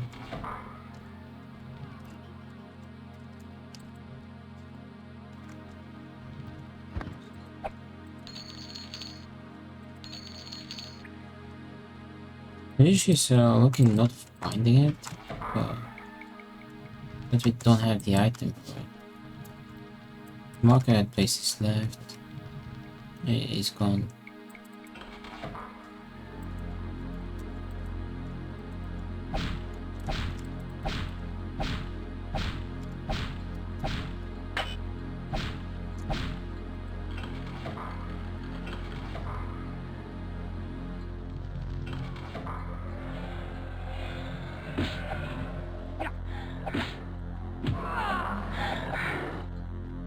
Ghost.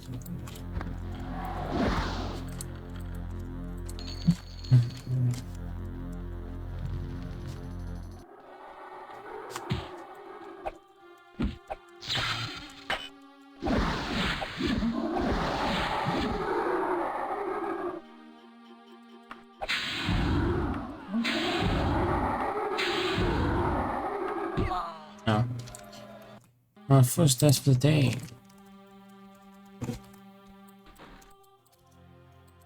Did I say by mistake? Oh yeah, why would I do that?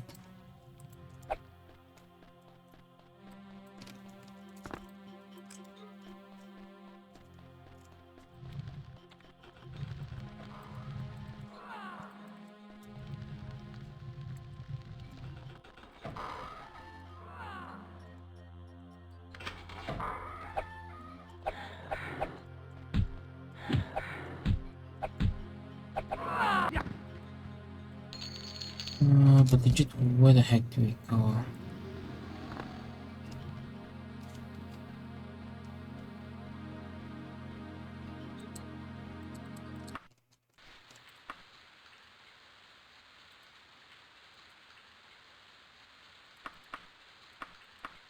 On time to pass, right?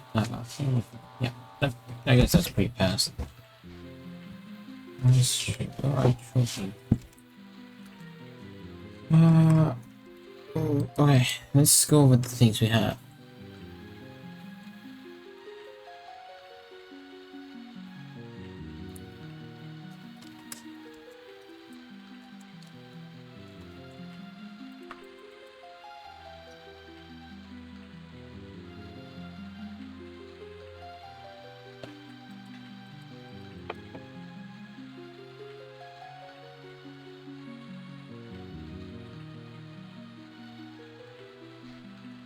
I have an idea.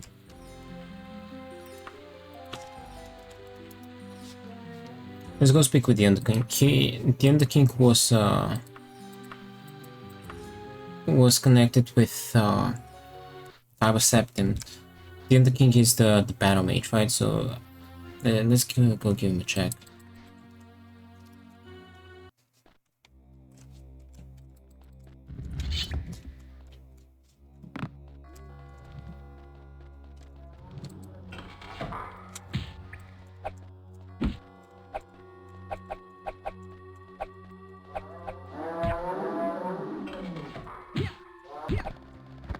Yes, nothing. Yeah, he's the battle mage, so maybe he knows something.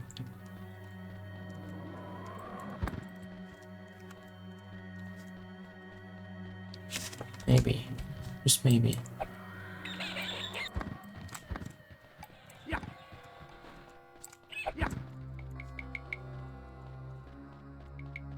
Just maybe. Oops. Get no response. Hello. Nope. Nothing.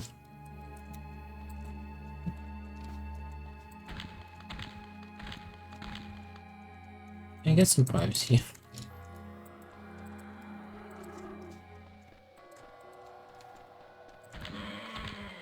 King of War. Wait, that's not the King.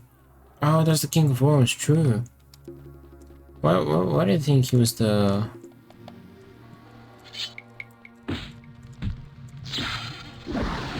Why do you think he was the King? I don't know. So we have no idea. Well, going to talk with the Ender King was a good idea, if only we knew where the Ender King was, and we don't.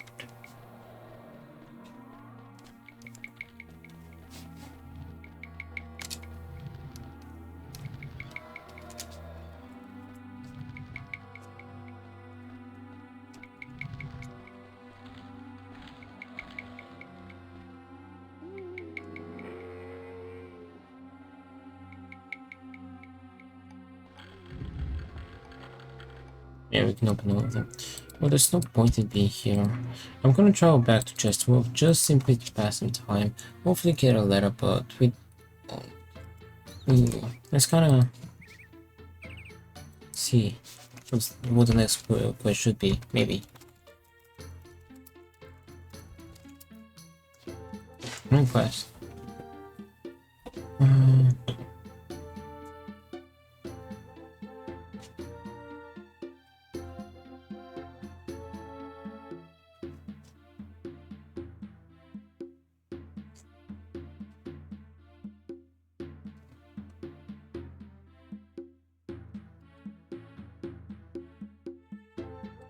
I don't have to tell. Oh, we did that. Missing prints, we did that. We did the rope. What's this?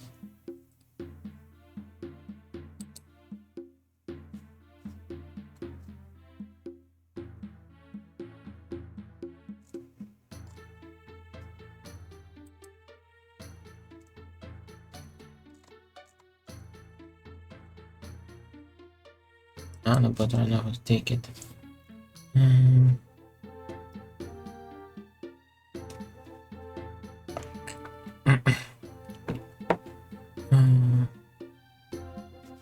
We did the soul of a lich, where we trapped that lich's soul in a scarab. We did that quest.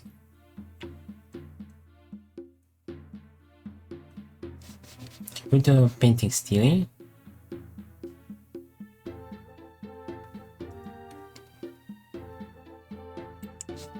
I think we did this one too.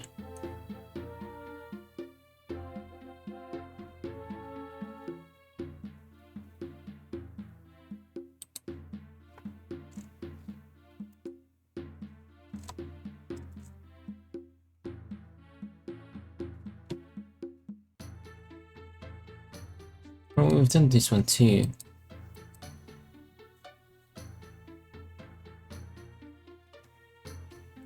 Obtain a unicorn whore. We haven't done that. What's the Renny Tower?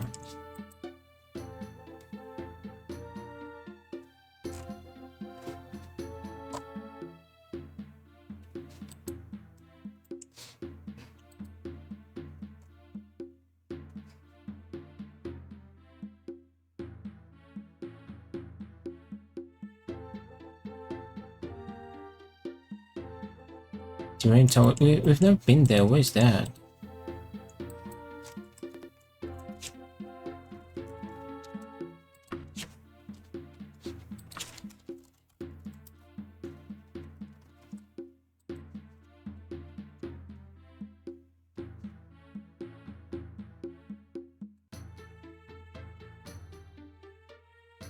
Where's the Renny Tower?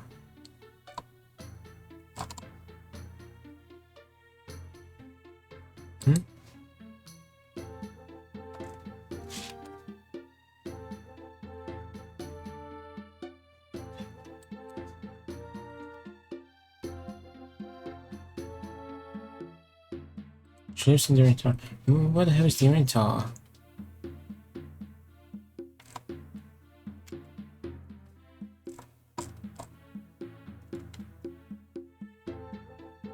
Wait.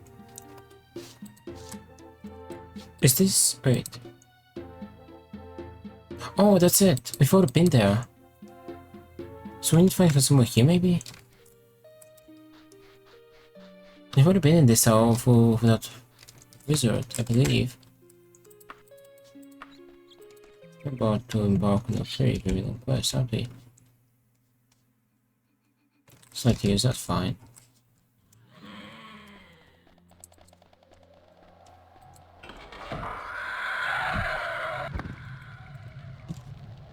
Ooh, old Chorax.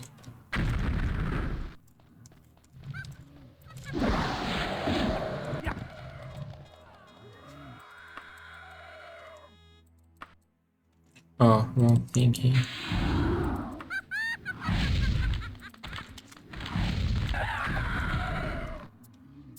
Get off my stairs. Oh, she can fly. See, dangerous to do so.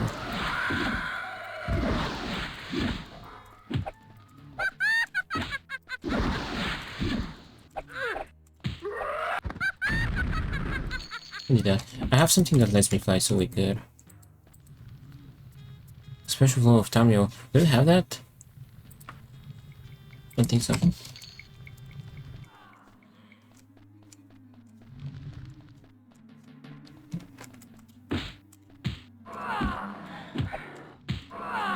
Maybe we need to find her here.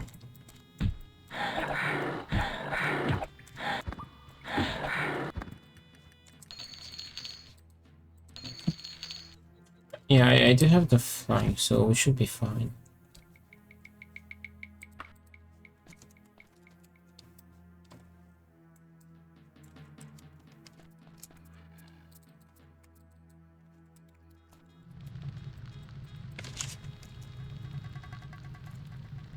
Okay.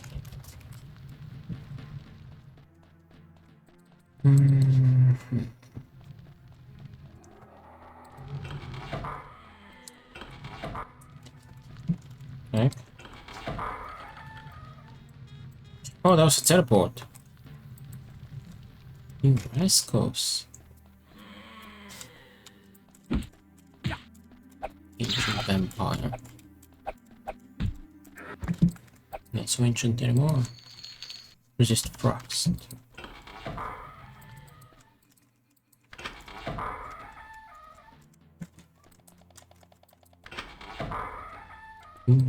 I believe we've been here.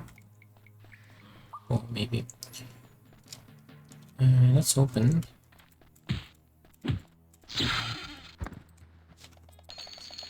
should have dropped some gold off, but it's fine. It's not a big deal. Closed. We should rest.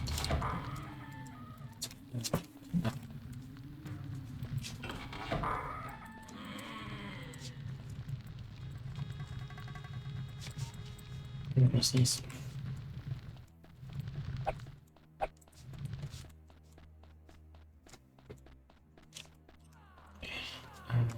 Oh yeah, that was closed.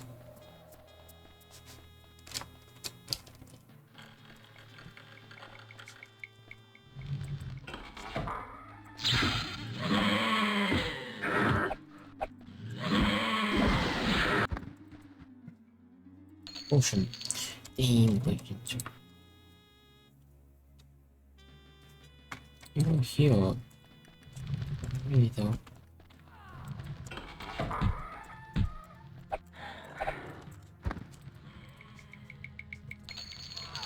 You look like Harry Potter. Yeah.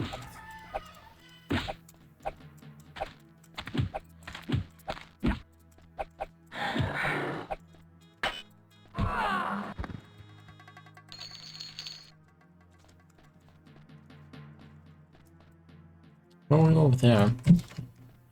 Just a moment ago. Yeah, I kind of remember this.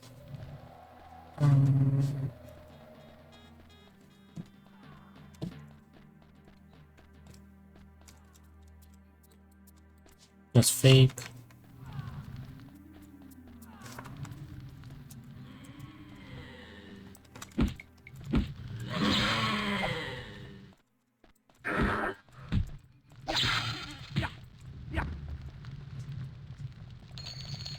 Fake.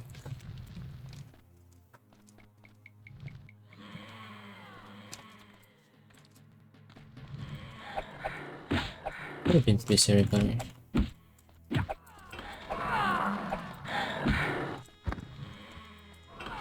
oh, go there.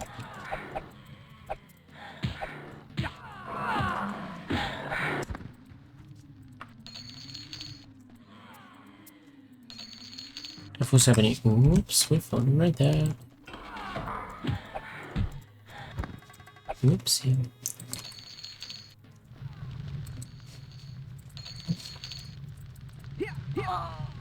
Oops, don't touch the fire. Please don't touch the fire. Oops, it is.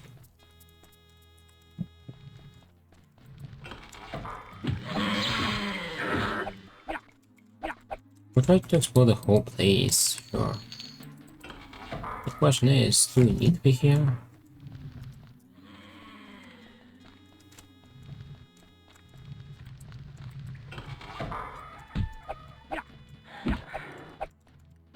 I'm gonna rest after this. Oh, I'm full.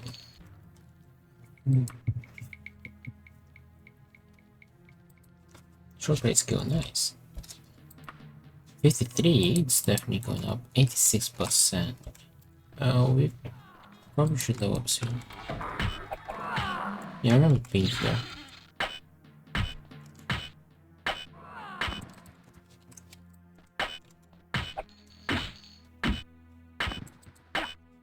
He's getting our skill up, so I'm not gonna complain about that.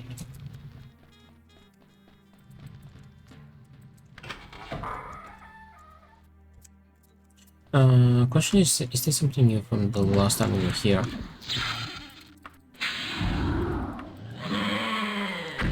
I think that's some defense.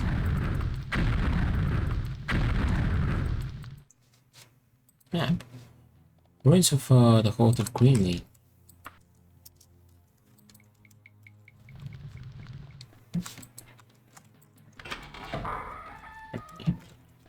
Lockpick.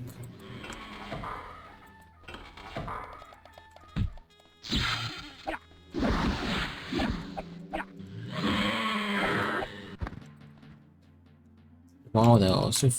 I'm pretty sure we've read that.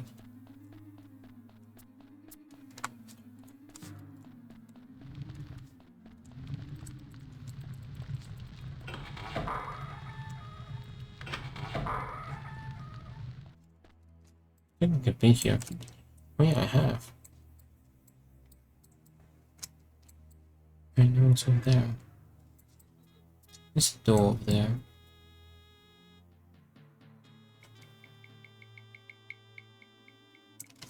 Try to go see what's over there, just in case. Whips.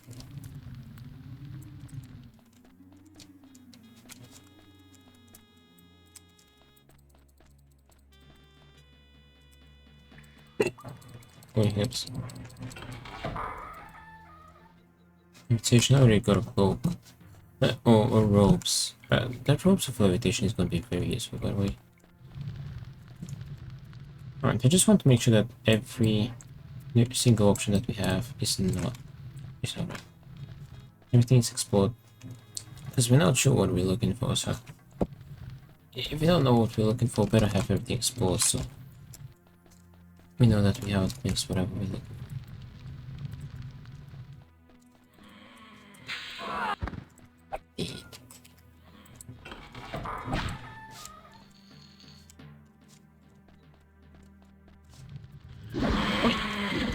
Rascal.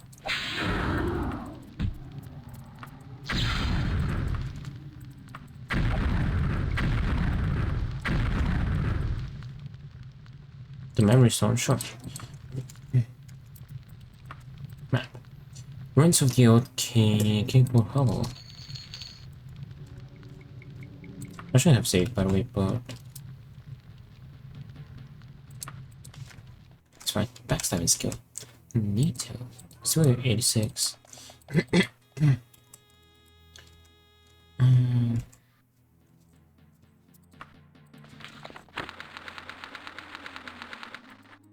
Not too long. We could do this. I don't think we're going to read the next part of it, but we're going to do it next time.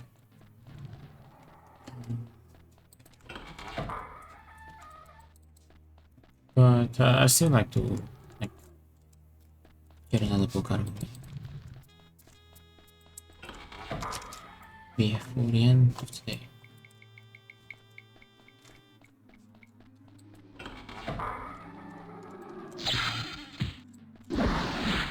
Rascal.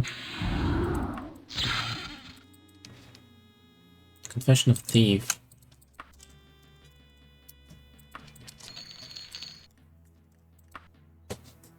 I don't think we'll be able to do it from the comfort of our hearth.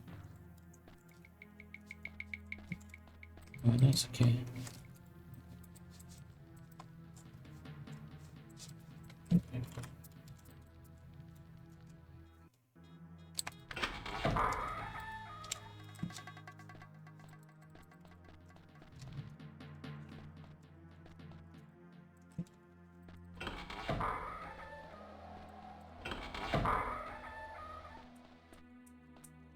Give me a sec.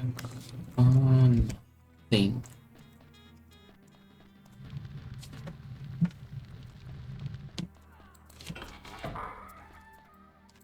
Completely new area.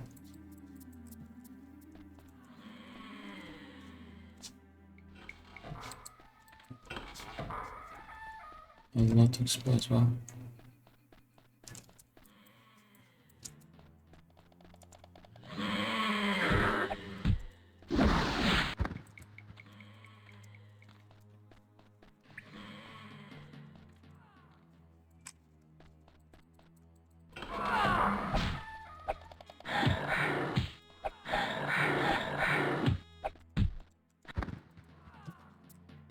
Oh, arrows, sure.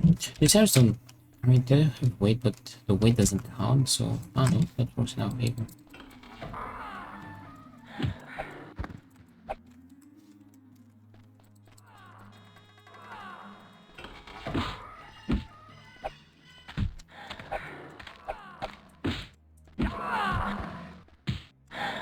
Damn, she like instantly. Although I did backstab. You know, honestly. This kind of looks like the place where the tomb or the asylum was. Although I guess this is the case. Let's heal up. You are here.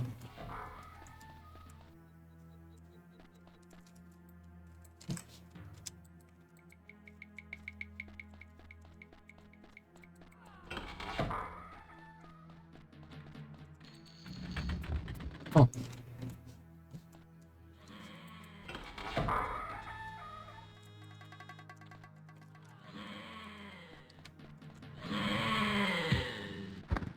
Yeah. Broken diamonds. You know what? I'll take that too.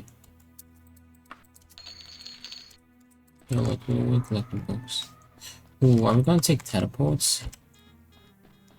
Oh, yeah, we are.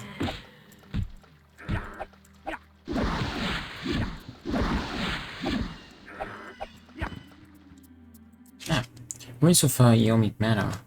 Which got down.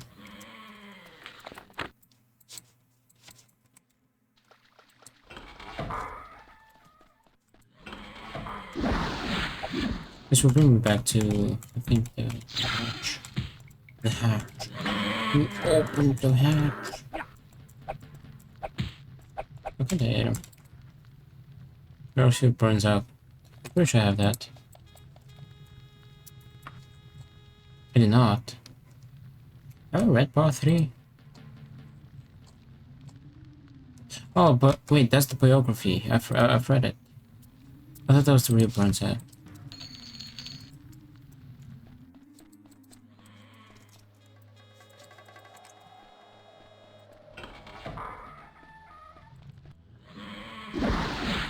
Oh, I wasn't wrong about the hatch.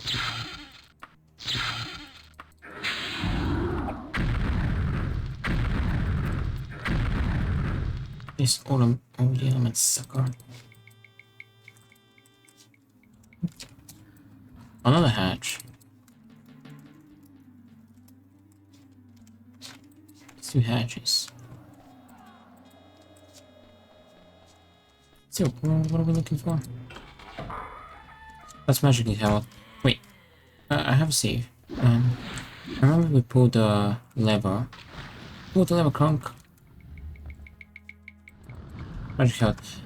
That means there's a lever up there in that area.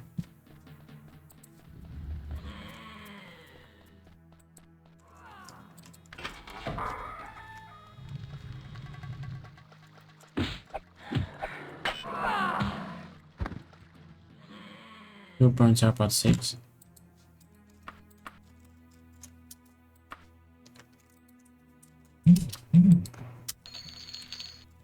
Okay.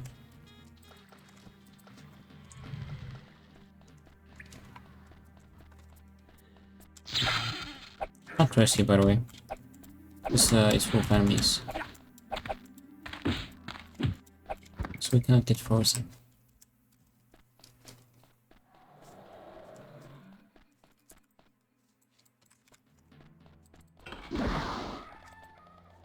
Holy macaroni. Oh wait, never mind. Second gate and Clement.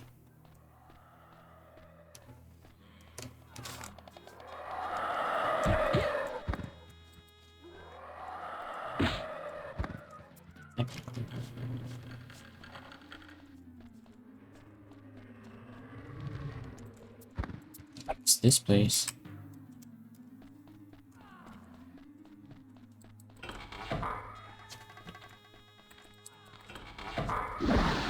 Jump on.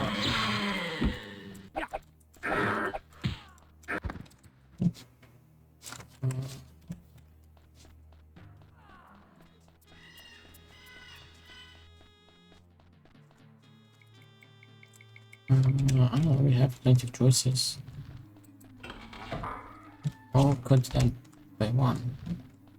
We go this way.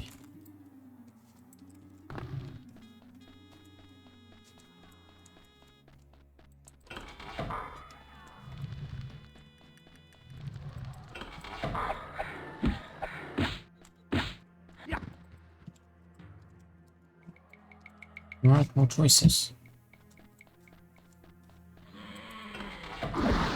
Ah, yeah. You got one shot. I can only use up the force ball because that deals AoE damage to us at close quarters. So not convenient for me to use. Well, we've done another choice. Okay. This way. We still have over here as well, which brings me out. Wait.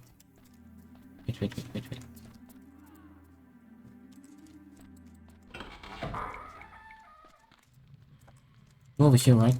We can find the lever.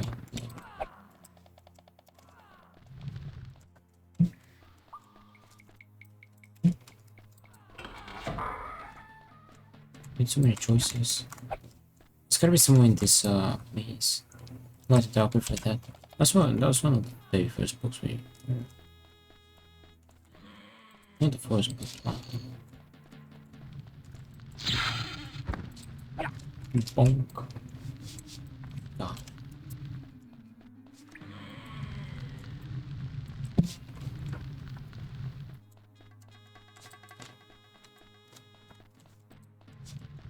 How many choices are there? This place is ginormous.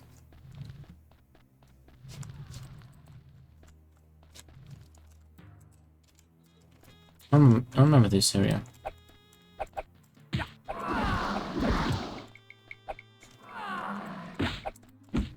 And there.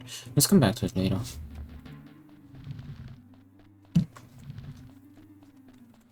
We're gonna rest while we can. Oh, destruction and short weight. 286.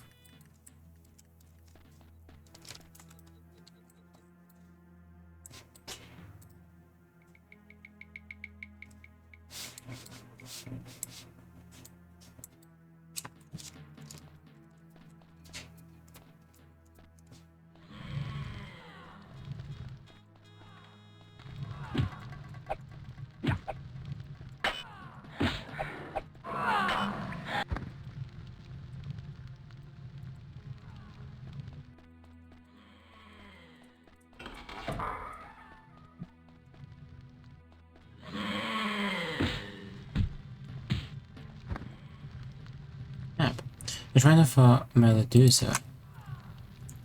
No thanks, I don't want to be a stone.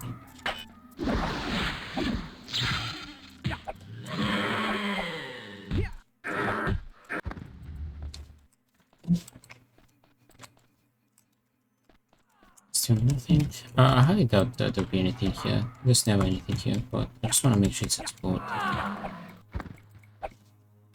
Just fire! Fire!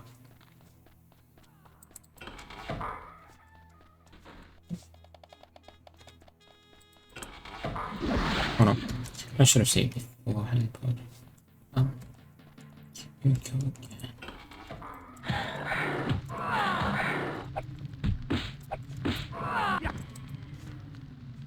Give it out.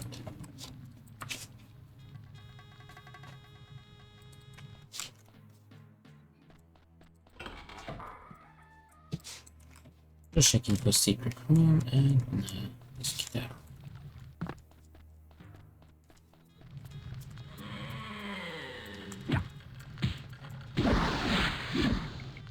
Pickle.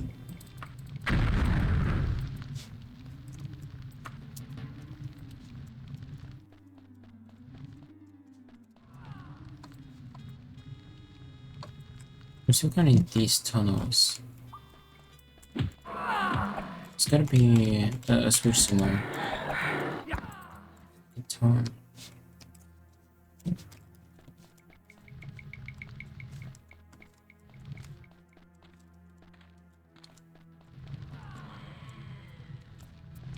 Now leaving back there. New lady.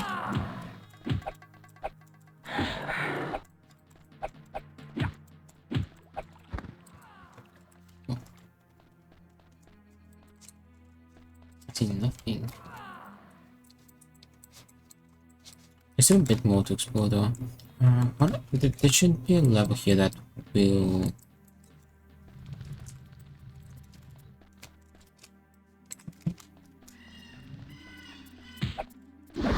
Oh, remove the lock.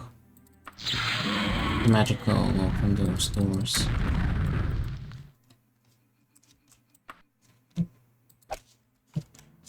I can't find it. I mean, this should be right.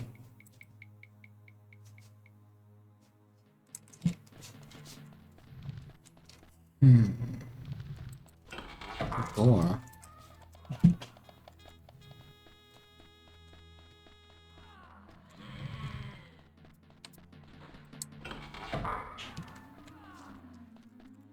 Oh, another teleporter.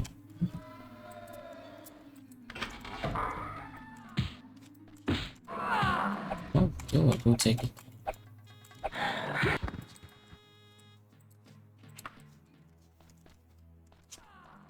Kill it. I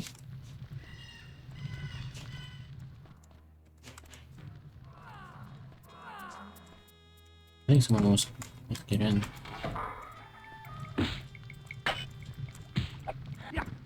Where are we? I haven't been here. Let's make sure that this is not like a dead end area.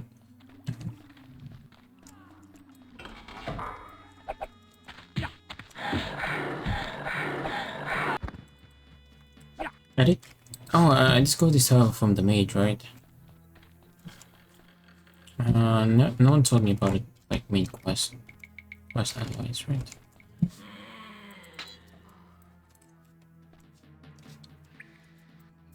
Right, another brand new area. There's only one way out.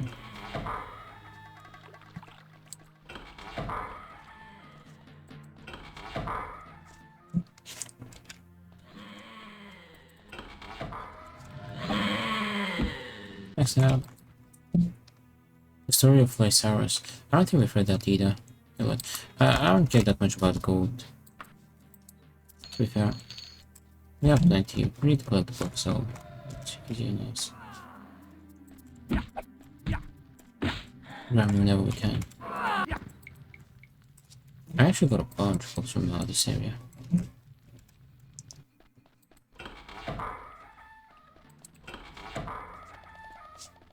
That's dead end, isn't it? Aye. Indeed it is. Alright, so this way. You rascal.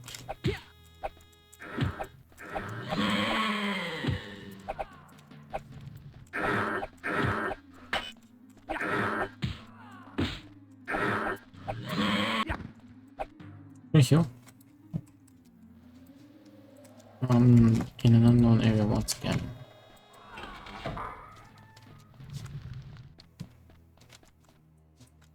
Oh, not anymore though.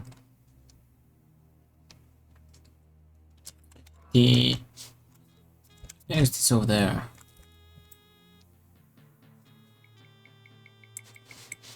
No, there ain't no way I can get past. Wait, there is. Oh, I forgot there was a path over here. Actually,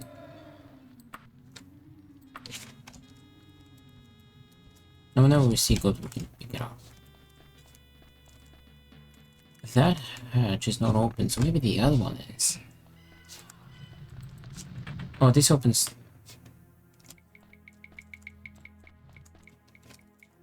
How does it open?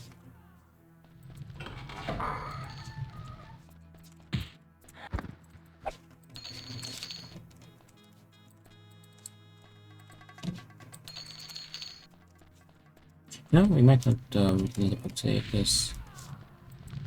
I have no time.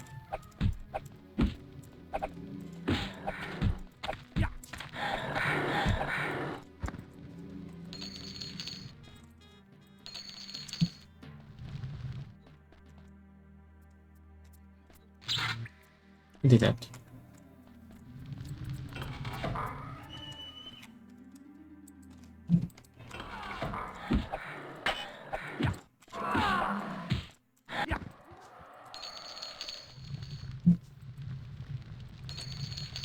Spider venom.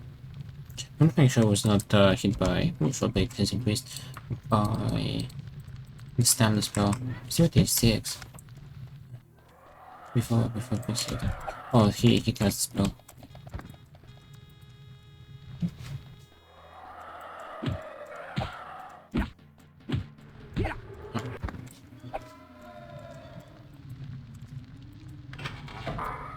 It opened.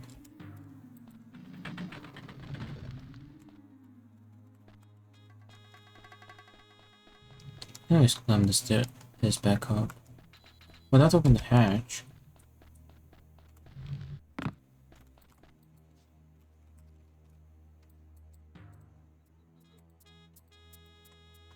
I've already been. I've already been here. Oh, let's actually keep going. Because look at that, over here there's an area that I have.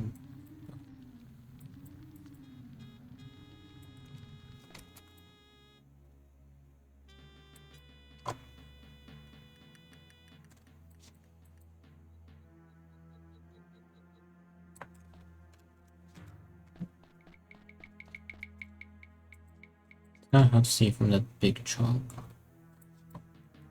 Oh, we can go either way. Let's go this way. It's just one way that we haven't explored here.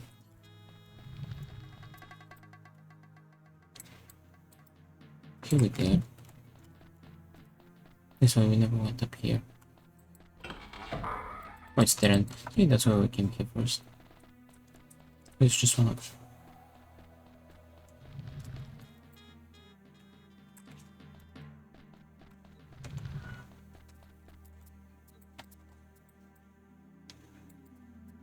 Now there's something there that I never touched. Rascal.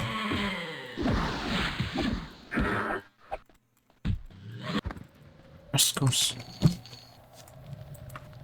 Alright, we rest again. Quick strike. I mean, we could read a book in here, by the way, but I'd rather read it by the.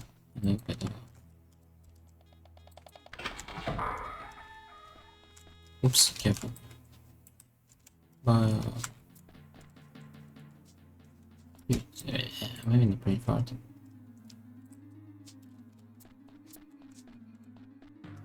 Good.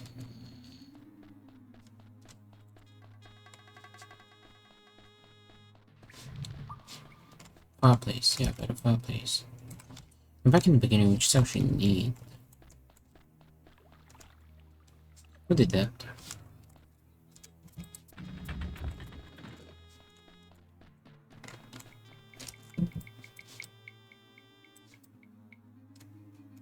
Actually, wait. It's the door over here.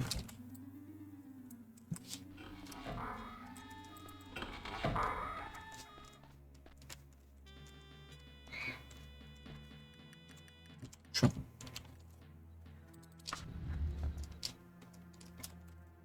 Man.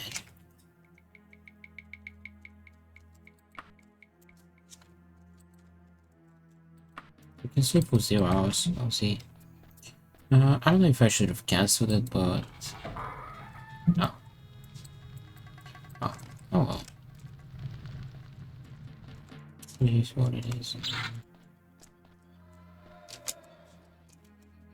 Who did this?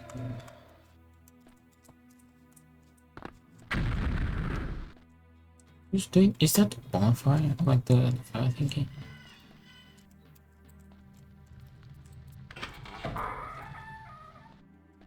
There's nothing here.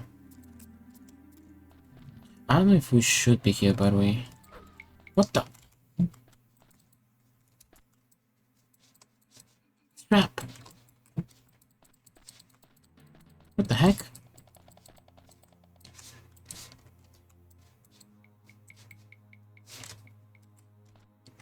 What the heck was that?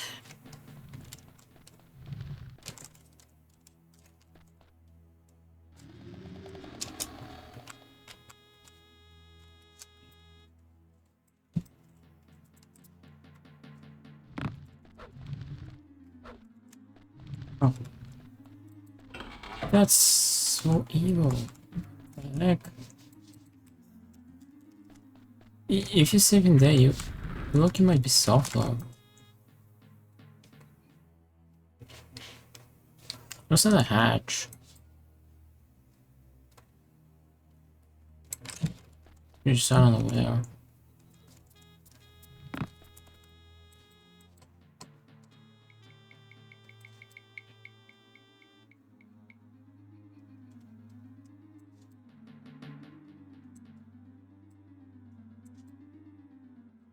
There's a bunch of this area that I have not explored.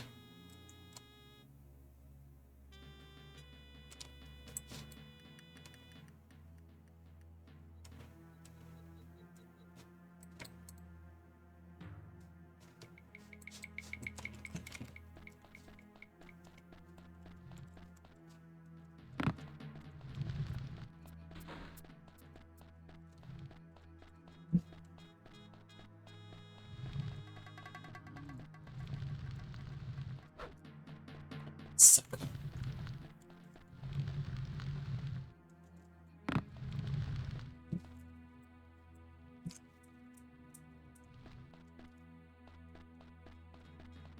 I find I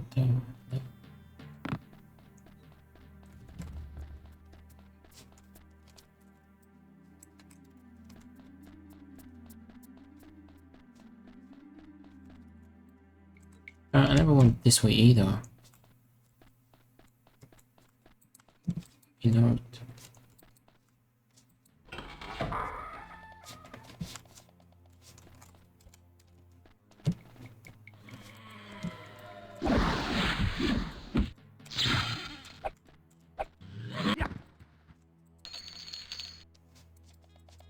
We've kind of explored part of this.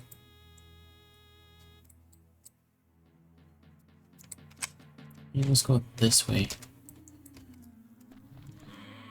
Oh, I know where we are.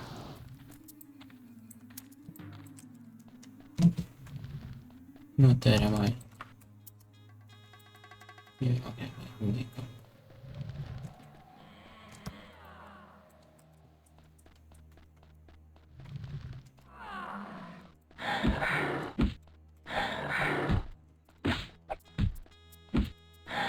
Only this Jig Secret too far away is that I feel that spell, and if it hits us and this bad. We're there.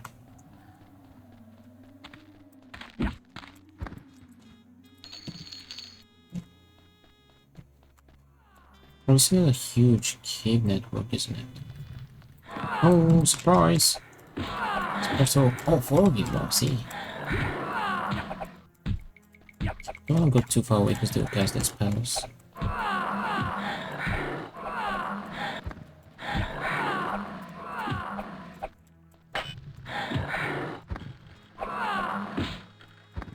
Oh, got him.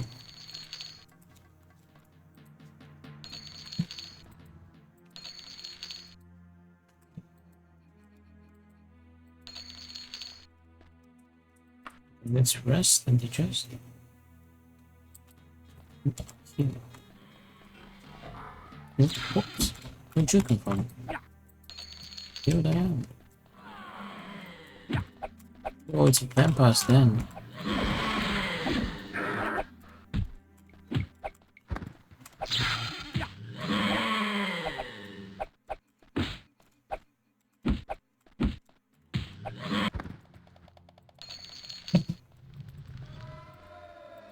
Okay.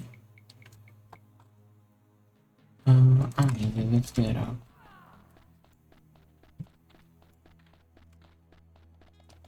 There's probably more. Okay. Oh, it's a big boy.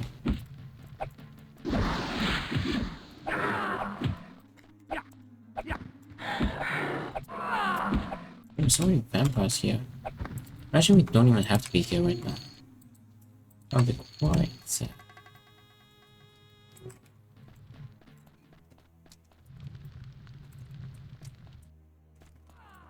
Make sure there are no walls, like secret doors.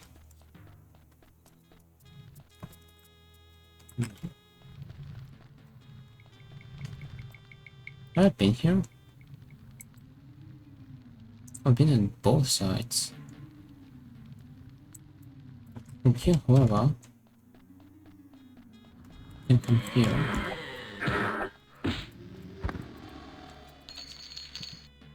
Okay, we're jumping down though. Hello there.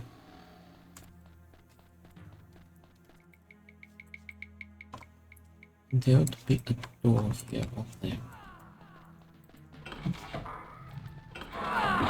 There's so many vampires.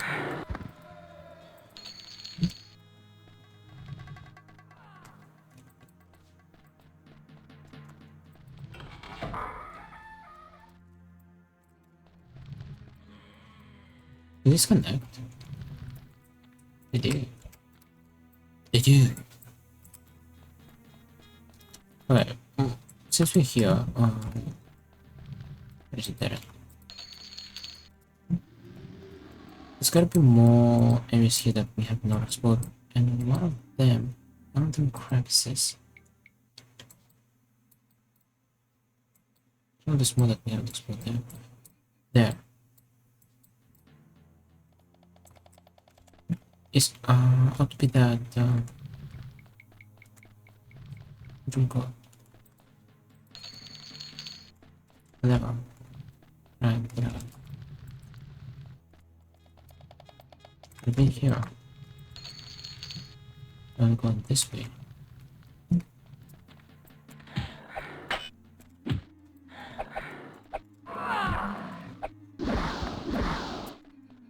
What?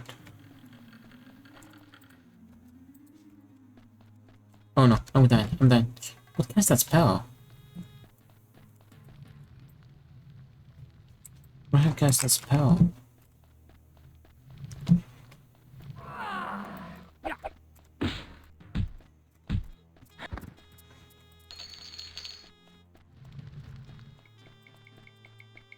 Oh, they did.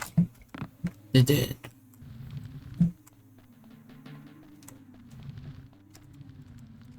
Can I get to them somehow? I think maybe I can.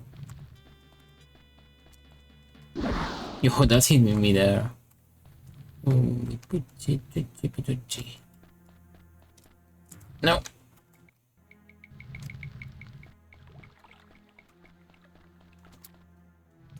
I think I can do it. I have a cloak. To be fair.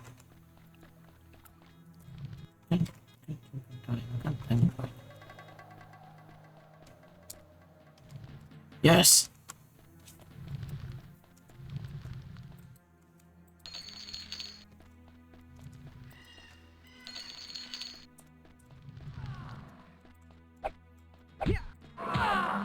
Oh, cool. Okay.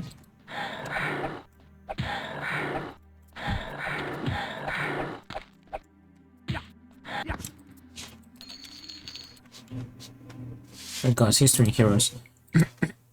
How can I not care anymore?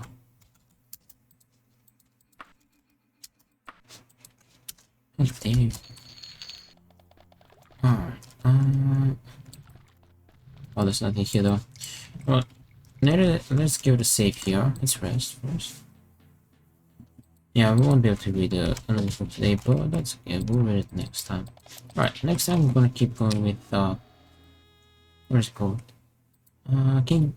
Oh, King Edward. King Edward.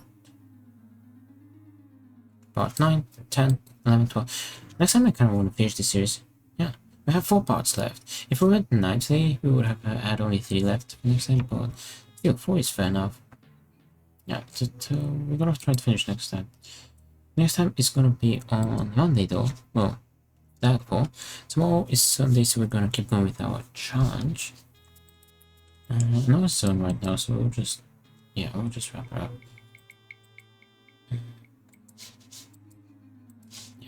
Alright, it's my Discord. I'll keep you updated there. And yeah, tomorrow we're gonna keep going with the challenge. We might get very close to the end. I'm not sure whether we'll finish it or not, but we'll see.